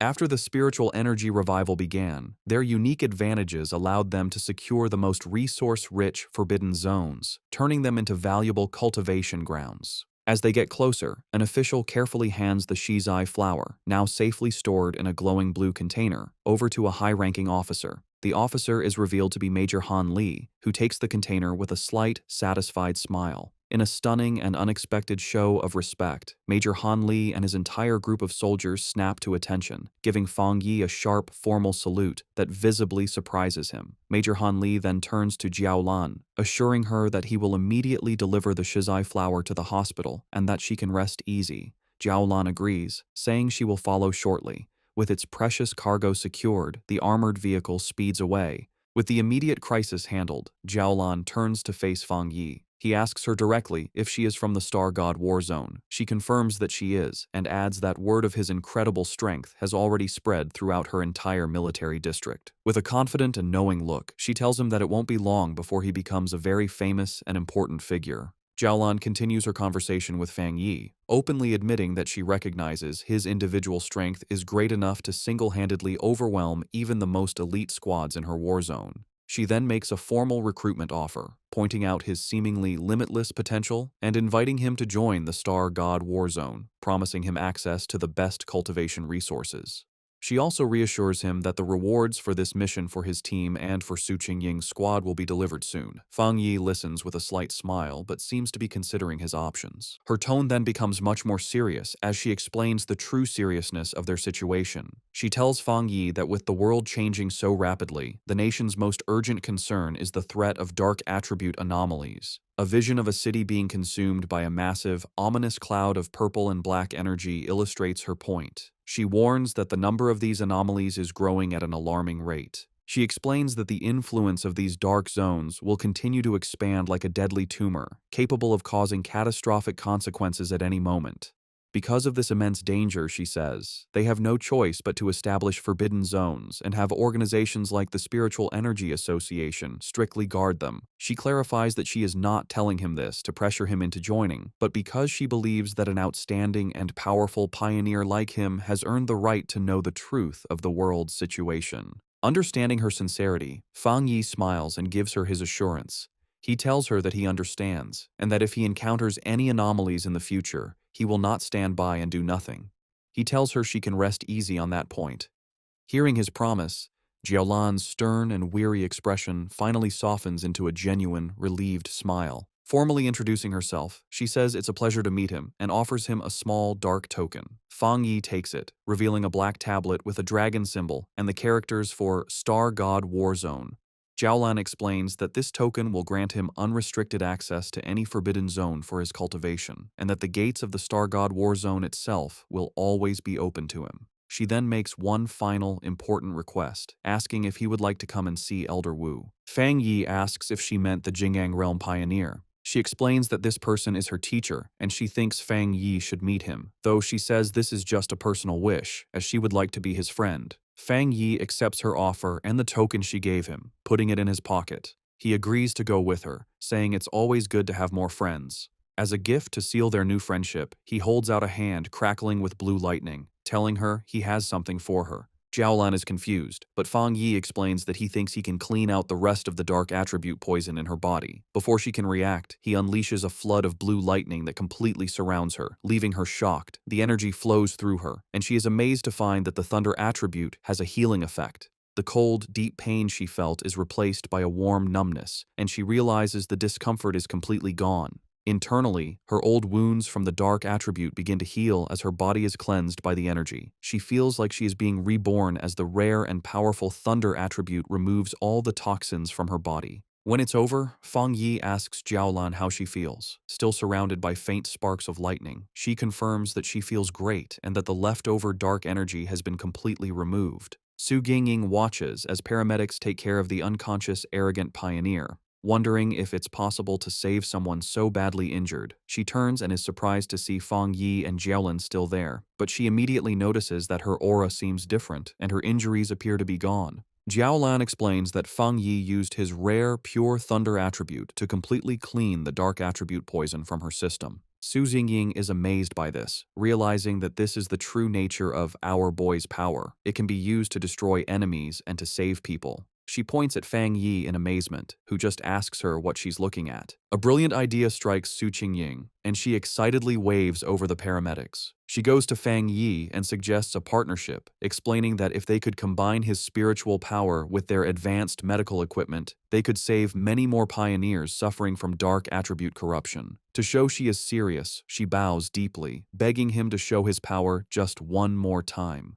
Fang Yi stays silent, thinking about her request. Fang Yi agrees and unleashes a controlled burst of blue lightning from his hand, asking if that is enough of a demonstration. One of the paramedics, seeing the pure energy, excitedly confirms that it seems to be working and that such a high-level thunder attribute can indeed fight the dark attribute. Jiaolan explains that when Fang Yi treated her, the power was sent directly and destroyed the corruption inside her. Su Qingying suggests that all they would need is for Fang Yi and the patient to hold hands. However, the paramedic clarifies that not every cultivator, even at the spirit creation realm, can handle such pure energy. He explains to a smiling Su Qingying that while Jiaolan's injuries were serious, they were minor compared to the other patient. He estimates that healing the arrogant pioneer would require 10 times the amount of spiritual energy. He adds that just saving the pioneer's life will be a great achievement, and a full recovery is likely impossible. Fang Yi agrees to the procedure, asking the paramedics how to transfer his spiritual energy. They lead him toward the ambulance. A paramedic tells him to place his hand into a special device and release his spiritual energy, which Fang Yi agrees to do. From a distance, Lin Yi watches, thinking about how she never imagined Jiaolan was a high-ranking member of the elite Star God War Zone. She is amazed that her cousin is so powerful that even this legendary military unit is trying to befriend him.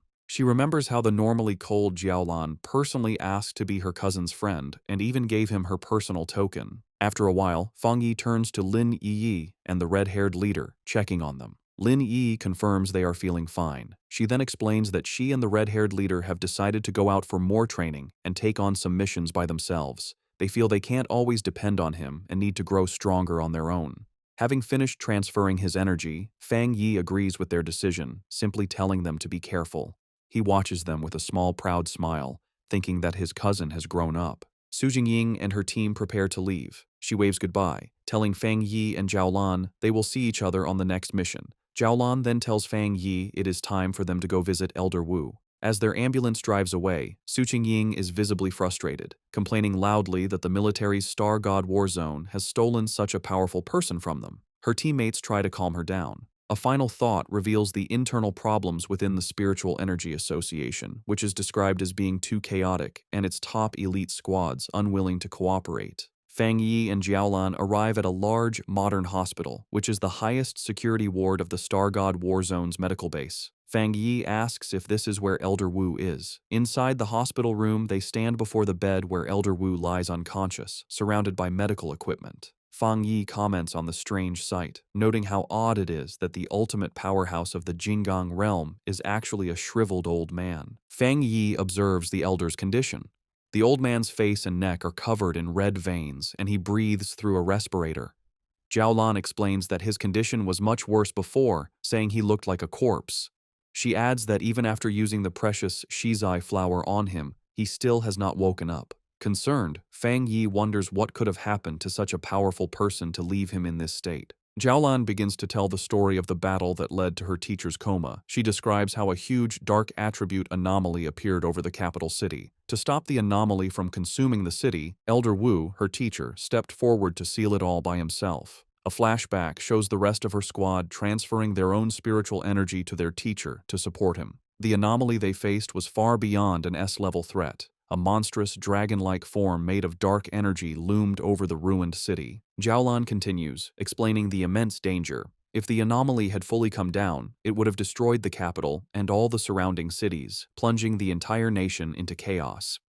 In a desperate last stand, Elder Wu used his own personal domain to seal the S-level anomaly, but the disaster was even more powerful than they expected. The overwhelming power of the dark attribute backfired on him, corrupting his body. Jiaolan concludes that if he hadn't been a master of the Jinggang realm, he would have been instantly turned to ash. Back in the present, Fang Yi looks down at the comatose hero with new respect. He acknowledges that to stop the destruction of a city, Elder Wu is truly a great pioneer. As Fang Yi looks at the comatose Elder Wu, his thoughts go to his past life. He remembers that many pioneers had sacrificed themselves so he could be the last human to survive. He realizes with a sad thought that in his original timeline, Elder Wu had probably already died by this point. A new determination fills him, and he reaches a hand towards the elder. Jiaolan, startled, shouts at him, demanding to know what he is doing to her teacher. Fang Yi calmly tells her not to worry. He explains that while the shizai flower is already working, he wants to try and remove some of the stubborn dark attribute that remains in the elder's body. He places his hand on the elder's chest, and a powerful surge of blue lightning begins to flow into the old man's body. Fang Yi explains that this will help him wake up faster. Jiaolan watches in shock, exclaiming that the power he is trying to clean came from an S-level disaster. After a moment of hesitation, she gives in, telling Fang Yi to go ahead and try. Perhaps he is the miracle they need. The room is filled with the crackling of Fang Yi's power as he pours his energy into the elder. Jiaolan warns him to be careful, explaining that the dark attribute inside her teacher is far more terrifying than the dark tide. She adds that, without the shizai flower, the elder's recovery would not have been so slow. Fang Yi, his face serious, confirms that he understands. He can feel the immense power of the darkness within the elder's body. He knows that even though the shizai flower's purifying power has weakened it, the dark energy can still exert an immense and oppressive force. Suddenly, a powerful wave of dark energy erupts from the bed, pushing both Fang Yi and Jiaolan back. Jiaolan shouts a warning, telling Fang Yi to be careful and focus his mind as the dark energy is beginning to affect him. In response, a brilliant golden aura erupts around Fang Yi as he activates his own spiritual protection. His eyes glow with a golden light, but he realizes with a start that the dark energy has pulled his consciousness into a vision of the past. He finds himself standing alone on a deserted street in a ruined city, looking up at the massive, terrifying red eye of the anomaly that had consumed the sky. Inside the mental vision, the anomaly's massive red eye looms over the ruined city and asks Fang Yi who he is. Fang Yi realizes that by touching the dark attribute left in Elder Wu's body, his spirit was pulled into this dangerous illusion. Unbothered, he confidently replies that his identity isn't important, as he is just the one who has come to eliminate it. As his hand glows with blue lightning, he concludes that this anomaly isn't as powerful as it seems. In response, the giant eye launches a massive, sharp red spike at him, catching him by surprise. Fang Yi quickly activates his golden sun breathing technique, his eyes glowing with golden power as he prepares to defend himself. He swiftly dodges the storm of red spikes that rains down from the sky. The anomaly then unleashes tendrils of strange, red and black lightning. Fang Yi notes that this strange lightning is as strong as the divine thunder he absorbed on Yuhuang Mountain. The anomaly reveals its true form, shifting into a huge swarm of countless insect-like creatures made of pure dark attribute energy, swirling around a central red eye. Fang Yi recognizes that each of these creatures is as strong as the monsters from the dark tide, and he understands there are tens of millions of them. The entire swarm then comes down on him like a terrifying vortex. In response to the huge threat, Fang Yi summons his flaming sword. Facing the monstrous swarm, he declares that his only option is to wipe out these pests. With a determined shout, he charges forward and unleashes a massive, fiery slash that cuts a bright path through the heart of the swarm. His powerful attack successfully cuts the central eye of the creature in two. He analyzes the threat, identifying it as an S-level collective anomaly. However, he guesses that its power has been greatly weakened. Maybe because it's an illusion, or because of the purifying effects of the shizai flower that was already used on Elder Wu. The two halves of the swarm fall to the ruined city below, exploding on impact. Fang Yi lands on a rooftop, looking over the remains. He guesses its current power is around A level, and reflects with awe that this is the city-destroying disaster Elder Wu faced alone. Fang Yi realizes the threat is even greater than he first thought. Gathering dark, swirling energy in his hand, he unleashes his own dark attribute technique, the limitless dark world. A massive vortex of pure darkness erupts from him and begins to absorb the insect-like anomaly. The creature is shocked, realizing its opponent is not human. With a confident smirk, Fang Yi simply replies, "Guess so." He shouts a command to open, and his dark vortex fully absorbs the rest of the S-level anomaly. As the last of its energy fades, a final warning message echoes through the void: "We will be back soon." Fang Yi floats inside a sphere of his own dark energy, thinking the final message must have been a piece of the anomaly's consciousness. He considers the warning use of the word "we" and wonders if this means other similar disasters are waiting to appear. As the illusionary world roars and begins to fall apart around him, he decides it's best to leave and think about it later. His consciousness returns to the real world with a jolt. He immediately reaches into Elder Wu's body and begins to pull out the corrupting dark attribute energy. A mass of dark purple energy, crackling with his own blue lightning, is pulled from the Elder's chest. To contain the dangerous substance, Fang Yi uses his Nine Dragons Skyfire sealing art, trapping the energy inside a sphere of red, fiery chains. Holding the sealed orb, he explains to a stunned Jiaolan that this is the dark attribute remnant left in Elder Wu's body. He concludes that this must be the last piece of the city-destroying anomaly. He explains that while the sealed orb of dark energy is still powerful, its influence has been greatly reduced thanks to the Shizai flower and Elder Wu's own seal. He praises the Elder, noting that he is truly the nation's #1 pioneer for using his own body to hold back the dark power. He knows anyone else would have died many times. As Jiolan looks at her teacher, she sees the red veins on his face have faded and his breathing seems more peaceful. She tells Fang Yi that he has truly saved the Elder's life. Fang Yi, however, humbly says that it wasn't all his own ability. He explains that without the Shizai flower weakening the corruption first, he wouldn't have been able to remove the stubborn dark attribute. Jiaolan agrees, saying that while the flower saved the Elder's life, Fang Yi's power has now given him a chance for a full recovery. With a final surge of power, Fang Yi clenches his fist and completely crushes the sealed orb of dark energy, turning it to dust. He announces that the remnant is now completely useless. He then tells Jiaolan he has one more thing to tell her. He reveals that in the mental illusion, the remnant of the dark attribute anomaly warned him that it would return. He concludes that they must always be prepared, as they can't let an old man who has just recovered from a serious illness fight on the front lines again. Jiaolan confirms that she knows, as she has heard the rumor before. When Fang Yi asks her what she means, she explains that the monitoring departments of the military and the association collect data on spiritual energy changes. She reveals a rumor based on this data. With the current power of the Xia nation, they might not survive the first year after the full spiritual energy revival. Of course, she adds, no one believed it. Fang Yi remarks that monitoring spiritual energy changes sounds very official. Jiaolan then asks if he also believes the rumor could be true. A shadow crosses Fang Yi's face as he wonders if his own rebirth has somehow changed the future. He recalls that in his original timeline, he lived for 3 years after the spiritual energy revival, and by that time, the entire planet had been nearly destroyed. Coming back to the present, he puts a comforting hand on Jiaolan's shoulder, telling her not to overthink things and that Elder Wu should wake up soon. He looks at her with a serious expression and makes a solemn promise. If the disaster does return, he will stand with them and fight. He knows that the final battle against the great disaster will come, sooner or later.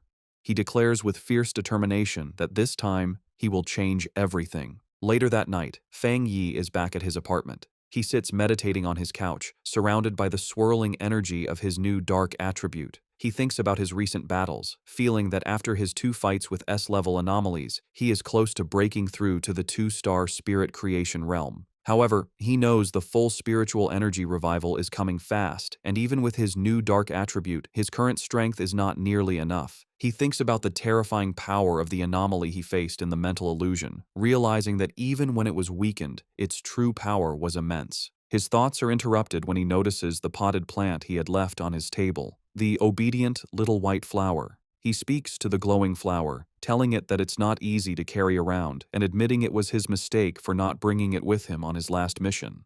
Smiling, he picks up the plant, which seems to brighten up, and tells it that he regrets not giving it a chance to level up. He then decides to take it out for a walk. Fang Yi heads to the back mountain, his private training ground.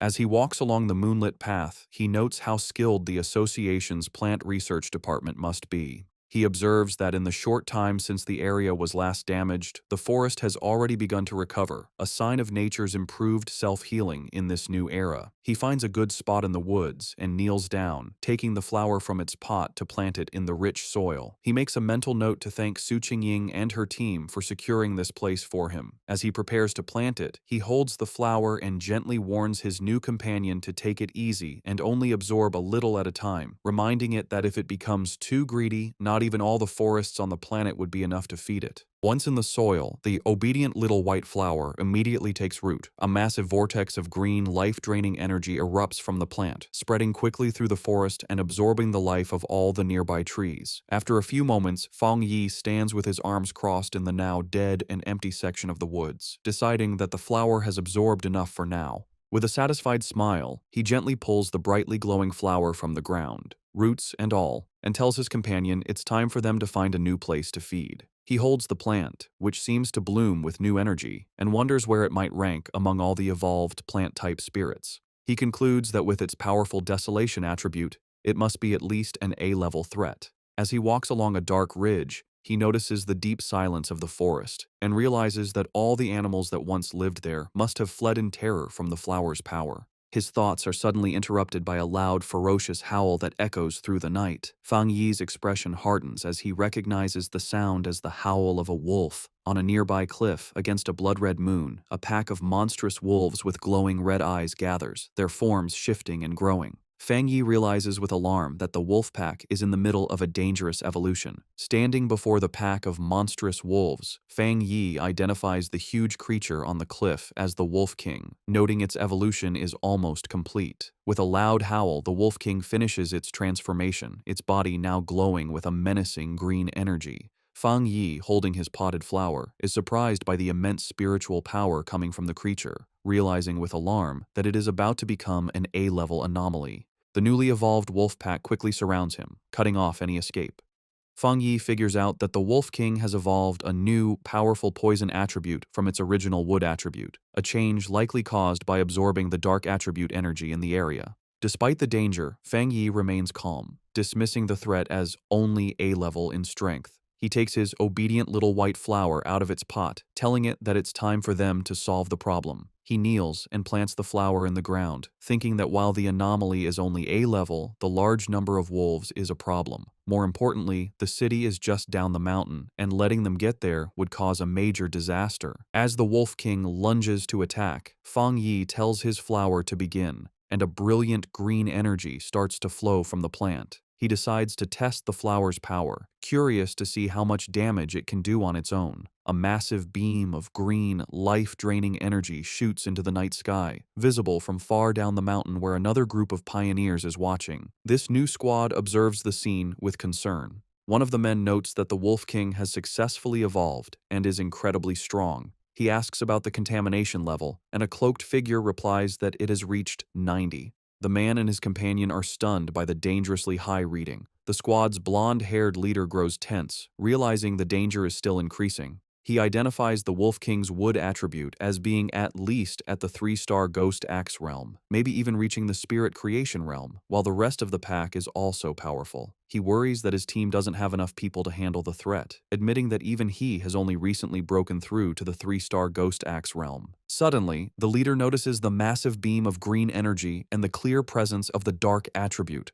He now understands why the contamination level is so high. He shouts in alarm, explaining to his team that the Wolf King has evolved dual attributes, something he knows is extremely rare among anomalies. The contamination reading on the squad leader's watch suddenly spikes to 100. The leader grits his teeth, knowing they must stop the wolf pack's evolution before the area below is lost. He recognizes that the beasts, already cruel, will only become more terrifying with their new power. He decides to call the Spiritual Energy Association for backup. Just then, the ground begins to shake violently. One of his men asks if it's an earthquake, but the leader knows the wolf's evolution shouldn't cause such a tremor. He realizes with growing fear that another, different anomaly has appeared. His watch confirms his fear as the contamination reading skyrockets to an impossible 1,000. The pioneers look on in terror as a massive eruption of green desolation energy bursts from the mountaintop. The green-haired pioneer recognizes the power of desolation, wondering in disbelief why it would appear here.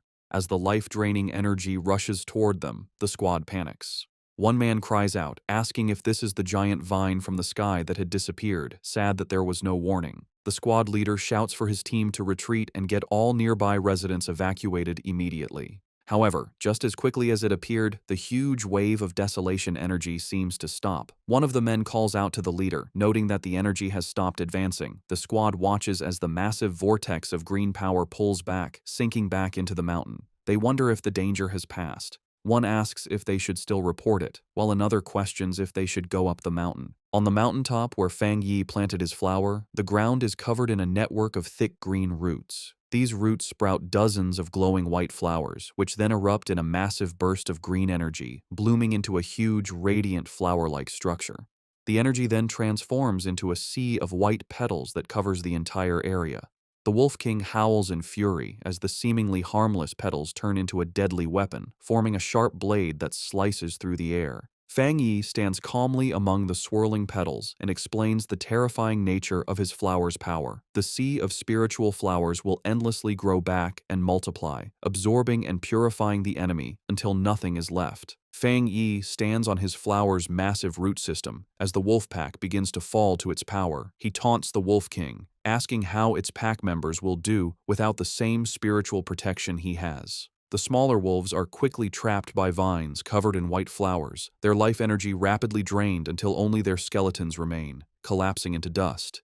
Having absorbed the life force of the entire pack, the flower and its petals turn a deep, menacing red. In a last, desperate attempt, the Wolf King gathers its energy and fires a powerful green blast from its mouth. The red flower, however, easily forms a protective barrier, absorbing the full force of the attack. Hidden among the swirling red petals and vines, Fang Yi tells the beast that its attack is useless. He explains that the desolation attribute of his spiritual flower has already taken root deep within the mountain itself. The sea of flowers, he says, draws its power from the mountain and uses it on the mountain, creating an endless cycle of power. The Wolf King, now smart after its evolution, seems to understand its hopeless situation, but still refuses to give up. It identifies the main red flower as the source of the power and charges directly at it. Fang Yi watches with a small smile, mockingly asking his little flower what it will do now that it has been discovered. In response, the central red flower grows to an immense size and lunges forward to meet the charging Wolf King. It opens its massive petals and traps the beast within its grasp. The Wolf King howls in agony as its life force is drained away by the powerful desolation attribute. The massive red flower continues to absorb the Wolf King, its green energy being eaten by the desolation attribute. Fang Yi watches with a serious expression, surprised that his flower is allowing the dark attribute to invade it. The Wolf King is completely consumed by the flower's pulsating red petals. Fang Yi is amazed by this development, marveling at the formidable power of the desolation attribute. He realizes that he never expected the flower to be able to create its own technique without his direct input after he implanted the attribute. As the giant flower shrinks back down, he understands the terrifying nature of its new ability. Once an enemy is trapped within the sea of flowers, there is no escape. The flower then spits out the clean, bleached skeleton of the Wolf King. Fang Yi concludes that even if the spiritual flowers are destroyed, they can endlessly grow back and use their desolation power to reduce any enemy to bones. Standing before the massive red flower, which is now surrounded by a field of smaller red flowers, he decides to give this new technique a name, the Endless Spiritual Sea. A system window appears, confirming his creation and announcing that the spiritual flower has successfully written the desolation attribute technique, Endless Spiritual Sea. Having finished its battle, the flower's petals close up, glowing brightly from within. Fang Yi looks on, a bit tired from the battle, as a single red petal gently brushes his cheek. The flower then erupts with a massive surge of energy, and Fang Yi realizes with surprise that his little flower is also about to evolve. In a high-tech control room, alarms blare as an analyst reports an A-level anomaly. He explains they are detecting two different spiritual powers in the same area. Just as the Wolf King was evolving and creating a dark attribute, a separate and powerful desolation attribute appeared. The Association Superior, listening with Su Qingying, demands to know the location. A technician points to a map, explaining it was an area Su Qingying's team was previously in charge of. The Superior questions this, asking if the destroyer squad wasn't already sent to deal with the wolf pack. His question is cut short by a call from the squad on the ground. The squad leader reports that a powerful wave of desolation energy appeared and wiped out the A-level wolf pack. However, he adds that the desolation power moved back into the mountain, where a large number of unusual flower anomalies have since appeared. The pioneers stand before the mountain, which is now glowing red from a sea of flowers, unable to get closer. The Association Superior and the squad leader continue their talk. The leader warns that if this new, unknown anomaly were to erupt, it would be far worse than the celestial vine. He requests support, admitting that even with all the pioneers there, they likely couldn't handle an unexpected event. The superior agrees and decides to send 2 elite teams. Su Jingying, however, has another idea. She looks at her superior with a knowing expression, stating she has a feeling that the source of the desolation power is Fang Yi. She interrupts the call, pointing out that Fang Yi's home is in the area and confidently declaring that he will protect everyone. As she speaks, a vision shows Fang Yi floating in a fiery aura above the city. Back on the mountain, the landscape is now covered in a sea of red flowers. Fang Yi stands before his obedient little white flower, which has grown to a massive size. He observes that, just as he suspected, after eating the Wolf King, the flower is about to evolve a second attribute. The giant red flower blooms, its center now glowing with a brilliant golden light. Fang Yi is surprised, noting that the flower's new power is a fire attribute. He touches the massive plant, remarking on how its evolution method, simply swallowing enemies, is an incredibly easy way to gain power. After its evolution, the massive flower shrinks back to its original handheld size, its petals now a deep red. A system window appears, confirming the spiritual flower has completed its evolution. It is now classified as an A-level anomaly named the Desolate Fire Spirit Flower and has dual desolation and fire attributes. The notification adds that the flower has a strong desire to eat spiritual energy and can be placed in the limitless dark world to be nurtured. Fang Yi reads the notification, confused by the mention of the limitless dark world. A new idea strikes him. He realizes he can place the flower inside his personal dark domain. He understands that the domain contains a large amount of dark attribute anomalies and a good environment. He thinks that if the spiritual flower eats the energy inside, it could even evolve a third dark attribute. Just as he holds the orb of his dark domain, a massive storm begins to gather in the sky. His eyes glow with golden light as he realizes he is about to have another breakthrough, this time to the 2-star spirit creation realm. He sits down to cultivate, and a massive pillar of golden divine energy comes down from the heavens, surrounding him. As he meditates, he feels his power becoming easier to control, the spiritual energy of the world merging with his body as if they were one. Elsewhere in the mountains, a muscular man with spiky hair senses the immense energy of the breakthrough. He follows the light and is amazed to find the source of the power. He is thrilled, recognizing the legendary Heavenly Fire Blade and realizing he has found a 2-star spirit creation realm cultivator. Watching a video of Fang Yi's previous battle, the man is surrounded by his own fiery aura. He declares that he will crush this new fire attribute pioneer to prove to everyone that he is number 1. Back at his cultivation spot, Fang Yi's sharp senses pick up a new presence. He shouts out, asking who is there. The mysterious man launches a massive fireball at him, questioning if he is a fire attribute pioneer.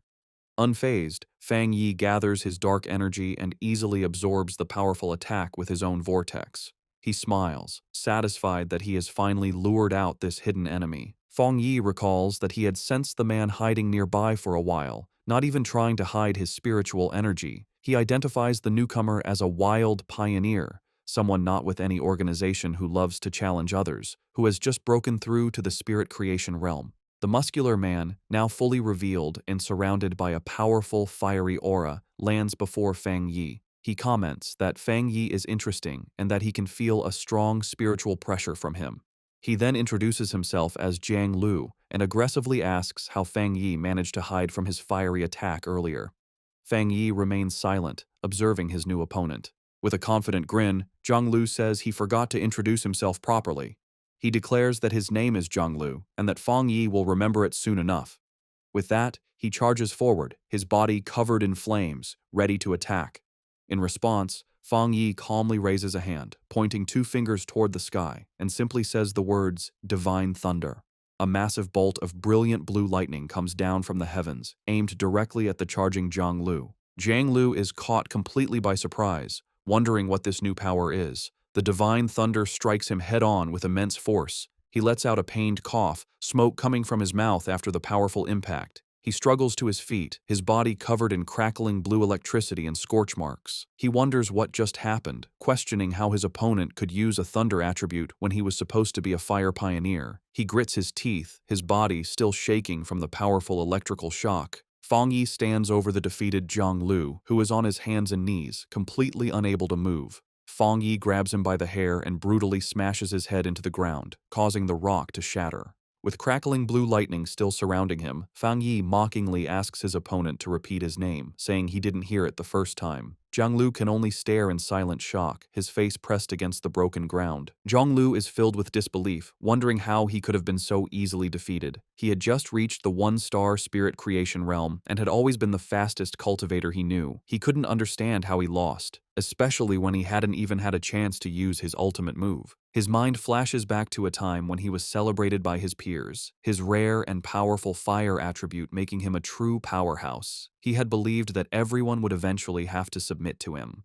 A small, dismissive sound escapes Fang Yi's lips as he sends another surge of electricity through Jianglu's body, causing him to scream in pain. Jianglu wonders how his opponent can have a thunder attribute when he was supposed to be a fire user. Fang Yi, his eye glowing with blue energy, looks down with disappointment, remarking that he had expected his opponent to be much stronger. With a condescending smile, Fang Yi mocks the younger generation's overconfidence as he pins Jianglu to the ground with his electrical power. Jianglu grits his teeth in pain and frustration, his mind racing. He realizes that even though his opponent is clearly at the two-star spirit creation realm, his spiritual pressure feels as if it is much higher than his own, by at least 2 entire realms. A final, terrifying realization hits him. It feels like a difference of 3 full realms. Convinced he is about to die, Jianglu thinks to himself that his end has come, and that he, the great Jianglu, is truly going to die here. Terrified on the ground, Jianglu begs Fang Yi not to kill him. With a cold, silent look, Fang Yi lets him go. He warns him that a pioneer's power shouldn't be used lightly against others, and suggests that if he has so much free time, he should focus on clearing up some of the new anomalies. After a final, dismissive look, Fang Yi walks away, leaving a confused Jianglu on the ground. Jianglu watches him leave, wondering about Fang Yi's great spiritual power and whether the gap between them is because Fang Yi is a genius or because he himself is too weak. Later, in a luxury apartment, a sad Jianglu enters a room where 2 men are waiting for him. One of the men welcomes him back and comments on his new hairstyle, while the other, a red-haired man, immediately scolds him, saying he had warned him not to pick fights. The red-haired man continues to scold him, telling Jianglu that his aggressive attitude is too dangerous, especially since the spiritual energy revival hasn't officially started yet, and that it will only bring him trouble. To his friend's surprise, instead of getting angry, Jianglu collapses onto the sofa, completely defeated. Confused by his strange behavior, one of the men asks what happened and if he is still the same fight-ready Jianglu they know. The red-haired man asks Jianglu what happened, reminding him that he had gone to challenge the Heavenly Fireblade user. Still sad, Jianglu quietly admits that it was over in an instant. His other friend grabs him, demanding that he speak clearly. With tears on his face, Jianglu breaks down and confesses that he was the one who was defeated instantly. His friends are in total disbelief. Jianglu, in a frantic state, wishes he had realized something was wrong and backed down, which would have saved him from this shame. The seated man expresses his confusion, questioning how the Heavenly Fireblade could be so strong when Jianglu himself is a rare genius who broke through to the spirit creation realm in just a few months. Jianglu then remembers the fight, recalling how his best technique, the meteor flame, was shattered in a single moment by his opponent's powerful thunder attack. His friends try to make sense of the defeat. The seated man wonders if Jianglu simply fought the wrong person, arguing that with his pure firepower and his spirit creation realm level, it's almost impossible for anyone to beat him so easily. The red-haired man suggests that maybe this person wasn't a pioneer at all, and that their first guess about his strength was wrong. Jianglu furiously rejects their ideas, screaming that he couldn't have been mistaken and that the location was definitely his opponent's territory. He insists they wouldn't understand because they didn't experience it. He describes the man as a monster, recalling the terrifyingly powerful thunder that felt like it was going to make his head explode. Both of his friends are shocked into silence as Jianglu declares that his gut feeling tells him it was the right person. He explains his horrifying conclusion. His opponent is a top-tier pioneer with both fire and thunder powers, and his thunder power is somehow many times stronger than Jianglu's own fire. He believes the man was hiding his true strength, which he guesses must be at least at the 3-star spirit creation realm. His friends are stunned by this. The red-haired man thinks about how impossible a 2-star wild pioneer at that level should be, concluding that if Jianglu is right, this person will become a nightmare for all other pioneers. After a moment, Jiang Lu looks up with new determination and asks his friends if he should try to become his opponent's apprentice, leaving them completely speechless. While meditating in his apartment, Feng Yi is surrounded by a swirling golden aura. He finds it strange that the feeling of being on the verge of a breakthrough to the two-star spirit creation realm has suddenly disappeared. He opens his glowing, fiery eyes, deciding that the problem isn't with him, but must be because of some outside factor. He realizes that the spiritual energy in the air has become unstable, making it impossible for him to gather it and advance. This confirms his fears. Remembering the secret government monitoring of spiritual energy and the rumors of a coming disaster, he wonders if something truly terrible is about to happen. Looking out at the city, he sees a massive electrical storm brewing, confirming his suspicion. The full spiritual energy revival is beginning early, right here in his city. He immediately tries to call Jiaolan to find out what the military knows, but the call won't go through. He worries that they might have been forced to go silent, which would be the worst-case scenario. Just then, his phone rings with a call from Su Qingying. He answers to the sound of static as a panicked Su Qingying tells him the situation has changed and asks for his help. As Feng Yi asks if the bad signal is due to monsters appearing in the city, a monstrous, bat-like creature with glowing red eyes suddenly slams into his window, cracking the glass. Through the static, Su Qingying confirms the problem is huge and that she is in the city. With a final crash, the creature wreathed in dark energy shatters the window and charges toward the still-seated Feng Yi. Unimpressed, he calmly remarks that the creature is overestimating its own strength. Reacting instantly, Feng Yi summons a blade of pure blue electrical energy from his hand. He leaps into the air and throws it at the charging beast, piercing it completely and destroying it in a flash of light. The noise brings Lin Yi rushing from her room, shouting a warning to her cousin about the bat-like monster that has just appeared. She stops, staring in shock at the destroyed window and her cousin, who stands calmly amidst leftover lightning. She asks him what's wrong. Looking through the shattered window, Feng Yi explains that while monsters usually appear randomly, it's worrying that they are now appearing directly in their home, and more than one. He believes the situation is still under control for now. They both look out at the massive electrical storm over the city, and Feng Yi says this could be the start of a major disaster. He finds the situation very unusual, noting that a two-star Ghost Axe realm monster would typically hide in the dark rather than boldly attack a pioneer's home in the middle of the city. Realizing a difficult fight is coming, he tells Lin Yi to contact every pioneer she knows and have them gather at the apartment. She agrees without hesitation. Feng Yi then steps onto the ledge of the broken window, telling his cousin that since she is about to have her own breakthrough, he is trusting her with the safety of their home. He tells her to guard the window while he is gone. Elsewhere, across the chaotic city, Su Qingying and her squad are on a rooftop, their communications already being affected by the intense storm. One of her teammates, Zhang Xiaoya, wonders if their equipment is just broken. Su Qingying grimly states that if a true disaster happens, they will have to handle it on their own. They look up at a massive, swirling vortex in the sky, and Su Qingying hopes it's just a false alarm. Acting as captain, she gets on her communicator, checking patrol statuses and ordering all units to stay on high alert. Her command is cut short as she, Zhang Xiaoya, and the other member of the group look up with expressions of pure shock and terror. A massive swarm of the dark, bat-like monsters begins to descend from the vortex, and a warning is shouted that a group of anomalies has appeared, signaling the start of an invasion. Across the city, a red alert warns of the biggest rainstorm in 50 years, telling all citizens to stay indoors. The streets are filled with fear and confusion as people look at the dark sky, wondering if it's the end of the world. Meanwhile, Zhang Lu and his red-haired friend are speeding through the wet streets on their motorcycles. The friend yells to Jiang Lu that the situation feels wrong and asks if they should stay or go, but Jiang Lu is silent and grim. Suddenly, a monstrous bat-like creature in dark red energy dives at them from the sky. Jiang Lu reacts with anger, shouting that the creature is looking for death as he summons a fireball. He launches a powerful fire blast at the monster, while his friend wonders why it would attack them, since they usually avoid pioneers as strong as Jiang Lu.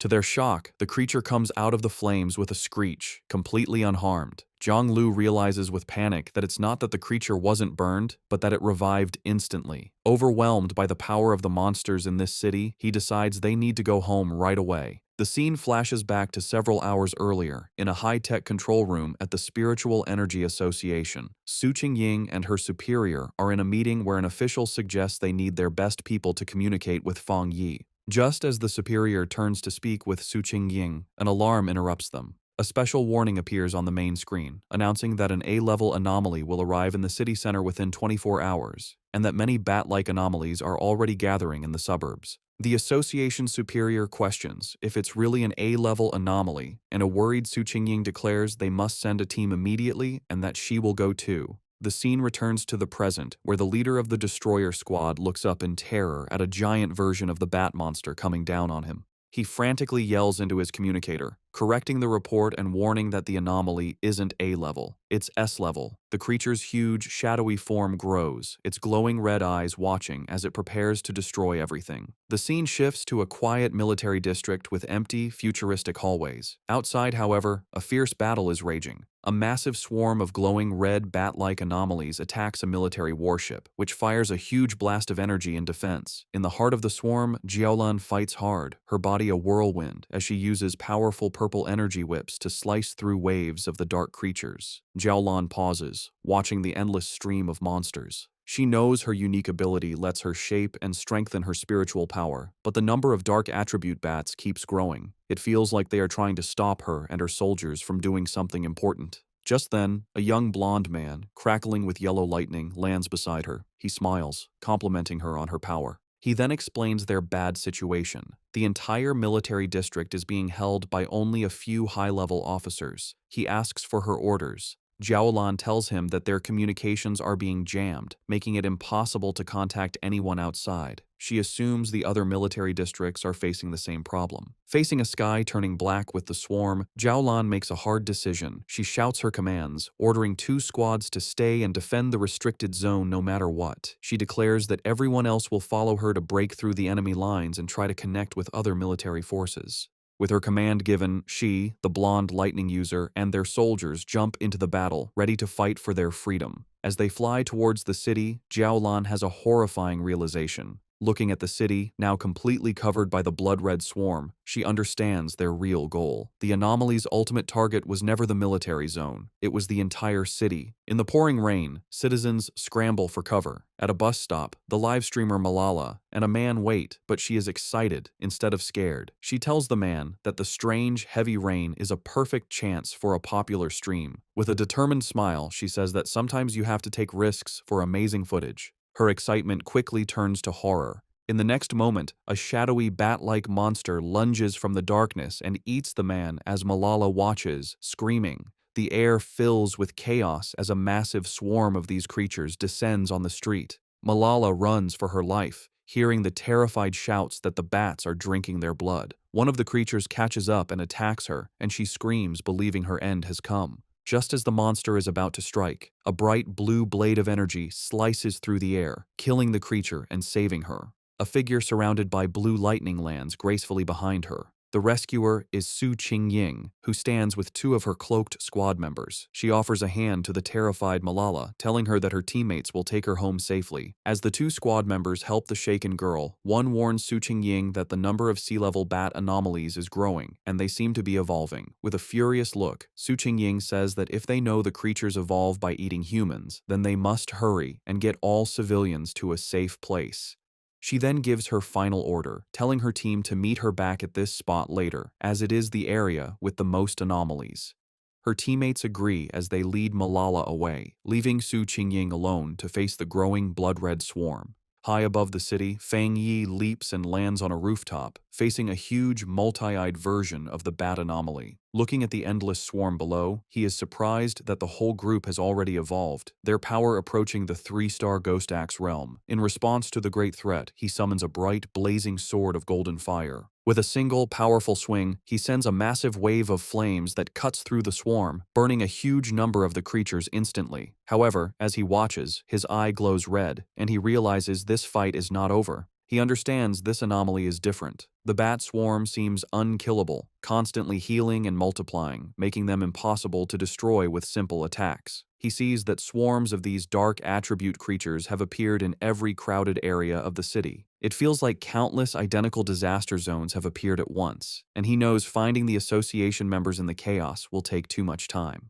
Looking out at the city, now covered in a swirling dark mist, he concludes that he has no choice but to deal with the swarms one by one. Deciding on a new strategy, Fang Yi raises his hand and uses his ultimate technique, the limitless dark world. A massive, swirling vortex of dark green energy erupts from him, and he declares that the anomalies will become food for his spiritual flower. As his vortex begins to absorb the swarm, he thinks of his allies. A vision of the pioneers he gathered at his home appears in his mind: Lin Yiyi, Su Qingying, Zhang Xiaoya, and others. He knows he must act quickly. He believes that with his cousin's ability and the protection of the other pioneers, his home should be safe for now. But he also understands that if the disaster gets worse, the nightmare will become real, and survival will become nearly impossible for everyone. 10 minutes later, Su Qingying is still fighting on a rooftop, surrounded by the endless swarm of bat anomalies. She grits her teeth in frustration, realizing that no matter how many she destroys, they just keep coming. Her spiritual power is recovering too slowly, and she worries that she will soon be completely out of energy. She also briefly thinks about her two teammates, hoping they are safe while escorting the civilian.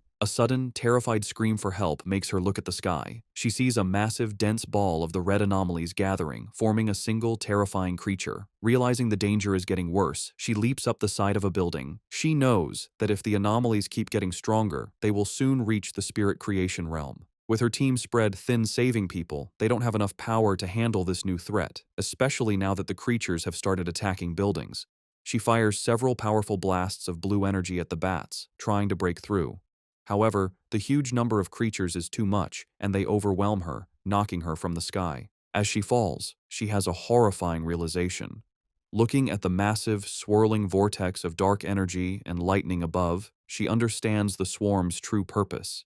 An anomaly king is about to be born. The city is falling into ruin, overwhelmed by the massive swarm of shadowy, bat-like creatures under a heavy downpour. The disaster is so immense that it seems no one, not even the military or the Spiritual Energy Association, can stop the city's destruction. In the middle of the chaos, pioneers fight desperately. Reports come in that pioneer teams are sacrificing themselves or being destroyed. Su Qingying fights alone, her protective barrier holding back the endless horde, as a new alert classifies the S-level anomaly as an anomaly king. In the association's command center, the situation is grim. Officials receive reports of catastrophic casualties. The number and regeneration speed of the creatures are overwhelming their defenses, and it's too late to call for reinforcements from other regions. A subordinate reports that the city is completely surrounded by a massive black fog, cutting off any chance of rescue. They realize with horror that they have become an isolated city. Facing the city's final moments, the association superior stands with his men, declaring that as pioneers, they will stand and fall with the city. He vows that the monsters will have to step over their dead bodies. With grim resolve, he gives a final order to send a last code to headquarters. If they cannot stop the disaster, headquarters must immediately launch a destruction strike to prevent the dark attribute from spreading. Meanwhile, Su Jingying's fight continues. Her protective barrier begins to crack under the constant attack of the swarm, and she feels her spiritual power is almost gone.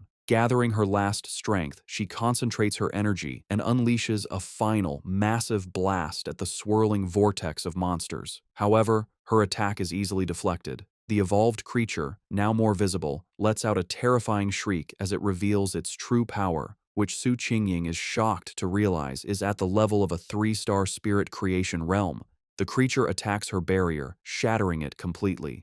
Defeated, Su Qingying grits her teeth in despair, her spiritual energy nearly gone. The creature's power shatters Su Qingying's protective barrier. Defeated and injured, she falls through the air as the massive creature descends upon her. Realizing this is the end, she gathers her last energy for a final, desperate attack. Just as she's about to attack, a streak of brilliant fire flashes past her, exploding and stopping the monster. Through the fading light, Su Qingying is shocked to see Fang Yi standing before her, his sword still blazing. He turns to face the threat, his eyes glowing with great power, one fiery orange, the other electric blue. He declares his power is divine thunder and charges forward, channeling both fire and lightning into his blade. He meets the creature head-on and with a single, devastating swing, slices the massive creature completely in half. The two halves of the monster erupt in a series of fiery explosions that light up the dark city sky. After the battle, Fang Yi and Su Qingying land on a rain-slicked road. He calmly apologizes for taking so long to find her, explaining there were too many identical swarms of monsters. Still weak, Su Qingying warns him to be careful, as the creatures can revive. As she speaks, the scattered remains of the monster begin to reform in the sky. Fang Yi simply looks up, stating that he already knows this. Facing the regenerating swarm, Fang Yi tells Su Qingying not to worry, as he always finishes what he starts. He gathers a huge amount of purple dark attribute energy into his hand and unleashes his limitless dark world, a powerful vortex to absorb the enemy, declaring he always keeps his word.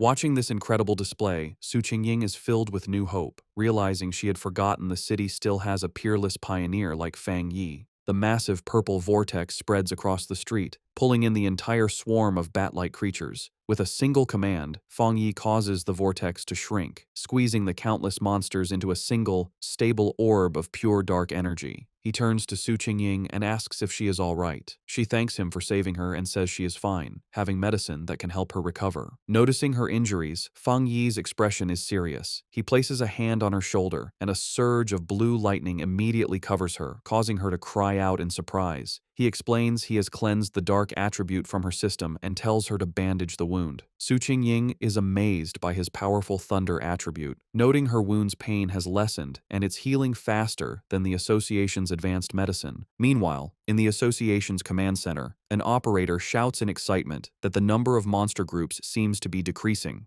However, one of the superiors grimly corrects him. He explains that all rescue pioneer teams have been attacked and have lost contact. The number of monsters outside the city is not decreasing at all. He concludes that the swarms in the city are gathering because the anomaly king is about to appear. He thinks sadly about wanting to see his parents, but knows it is now impossible, deciding all he can do is perform his final duties. As they both watch the massive green vortex in the sky, Fang Yi asks Su Qingying if she has any solid information on what they are facing. She explains it is a Super S-class anomaly that plans to feed on the entire city, with a power level as high as the monster that the Star God Warzone had to seal. With a grim expression, she tells him that such an event is called a cataclysm, and the swarms of monsters are just a warning of the true disaster to come.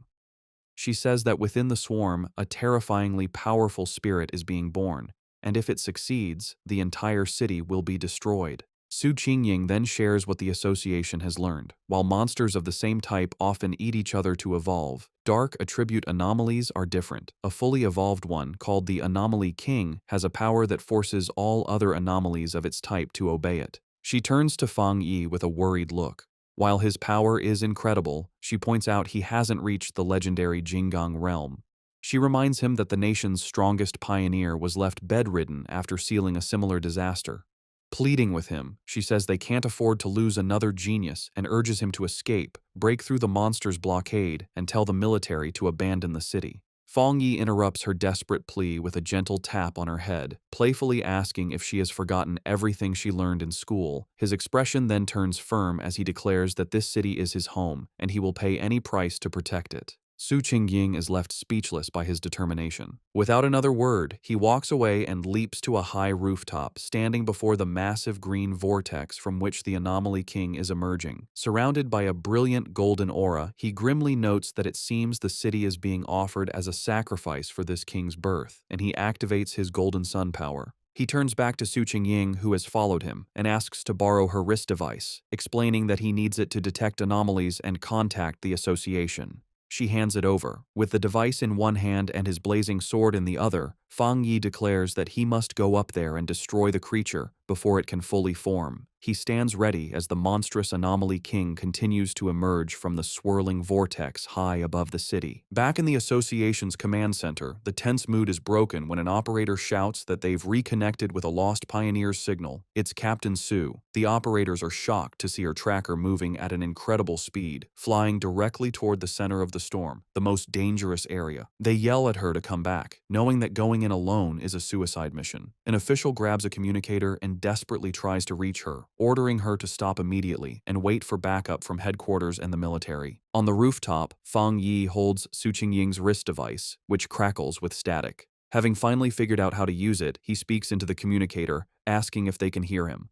The official on the other end is stunned, demanding to know who he is and where Su Qingying is. Fang Yi ignores the questions and takes charge, telling the official that he needs everyone in the command center to work with him because he is going to destroy the Anomaly King at the center of the storm. As Fang Yi flies towards the massive vortex, he continues his demand, telling the speechless official that if they don't want the city to be destroyed, they will cooperate. He demands that all their communication equipment and information be used to help him. After a moment of shocked silence, the official makes a decision. He furiously orders everyone to stop what they are doing and immediately connect with the unknown pioneer. He commands his teams to use all available satellite radar to give him information and assigns an operator to be his main contact. The operator immediately begins his report, explaining that satellite images show a huge number of anomalies surrounding the king, swirling like a typhoon. He suggests that the number of anomalies on the northern route is lower, offering it as a possible way in, and recommends an approach from the southeast to avoid the thickest swarms. As the information comes in, Fang Yi continues to fly into the storm. Suddenly, the operator shouts a warning. Fang Yi has been spotted by two powerful anomalies, ranked A and S, both estimated to possess the strength of the two-star spirit creation realm. He desperately urges Fang Yi to get away. The official watches the monitors grimly, knowing that it is too late to retreat. At that moment, a massive shockwave hits the command center, throwing the staff into chaos as they scream in panic. High in the sky, Fang Yi effortlessly cuts one of the powerful bat-like anomalies in half with his flaming sword. His eyes burn with fiery energy as he calmly asks, and then, in the command center, the operators are in stunned disbelief. The main official exclaims that the anomaly's source has disappeared, realizing with shock that the pioneer killed a dark attribute S-level anomaly in one hit. His subordinate excitedly confirms that it must be the legendary pioneer known as the Tyrant. The entire command center erupts in cheers, happy that they have been saved. Meanwhile, Fang Yi analyzes the situation. He understands that after enchanting his sword, its flames can now counter the dark attribute, greatly slowing down the anomaly's regeneration. However, as the creature he just defeated begins to reform from the dark energy, he realizes his current power isn't quite enough to stop their regeneration completely. He concludes that if he had broken through to the next level earlier, one hit would have been enough. Realizing he needs a different plan, Fang Yi clenches his fists, gathering both his fire and thunder energy. Deciding that speed and frequent attacks are the only solution, he unleashes a flurry of fast slashes that cut the reforming monster to pieces, though he notes with annoyance that their endless numbers are a problem. Suddenly, a strange, swirling green orb of energy appears in the sky, catching the attention of the dark creatures, which begin to fly down towards it. On the ground, a group of cloaked pioneers watches in confusion. One of them wonders what is happening as the bat-like creatures have suddenly stopped their attack. The association superior, who is with them, grimly states that this is not good. He knows there is only one reason the swarms would stop. They are being called back by the Anomaly King, which means its arrival is getting closer. The remaining military and pioneer forces watch as the swarms gather into a massive, blood-red cloud over the city, understanding that their only chance is to stop the swarms before they can be fully recalled. Outside the surrounded city, the battle continues.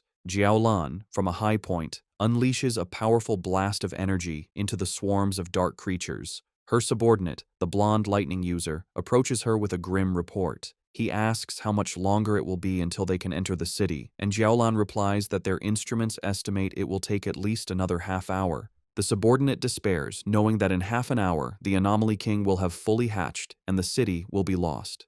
Jiaolan can only watch the huge blood-red swarm, explaining that they have no choice, as the number of creatures is more than 10 times what they first thought, a threat equal to 10 S-class anomalies. Even with the military's powerful weapons, they can't completely eliminate the endlessly regenerating creatures. Jiaolan worries that if they fail, the nearby cities will also be consumed by the dark attribute. She asks if they still don't have enough people to break through the blockade.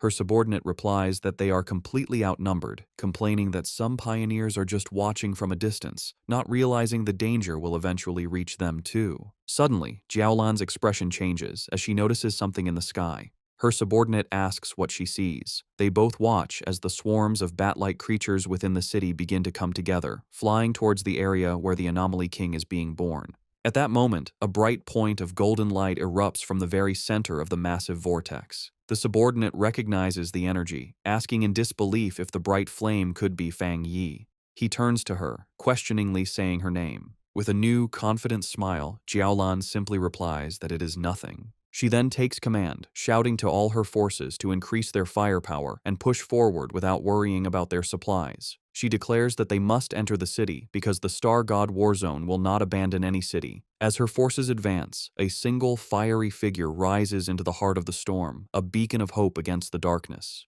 Jiaolan and a stunned Su Qingying can only stare at the immense sea of flames he has created. From the safety of a shattered apartment window, Lin Yiyi excitedly recognizes her cousin's blade technique, while the red-haired leader looks on in amazement. High above the city, the remaining swarms of bat-like creatures converge on Fang Yi, trying to stop him. Unimpressed by their numbers, he notes that they have all come to stop him. With a determined look, he declares that this is exactly what he wants and swings his massive, blazing sword. The attack creates a colossal fire explosion that radiates through the sky, cutting a huge path through the endless horde of dark creatures. As his eyes burn with intense fiery energy, Fang Yi has a sudden realization. He feels the sensation of being on the verge of a breakthrough returning, the same feeling that had disappeared earlier. He understands that despite the thin spiritual energy in the air, he has found the conditions to break through again. With a confident smile, he decides to speed up the process. He raises a hand and calls forth a swirling vortex of purple energy, unleashing his limitless dark world, which opens like a massive dark eye in the sky, with him as a shining star at its center. Reaching out his hand, he calls for his spiritual flower to emerge. A glowing red orb appears, with cracks spreading across its surface. From within it, the massive red, desolate fire spirit flower emerges, crackling with dark energy. It immediately begins to attack the swarms, draining their life force as Fang Yi commands it to absorb them and help him achieve his breakthrough.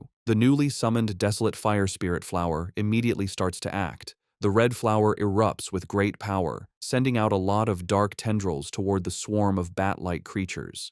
The tendrils pierce through the monsters easily, and the flower begins to eat them, using their dark energy to help Fang Yi's breakthrough. Once the swarms are gone, Fang Yi lands gently in the middle of the now huge red flower. From there, he watches the big green and red vortex in the sky where the Anomaly King is still forming. With his eyes glowing red, he thinks that although the giant creature is visible, it feels strangely unreal, like a reflection in water. However, a confident smirk appears on his face as he realizes he can sense the creature's core. He can hear its heartbeat, a dull, powerful sound like war drums. Fang Yi understands that the king's power can bring out the deepest and most evil desires in people, making it a serious threat.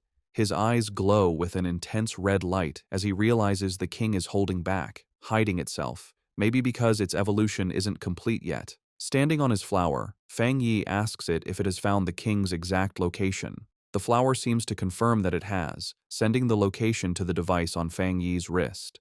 The device glows with a red light, shooting a beam into the sky that shows the Anomaly King's core inside the swirling vortex. With the target found, Fang Yi's eyes begin to glow with golden energy as he uses his golden sun breathing technique at full power. A huge explosion of pure golden energy shoots out from him, going toward the heavens like a rising sun, aiming to destroy the dark creatures for good. Far below in the ruined city, Zhang Lu and his friends watch the sky in total disbelief. They wonder what kind of power can create such a bright light, thinking it must be a fire attribute. However, one of them realizes that a normal fire attribute can't be so strong or fight the dark attribute so well. They come to the only possible conclusion: it has to be a high-tier yang attribute, the natural enemy of the dark power. Meanwhile, inside the association's command center, the tense mood is broken by shouts of joy. An operator reports that the number of monsters is dropping fast and the containment field is shrinking. Staring at the monitors in disbelief, the officials can hardly believe the situation has turned around so suddenly. Outside the trapped city,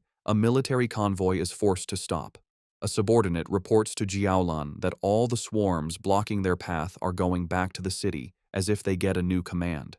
From where she is, Jiaolan watches the massive golden light of Fang Yi's power shining over the city, realizing that he must be attacking the Anomaly King's core. Her blonde subordinate joins her, confirming that the incredible power belongs to the Tyrant, and recognizing it as the purest form of the Yang attribute. Jiaolan, however, says she's worried about him facing such a powerful enemy alone. Her subordinate, feeling urgent, declares that they must enter the city immediately to help, but Jiaolan stops him, her eyes on the sky as she shouts for him to look. Her expression is one of pure shock. Inside the massive vortex, a strange, green, spiky ball like a giant virus has appeared.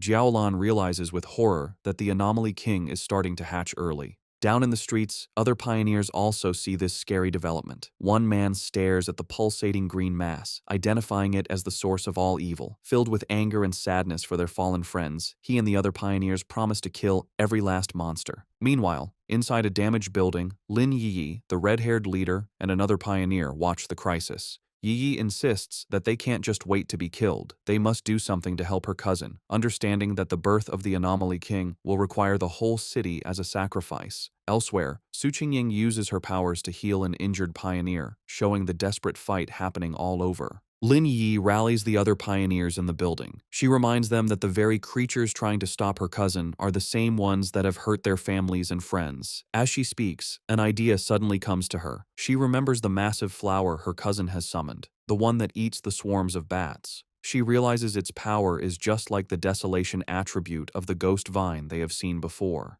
This leads her to a stunning conclusion. Her cousin also has the power of the desolation attribute.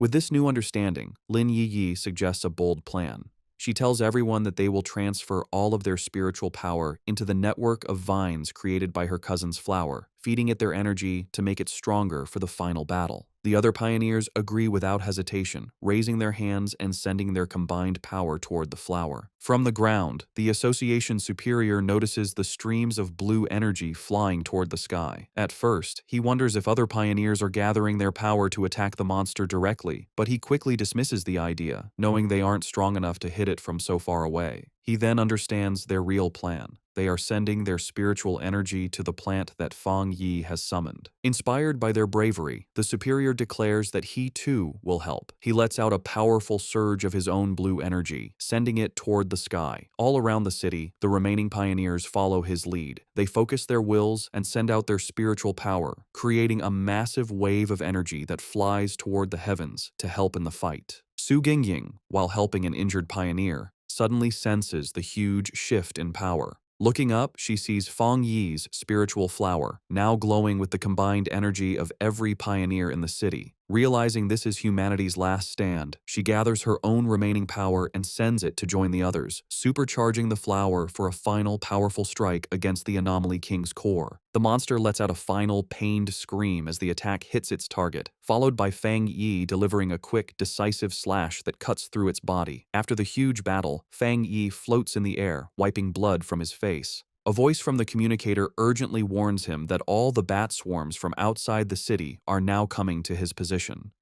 The numbers are huge. Tens of thousands of B-level, A-level, and even S-level monsters are rushing toward him, a seemingly endless wave of red and black. Unbothered, Fang Yi looks up at the pulsating green cocoon of the Anomaly King and says that no matter how many minions it sends, he will destroy them all. He taunts the creature, asking if it is hatching early because it is afraid of him. Provoked, the Anomaly King finally begins to emerge. A monstrous, shadowy green claw tears through the cocoon, and its full form begins to take shape. With his hand covered in golden flames, Fang Yi watches with a serious expression as his true enemy reveals itself. The fully formed Anomaly King, a terrifying beast with a single, menacing green eye, lets out a final horrifying scream, ready for the final battle. The fully formed Anomaly King swirls in the sky, a terrifying vortex of dark green energy and shadow, with a glowing green orb of power at its center. Its immense power immediately shakes the city. The ground cracks and splits as a violent earthquake rocks the streets, sending the remaining pioneers running. They cry out in despair, realizing that the king can destroy them all just by appearing. From outside the city, Jiaolan and her subordinate watch with grim expressions, their hopes resting only on Fang Yi. Deep within the city's ruins, Su Qingying also looks toward the sky, her face a mix of worry and hope as she silently prays for him to succeed. From the safety of the apartment building, Lin Yi clenches her fists, her expression fierce and determined, sharing the same desperate wish. Floating high above, surrounded by a bright golden light, Fang Yi faces the monster. He speaks to the creature, identifying it as the king of the dark anomalies and the cause of the city's suffering. As his own spiritual flower blazes with fiery energy around him, he explains that he grew up in this city and loves his life here, making his reason for fighting clear.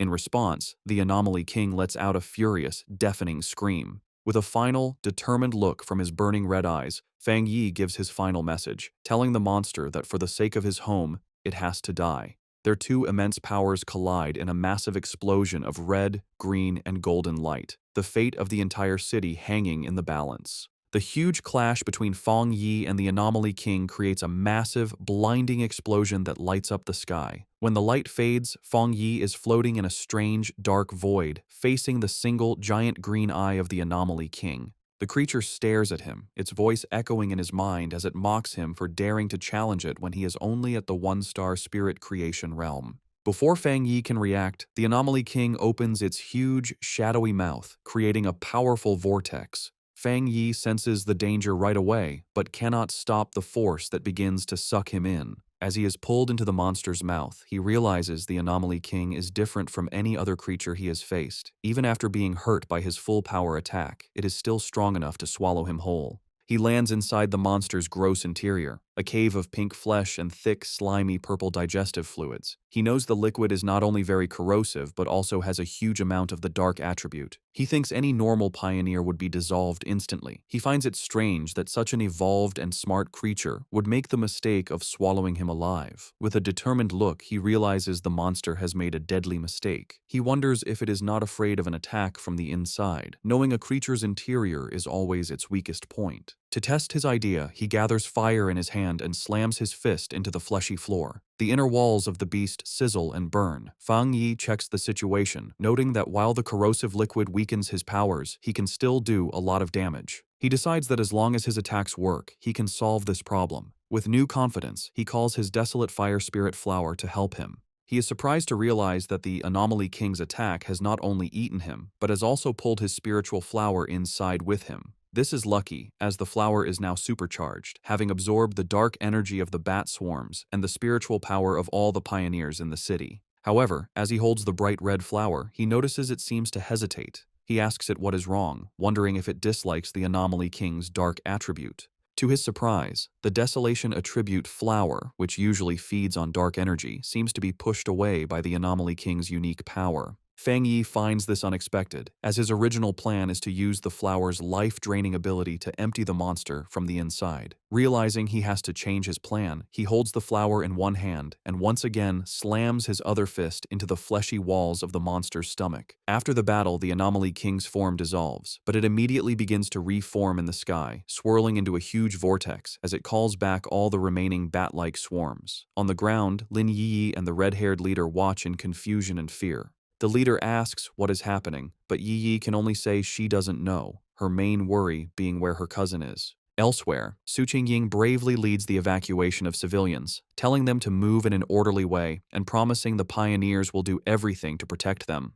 When asked where Fang Yi is, she explains with a look of pure panic that he is still fighting the Anomaly King from inside its body. The military, led by Jiaolan, arrives with a large force. An officer reports that the swarms and the Anomaly King are attacking the city randomly and orders a quick evacuation to reduce casualties.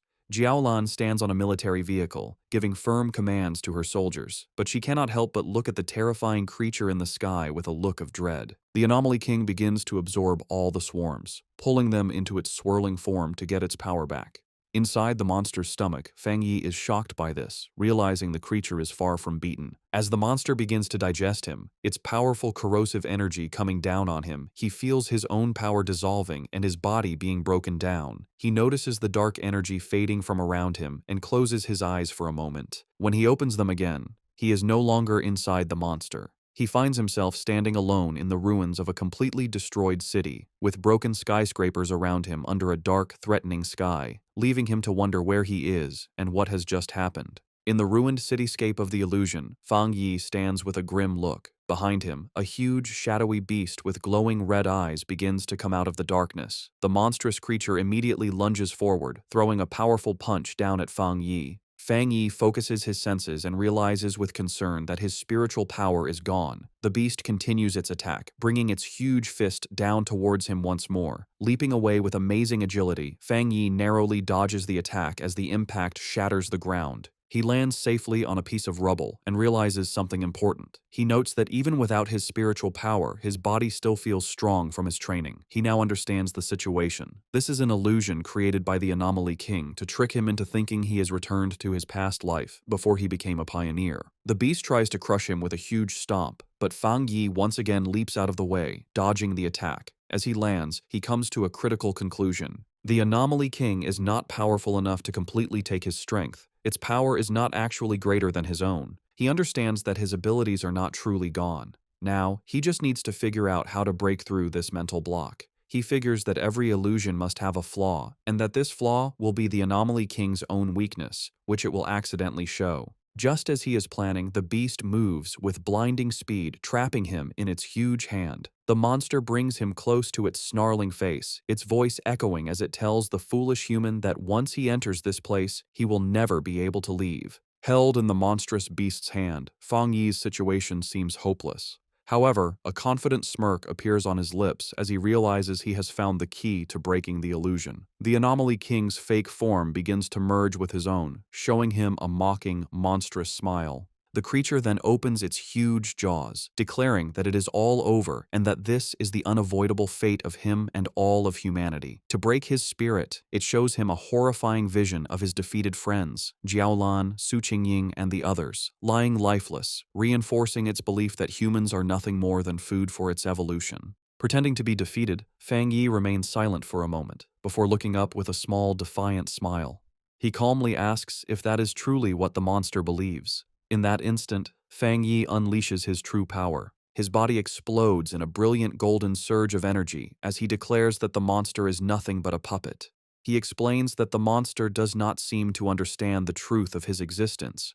Golden shapes of countless people appear around him as he reveals he has been reborn for the sole purpose of protecting his home and everyone he cares about. The huge golden light completely covers the shadowy beast, causing a massive explosion that shatters the illusion from within.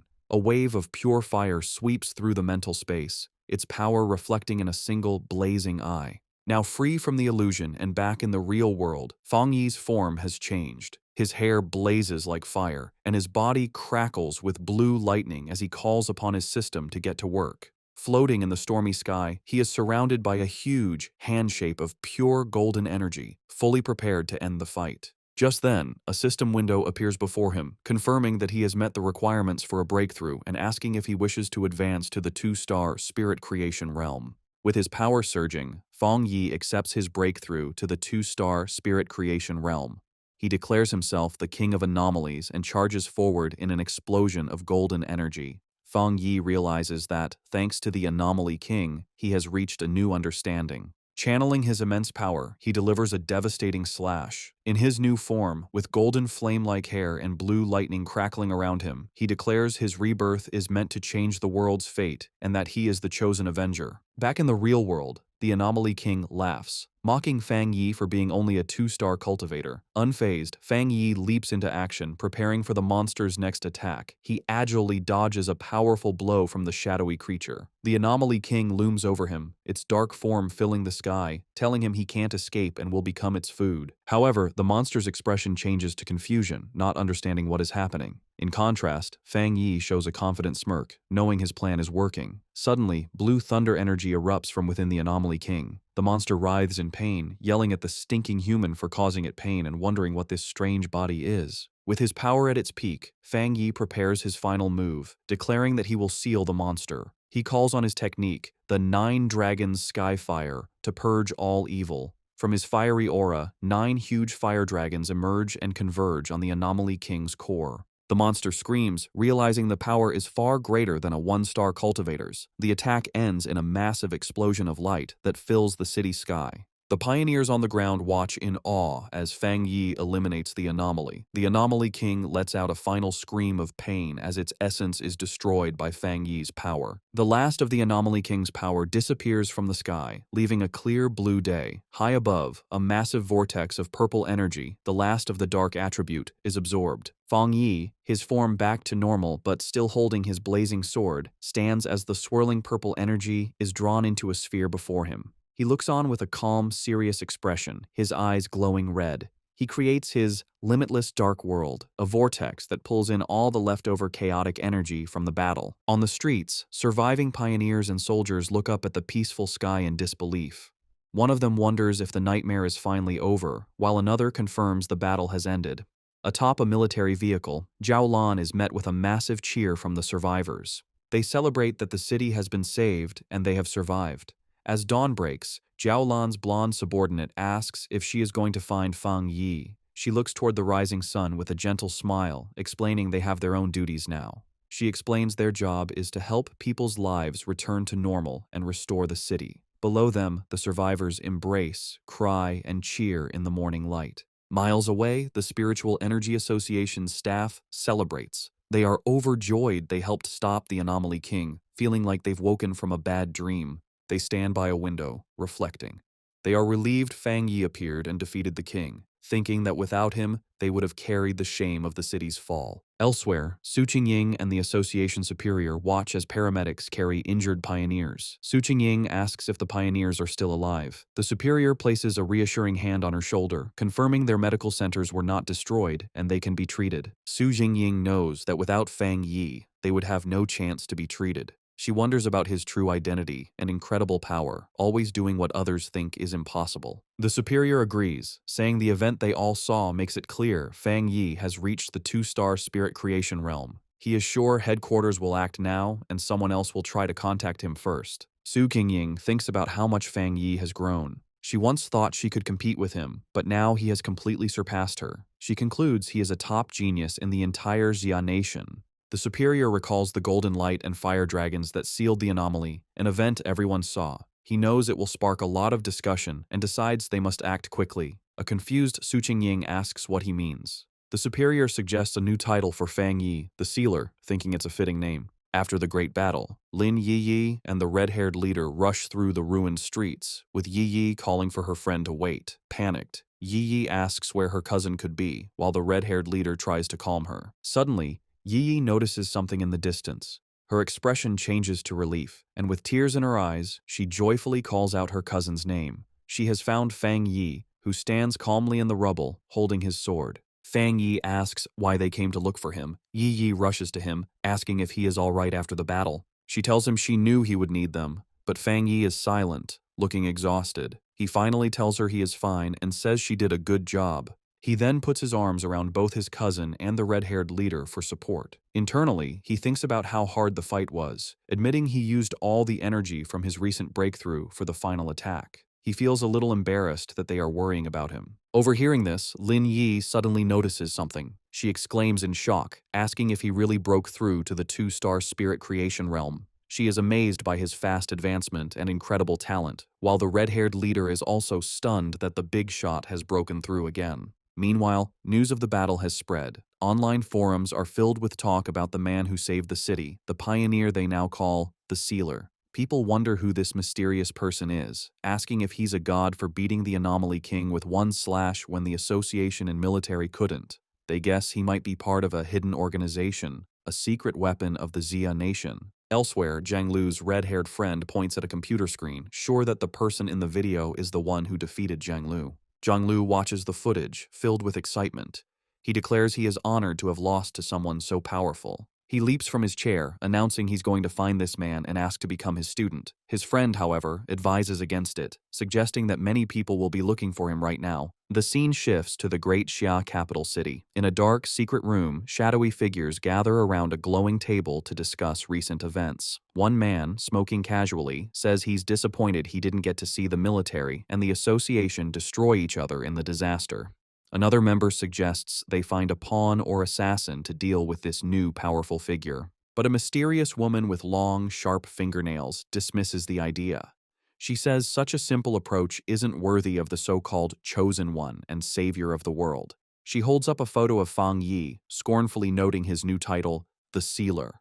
With a swift motion, she pierces the photo at Fang Yi's neck with a sharp nail, tearing it. She calmly says there's no need to rush, as the photo in her hand bursts into a purple flame. She declares that anyone who stands in their way will be destroyed. As she speaks, the purple flames form the shape of menacing eyes, making their threat clear. While Fang Yi and Lin Yi are resting in their apartment after the intense battle, they are startled by a knock at the door. Fang Yi opens it to find Su Qingying and the association's superior. Su Qingying is holding several large gift boxes, and the superior expresses his sincere thanks on behalf of the Spiritual Energy Association. He explains that they made a grave mistake during the S-class anomaly invasion, and it was only thanks to Fang Yi that they avoided terrible consequences. Su Qingying excitedly thinks of him as a big shot. Fang Yi tells them it's no problem and invites them inside. After Fang Yi serves them water, the group sits down at the table, with Lin Yi also joining them. The association superior thinks to himself that the association should get a better home for Fang Yi. He then gets to the point, explaining that the association has another matter to discuss. He reveals that they plan to publicly promote the title of the Sealer. Intrigued, Fang Yi asks him to explain. The superior projects a map showing powerful pioneers who have appeared in every major city, explaining that they are well-known figures. He contrasts this with the recent S-class anomaly, which he calls the most terrifying disaster yet. He explains that they want to use the name the Sealer to establish their city, Tai, as a key strategic city. Fang Yi listens to their proposal. The superior clarifies that after the disaster, they have decided that their city needs a powerful pioneer leader. Su Qingying adds that in the future, anomalies will become more frequent, and they can't risk their city being nearly abandoned again. When Fang Yi questions the term abandoned city, Su Qingying explains that without him, everyone in the city would have died.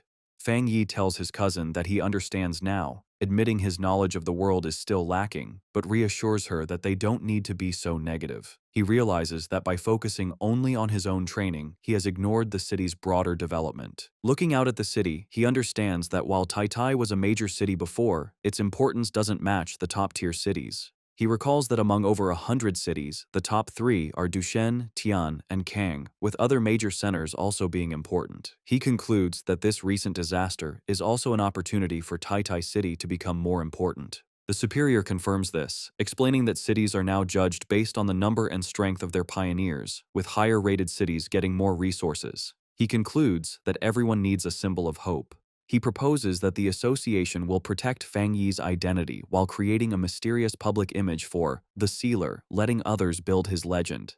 Fang Yi agrees, understanding that some mystery is smarter than full exposure. Lin Yi agrees, adding that human imagination can sometimes be more threatening than reality. Fang Yi calmly says he has no problem with the association's plan, as it helps him and the people he cares about, and he hopes for a good partnership. He extends his hand to seal the deal, which surprises both the association superior and Su Qingying. Fang Yi and the superior shake hands, finalizing their new partnership. The superior officially welcomes him, calling him by his new title, the Sealer. In the following days, with the full cooperation of the association and the military, Tai City begins to recover quickly. The reconstruction of the city and the rescue of the injured go on in an orderly way. The great disaster has helped speed up the creation of a new order across the world. The scene then shifts to the modern headquarters of the Spiritual Association in Dushan City, where news of Fang Yi's actions has already arrived. Officials wonder if the Sealer is the pioneer who solved the S-class anomaly in Tai. Inside an office, several men discuss the reports. One notes that Fang Yi is the most prominent among the newest pioneers, with another adding that his high-grade Yang attribute makes him a chosen one and a natural enemy to the dark attribute. An official, pointing at a monitor showing footage of Fang Yi, reveals that the data indicates he has more than just one high-grade attribute. He reminds them of the viral Skyfire Slash video, which showed a high-grade fire attribute, and the military's codename for him, the Tyrant, which came from his high-grade Thunder attribute. His colleagues are stunned, but the man with glasses insists there is something even more incredible about him. Their discussion is interrupted by a woman with wavy blue hair and glasses, who asks if they are talking about the Sealer. She confidently asks to see the data they have on him. The men immediately recognize her and comply, pulling up his file on the main screen. As she studies the information, she thinks that with more pioneers emerging, and with someone like Fang Yi taking the lead, there will inevitably be many who will challenge his authority. Her glasses gleam with a determined light as she admits that even she wants to see his power for herself, thinking that she and the Sealer will probably meet very soon. The scene shifts to a modern library in Kong City, where people are quietly reading. Fang Yi's ex-girlfriend, Chu Qingli, is sitting at a desk working on her laptop when a young man nervously approaches her. With a blush, the man stutters as he tries to ask for her contact information, but Chu Qingli coldly interrupts him. She tells him that this is a library and he is disturbing others. Dejected, the young man walks away while Chu Qingli returns to her work. Internally, Chu Qingli dismisses the man as boring, thinking how people like him are completely unaware of the massive changes happening in the world. She reflects on her own recent transformation, recalling that after an exam, she unexpectedly awakened her spiritual power and became a one-star Ghost Realm pioneer. She knows that becoming a pioneer is an incredibly rare thing and that she is one of the chosen few. She smiles, believing this new power is why she was able to escape the recent disaster that struck Tai Tai City. She scoffs at the idea of ordinary people trying to fight against anomalies. Her thoughts then drift to certain inferior guys, wondering what they could do in this dangerous new era. A flashback reminds her of Fang Yi telling another girl that he and Chu Qingli were just classmates. Chu Qingli grimaces, convinced that the old Fang Yi would have been quickly killed by the monsters during the invasion. She questions how she could have ever seen a similarity between a useless man like him and the incredibly talented Sealer. On her laptop, she looks at an article about the Sealer, thinking that he is 10,000 times better than her ex-boyfriend. With a confident expression, she decides that only a strong and handsome pioneer like him is worthy of being her partner. Meanwhile, Fang Yi is looking at a real estate brochure. He and his cousin Lin Yi, both dressed in stylish new outfits, stand ready for a day out. Fang Yi announces that they will be taking a break from training to find a new house. Lin Yi playfully asks if they are really not going to train, but Fang Yi explains that they need to balance their training with rest. He mentions that the association's suggestion to improve their living standard was a good one. Yi realizes the idea came from Su Qingying, who had told her their living conditions needed an upgrade and that she would go house hunting with them. Yi is thrilled, amazed that Captain Su has such resources, and was casually offering to give them 2 high-end houses. As Fang Yi and Lin Yi are enjoying their day off house hunting, a strange, bad-smelling green vapor begins to float around them. Yi asks her cousin if he can smell the stench, and Fang Yi agrees, comparing it to the smell of a sewer. His expression suddenly hardens as he realizes the smell is not an accident and that someone is following them. Both he and Lin Yi quickly turn around. From the green haze, a group of 3 menacing-looking men emerges. Their leader, a large, muscular, bald man with a heavy metal pipe, mockingly identifies Fang Yi as the Sealer and taunts them for only noticing him after they had already walked into his trap.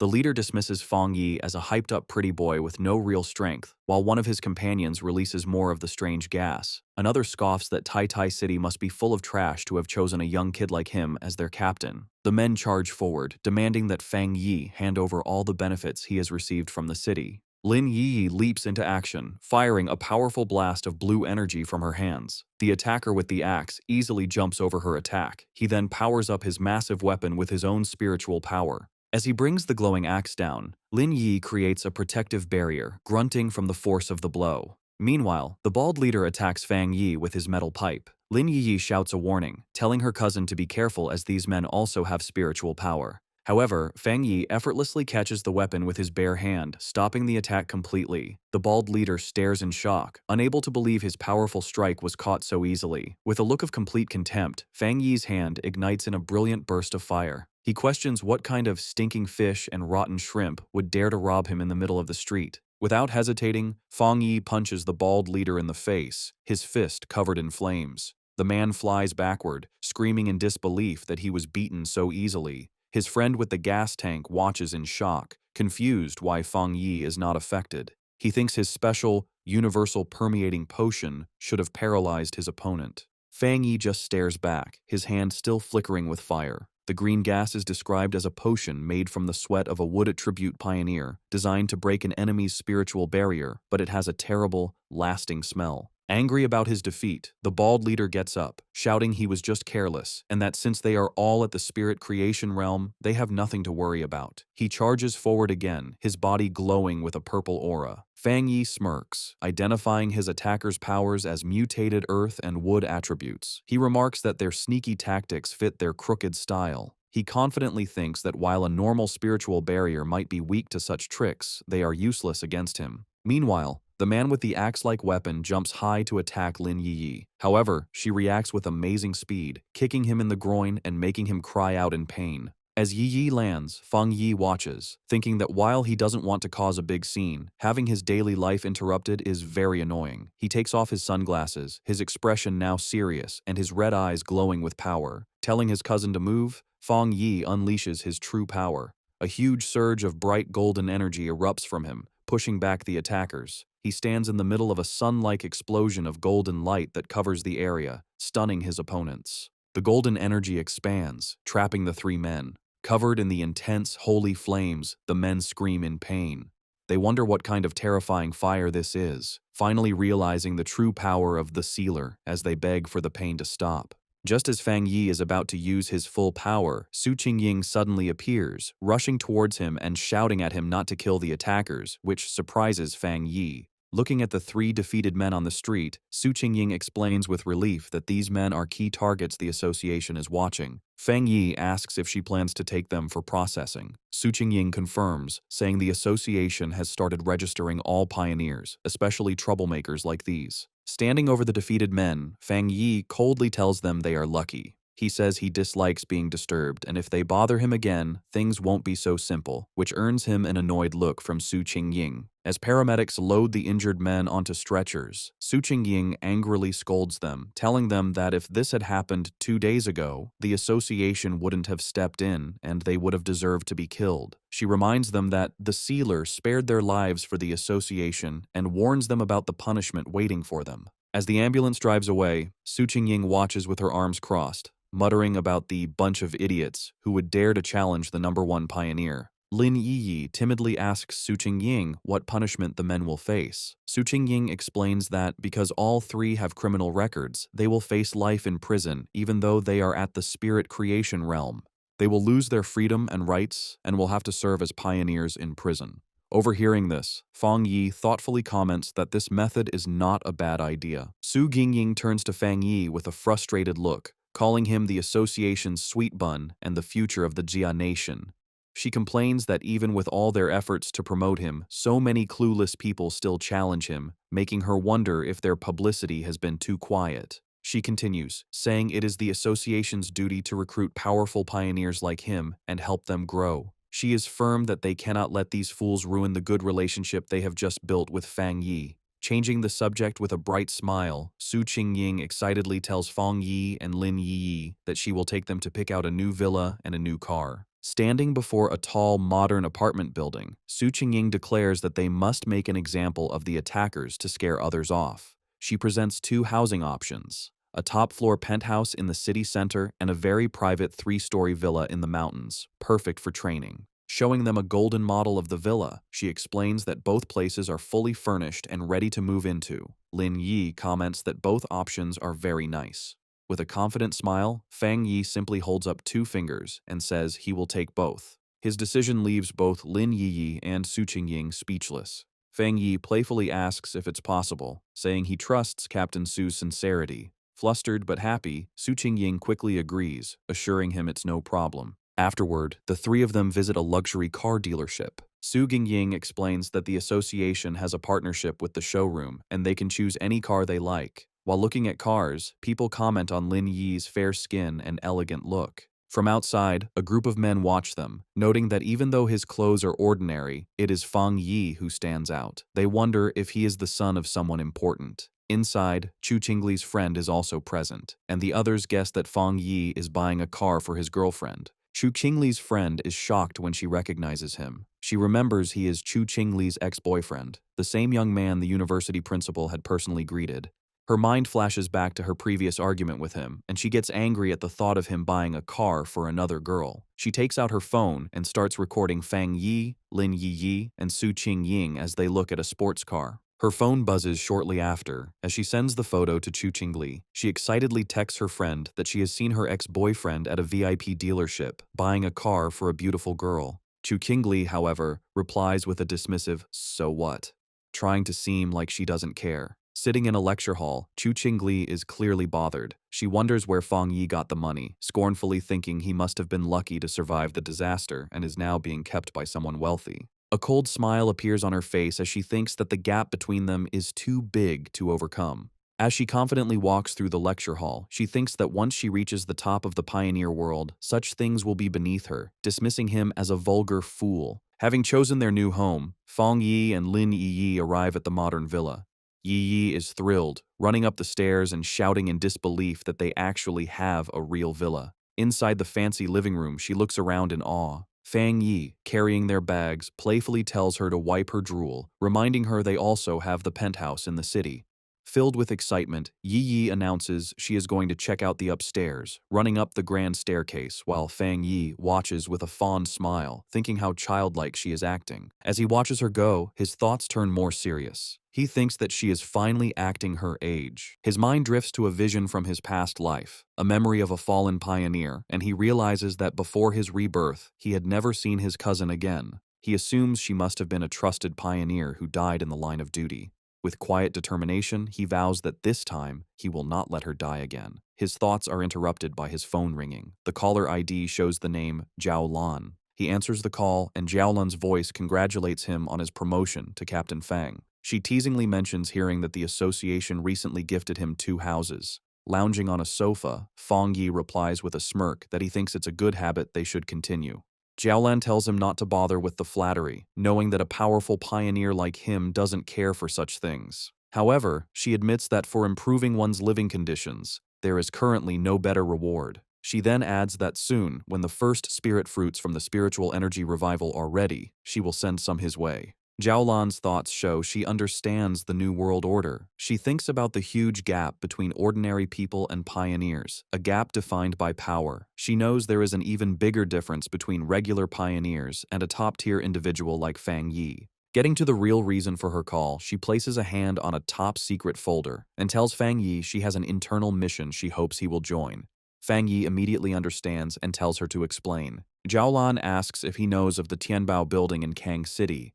Fang Yi recalls that it is the largest shopping mall in the city. Jiaolan confirms, but explains that it was recently sealed off due to a monster invasion that caused many deaths, angering the citizens. She reveals that the building has now become a literal ghost building. Chang City becomes the center of attention, with the huge Tianbao building standing tall over the area. It was once the city's most famous landmark and busiest place. However, recently, because of frequent strange vibrations and events, the building becomes a place of terror. Surrounded by a dark, swirling mix of red and purple energy, the situation gets so dangerous that the Kang City Spiritual Association has to completely seal it off. Fang Yi arrives in Kang City to help with the mission. At the meeting point, he waves to a group waiting for him, introducing himself as the one who took the mission. The group has 4 other people. Fang Yi remembers Jiaolan told him not to reveal his true identity or power level yet, so he decides to keep a low profile. Fang Yi quietly analyzes his temporary teammates. He notices the team is a mix of different people.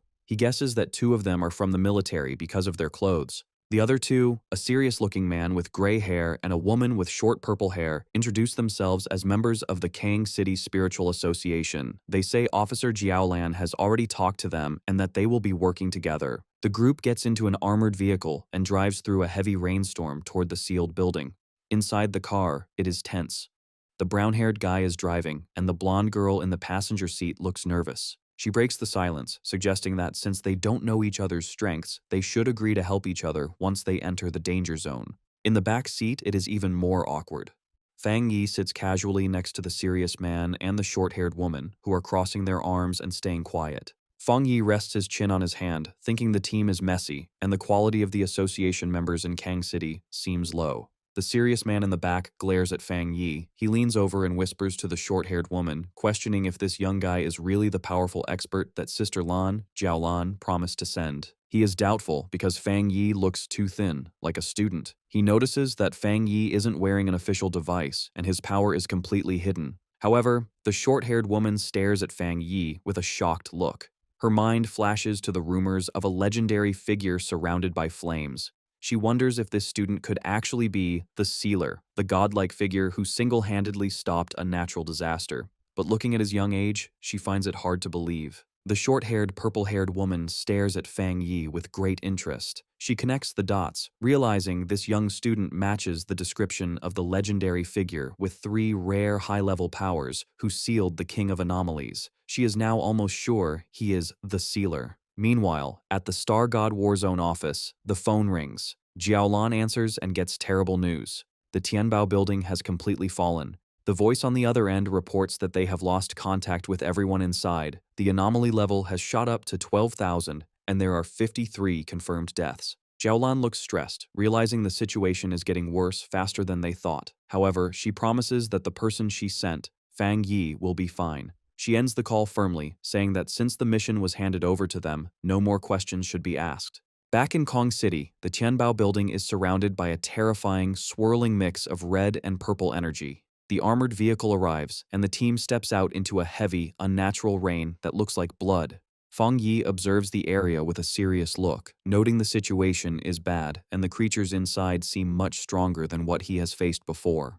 The group looks up at the massive skyscraper. The outside is covered in dark stains. Fang Yi points them out, and the team realizes the entire side of the building is covered in huge splashes of blood. The short-haired woman tells Fang Yi that the building has 40 floors and is the tallest in the city. While many were evacuated, the narrow inside makes it hard. Fang Yi realizes that some people didn't cooperate before the lockdown, meaning many civilians are still trapped inside. Fang Yi asks if there is a way to contact the people inside. The brown-haired driver says it is impossible. No news has come out since the anomaly started. He reveals that he helped on the second day of the lockdown. The driver remembers the building looked like a dead zone, aging decades in moments. He describes the horror of seeing chopped-up body parts falling from the windows, chewed on by monsters. He explains that in less than a week, the building's dark aura has grown heavier. Hearing this, Fang Yi turns to the group with a sharp, critical look. He confronts them, realizing that since they have no contact with the inside, their death count of 53 is just a guess based on the body parts they found outside. He coldly scolds the Kang City Spiritual Association for being too casual. The driver sweats nervously, stammering that they had no other choice. Fang Yi thinks about the grim reality, realizing the death numbers from the association are likely much lower than the truth. He reasons that for ordinary people, an anomaly is a world-ending event. In a closed space, they are like sheep waiting to be killed with no escape. Deciding to waste no more time, Fang Yi orders the team to enter the building immediately. He explains that some anomalies evolve by eating humans, meaning a higher death count will lead to stronger monsters inside. However, his leadership is immediately challenged. The serious gray-haired man grabs Fang Yi's shoulder, stopping him. While acknowledging the military's order to follow Fang Yi, the man demands that Fang Yi first explain his plan before they rush in. Fang Yi turns to look at him coldly, asking what plan there is to discuss when they are blind to the situation inside. He insists they have to go in to investigate first. The gray-haired man is not satisfied. He argues that everyone there has experience with anomalies, and that, as the commander, Fang Yi should at least know their abilities. He starts to criticize Fang Yi, pointing out that he hasn't even joined the official organization and lacks training. The argument is cut short when the short-haired, purple-haired woman steps in, looking angry. She pushes past the men, telling the gray-haired man to be quiet because they are short on time. She reminds him that Fang Yi took this mission because Officer Zhao Lan recommended him, meaning questioning Fang Yi is like questioning a high-ranking officer. Fang Yi watches, silently, thinking to himself that fighting among themselves is the worst thing to do before a mission. Without arguing further, he turns and walks into the dark entrance, coldly telling them that if they don't want to enter, they should stay behind. The team, including the hesitant members, quickly follows him. The group enters the Tianbao building and finds it completely destroyed and spooky. Cars are crushed and trash is everywhere, but the blonde girl notices something strange. Despite the destruction, there is no sound. Suddenly, a dark shadow swoops down from the high ceiling. The serious gray-haired man senses something and looks up, confused. Before he can react, a terrifying green-eyed monster descends from the darkness, screaming as it ambushes him. Fang Yi reacts instantly and summons his sword that immediately bursts into intense flames. With a fierce swing, he sends a wave of fire at the descending monster, his expression cold and focused. The creature doesn't stand a chance. In a split second, it is sliced into pieces by a flash of light and sword beams. Fang Yi lands gracefully, posing with his flaming sword, as the monster behind him is completely destroyed. The serious gray-haired man and the short-haired, purple-haired woman are stunned. They can barely believe the fight ended the moment it began.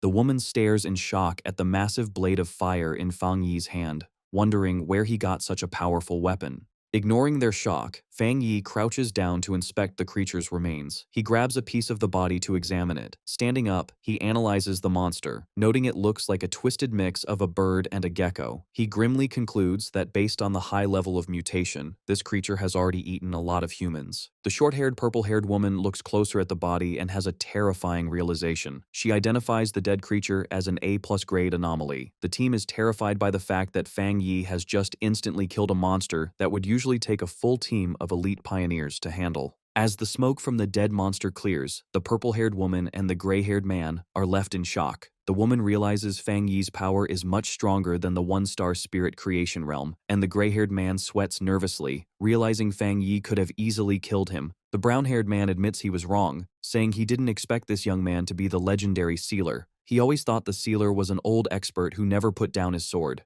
Fang Yi turns his back to them, his sword still on fire. He explains that after he advanced, he combined his spiritual power with his sword, turning it into a spirit weapon he can summon and shape whenever he wants. He humbly suggests he isn't the only one who can do this. With the team's doubt gone, replaced by trust and fear, Fang Yi tells everyone to move faster.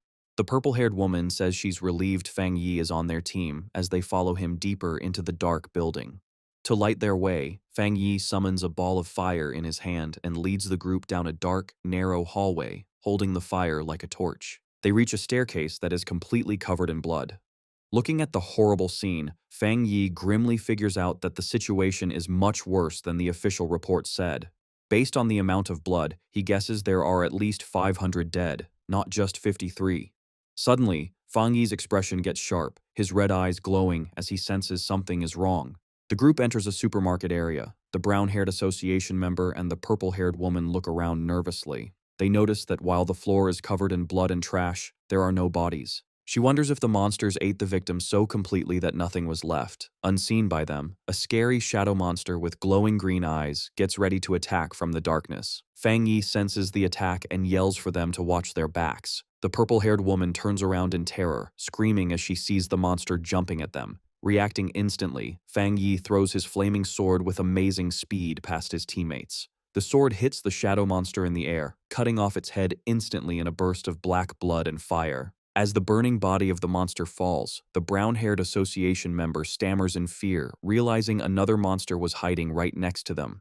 Fang Yi stands calmly in the middle of the flames. He looks at his teammates with a serious expression and asks if they really didn't sense something was wrong, showing the difference in their awareness. Fang Yi looks at his flaming hand and analyzes the situation. He tells the gray-haired man that even though the two monsters they just killed were strong, there weren't enough of them to have trapped and killed the previous rescue team. A thought hits him, and he suggests that the place they are in might not be the real Tianbao building. The team stands in the dark, blood-stained hallway, looking confused. The gray-haired man and the blonde girl ask him what he means. Fang Yi explains that even though the hallway is full of blood, the smell is wrong. He points out that the strong smell comes from the dark attribute and monsters, but there's no smell of dead bodies. He decides he needs to test his guess. The purple-haired woman watches anxiously as Fang Yi prepares to use a powerful technique. She agrees with what he said, noting that the place feels empty, as if no living thing has ever been there. Fang Yi guesses that this place is just a simple, empty copy created by the monster.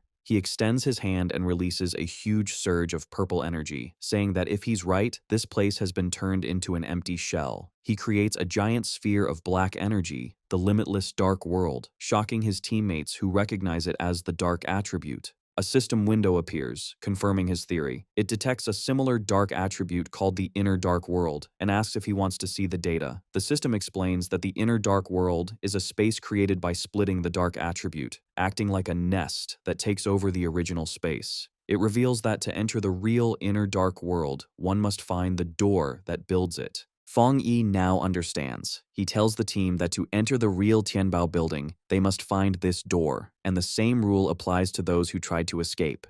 He explains that the people trapped inside were affected by the dark attribute, causing them to hallucinate. They probably mistook windows for the door to safety. As he controls the dark energy, Fang Yi concludes this is why the people who tried to escape through the windows ended up dead. The purple-haired woman realizes with horror that the victims were tricked by the dark attribute until they died. She asks Fang Yi if their next step is to find the door. The situation gets worse instantly, as Fang Yi's system warns that the hostile, dark inner world has been drawn to him and has fully appeared. Fang Yi is shocked by its sudden arrival, as a huge blast of purple energy comes down from above, crushing the team. The brown-haired association member and the blonde girl immediately fall under the pressure, holding their heads in pain. They scream that their spiritual defenses are failing. Fang Yi's eyes glow with intense power, one red, one golden, as he glares at the energy. He instantly summons a barrier, creating a powerful dome of golden light to protect his teammates. Inside the barrier, the blonde girl and the brown-haired association member gasp for breath, relieved the pain has stopped.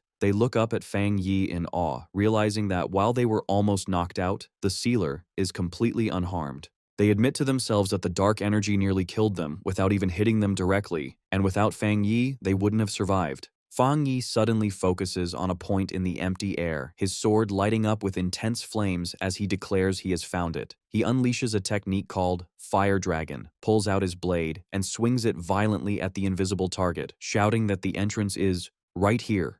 The force of the attack causes the space itself to break like glass. The gray-haired man and the purple-haired woman watch in shock as the hallway breaks apart before their eyes. Fang Yi steps forward onto the new ground, his expression dark and serious. The broken illusion reveals a huge, scary gateway swirling with dark green mist and shadows, the true entrance to the dark inner world. Fang Yi takes the lead, his sword blazing with fire to light the way, and orders everyone to follow him closely. As they walk deeper into the real building, Fang Yi keeps up a golden barrier to protect the team from the gross, red fleshy veins that now cover the walls. The blonde girl suddenly looks sick, covering her mouth as she says she can smell something terrible. Fang Yi looks ahead with a grim expression, identifying the smell as the smell of dead bodies and blood from their own kind.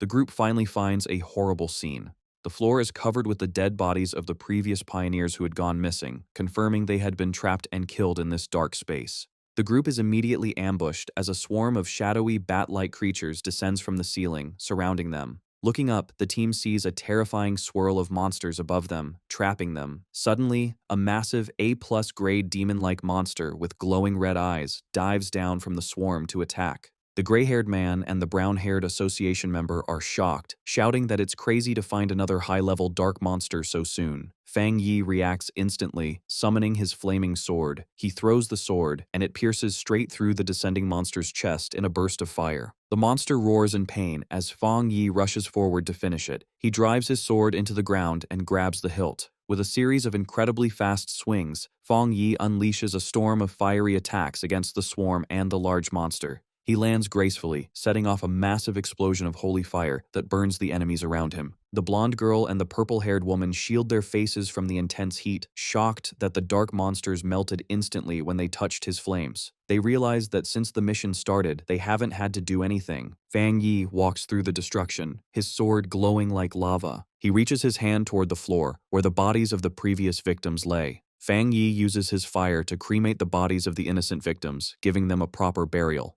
The brown-haired association member and the blonde girl watch the flames in awe, saying that his title as the Sealer is well-deserved. Fang Yi turns to the group and gives his orders. He tells them that since they entered the building, they should help out. He instructs them to search the first floor for survivors, while he goes upstairs to handle the remaining monsters. The team, including the gray-haired man and the purple-haired woman, stands ready to follow his orders, their doubt now replaced by respect. Fang Yi continues to clear the building floor by floor. On the 10th floor, he battles a swarm of flying shadow creatures, swinging his flaming sword to keep them away. He analyzes the enemies, realizing they have evolved to at least the 1-star spirit creation realm, but he easily cuts them in half, noting their abilities haven't changed much. Fang Yi then leads the team up the escalator to the 15th floor, his sword leaving a trail of fire. The air becomes even heavier. The blonde girl complains that the cold, dark power is getting through her protective barrier as they find a hallway filled with bodies. The gray-haired man notices something strange about the bodies. He warns the others that something is moving inside the corpses and that they are corrosive, telling the team not to breathe in the spores. A drop of liquid falls into a puddle, and a massive spiked shadow rises behind Fang Yi and the brown-haired association member. The monster reveals itself to be a terrifying, multi-eyed creature that looks down at them. It roars, unleashing a barrage of energy spikes. Instead of being scared, Fang Yi smiles, saying that things have finally gotten interesting. Fang Yi spins his sword rapidly, creating a shield of fire that deflects the incoming energy spikes. The monster comes down to attack directly, but Fang Yi prepares to counter, realizing the creature is trying to buy time to evolve further.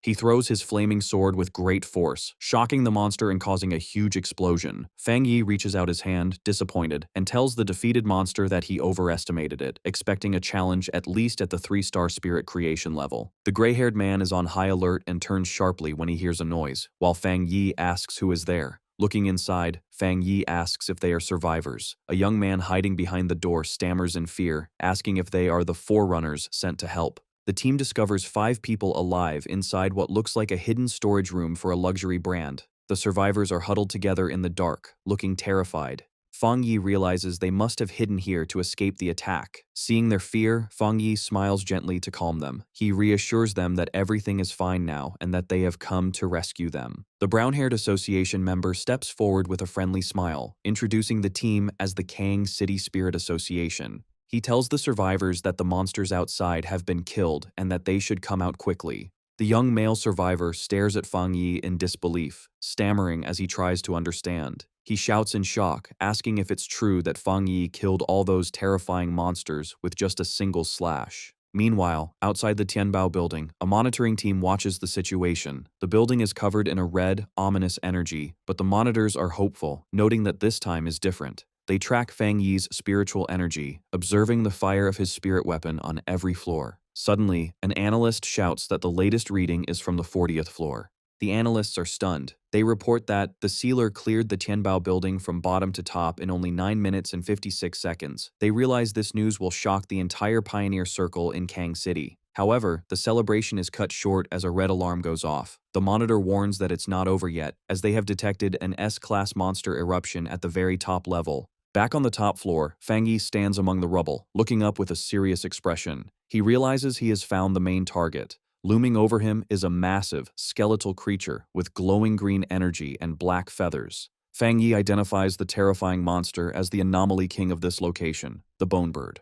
Fang Yi charges directly at the massive anomaly king, the Bone Bird, leaping into the air with his sword. As he gets closer, he analyzes the creature, realizing the strange worms on it are not parasites, but part of its main body. With a powerful swing, Fang Yi unleashes a golden strike, but the Bone Bird blocks the attack with its thick, cage-like bones. Fang Yi is surprised for a moment as his attack is stopped. The monster glares at him with glowing green eyes. Below, his teammates watch in despair, worrying that even the powerful Sealer can't defeat this anomaly king, and they feel helpless because they are too weak to help. Fang Yi makes a sound of annoyance, realizing he has spent enough time testing the creature. He decides it is time to end the fight and stops holding back. He calls forth the Divine Thunder, covering his sword with crackling blue lightning. With the added power of thunder, he swings again, this time easily cutting through the bone defenses that had stopped him before. The Bone Bird roars in pain and rage, but Fang Yi, surrounded by blue lightning, just tells it to stop making so much noise.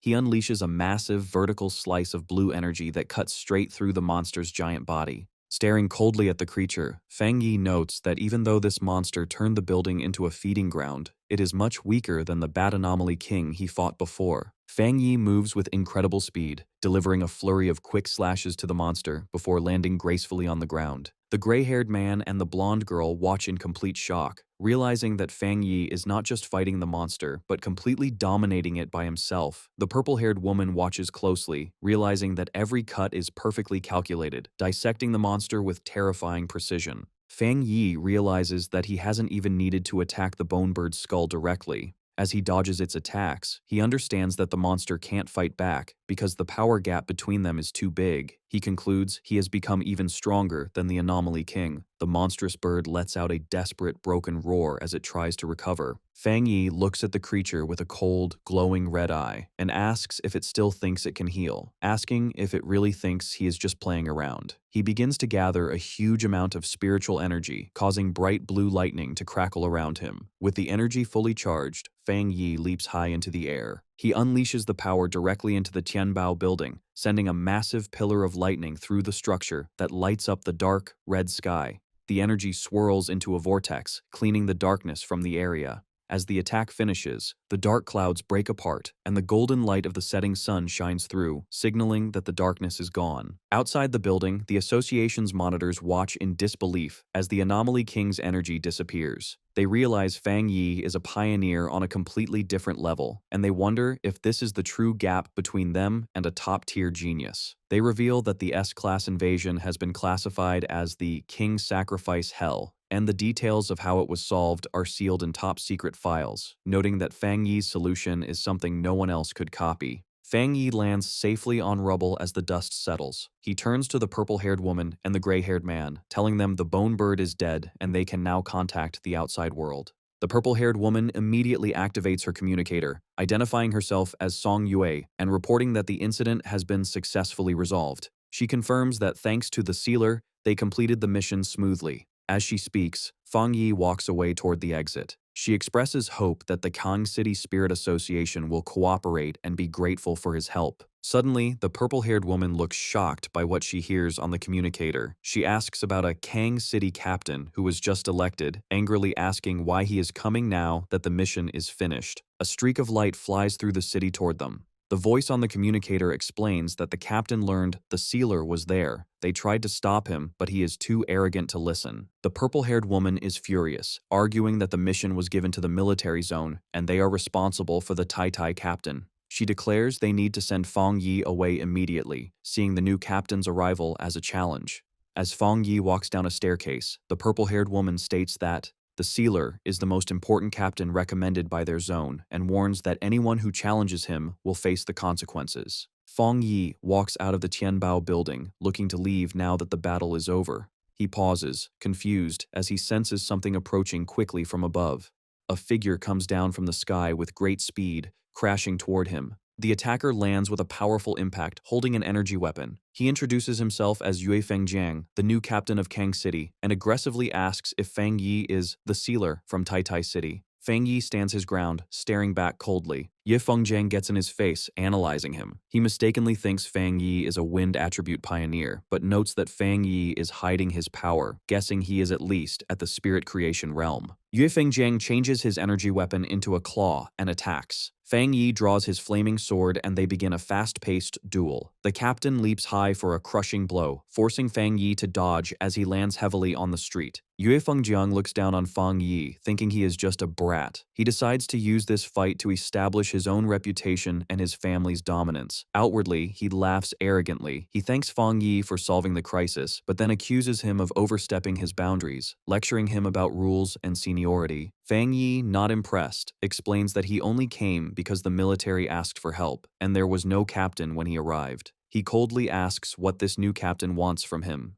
Yue Fengjiang smirks, claiming he is a man of excellent style and has no bad intentions. However, he reveals his true greedy reason. He wants to borrow Fang Yi's powerful sword. He begins to gather dark energy in his hands. Surrounded by a purple and white aura, Yue Fengjiang threatens Fang Yi, saying that if he doesn't comply, he will never leave Kang City. Fang Yi remains completely calm. He smiles, finding the demand ridiculous, while Yue Fengjiang looks at him with a twisted, excited expression. Fang Yi decides to end the conversation. He summons his full power, unsheathing his sword as flames erupt around him. Yue Fengjiang is shocked by the sudden and huge spike in Fang Yi's power. With his eyes glowing and his aura flaring, Fang Yi mocks the captain's request to borrow his weapon, saying he will borrow the captain's entire family instead, signaling he is about to beat him severely. Fang Yi starts the battle with a powerful fire slash. Yue Fengjiang dodges the attack with incredible speed. Instead of being scared, he smiles and says the fight is getting interesting. Nearby, the purple-haired woman, Song Yue, realizes the fight has cut off their signal again. She urgently tells her team they must leave immediately to tell the military and their bosses, and to get the survivors to safety. Fang Yi, surrounded by flames, gives them a stern warning. He gives them 10 minutes to leave, hinting that if they stay, they might see a captain die.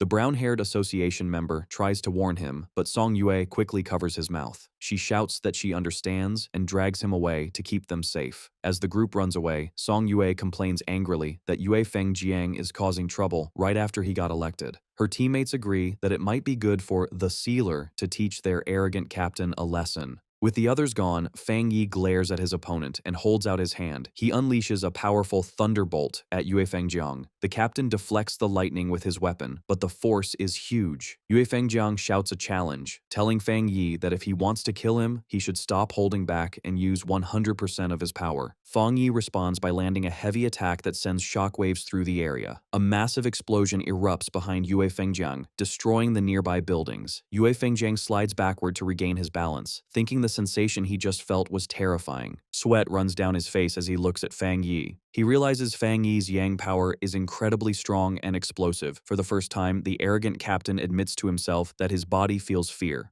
Fang Yi stands in the raging flames, his figure dark with glowing red eyes. He smirks at Yue Fengjiang's earlier taunt about using full power. He coolly replies that if he were to use 100% of his power, he is afraid Yue Fengjiang wouldn't even last 10 minutes. Yue Fengjiang smiles confidently. He laughs like a maniac, convinced the power is in the sword itself. He believes it is a new secret weapon from the Spirit Association, and that Fang Yi is just lucky to have it. Fang Yi stays silent, staring at him with a cold, unimpressed look. In Yue Fengjiang's mind, he imagines the weapon in a containment tube, believing it holds terrifying power. He is jealous that such a special prototype was given to this kid. He grabs his chest, deciding his trip to the city was worth it because he has found a treasure to steal. Filled with greed, Yue Fengjiang tears off his shirt with a surge of purple energy. He arrogantly calls Fang Yi a mere 2-star cultivator and demands he hand over the knife. He threatens to kill him to take it, shouting that Fang Yi still hasn't shown enough power to impress him.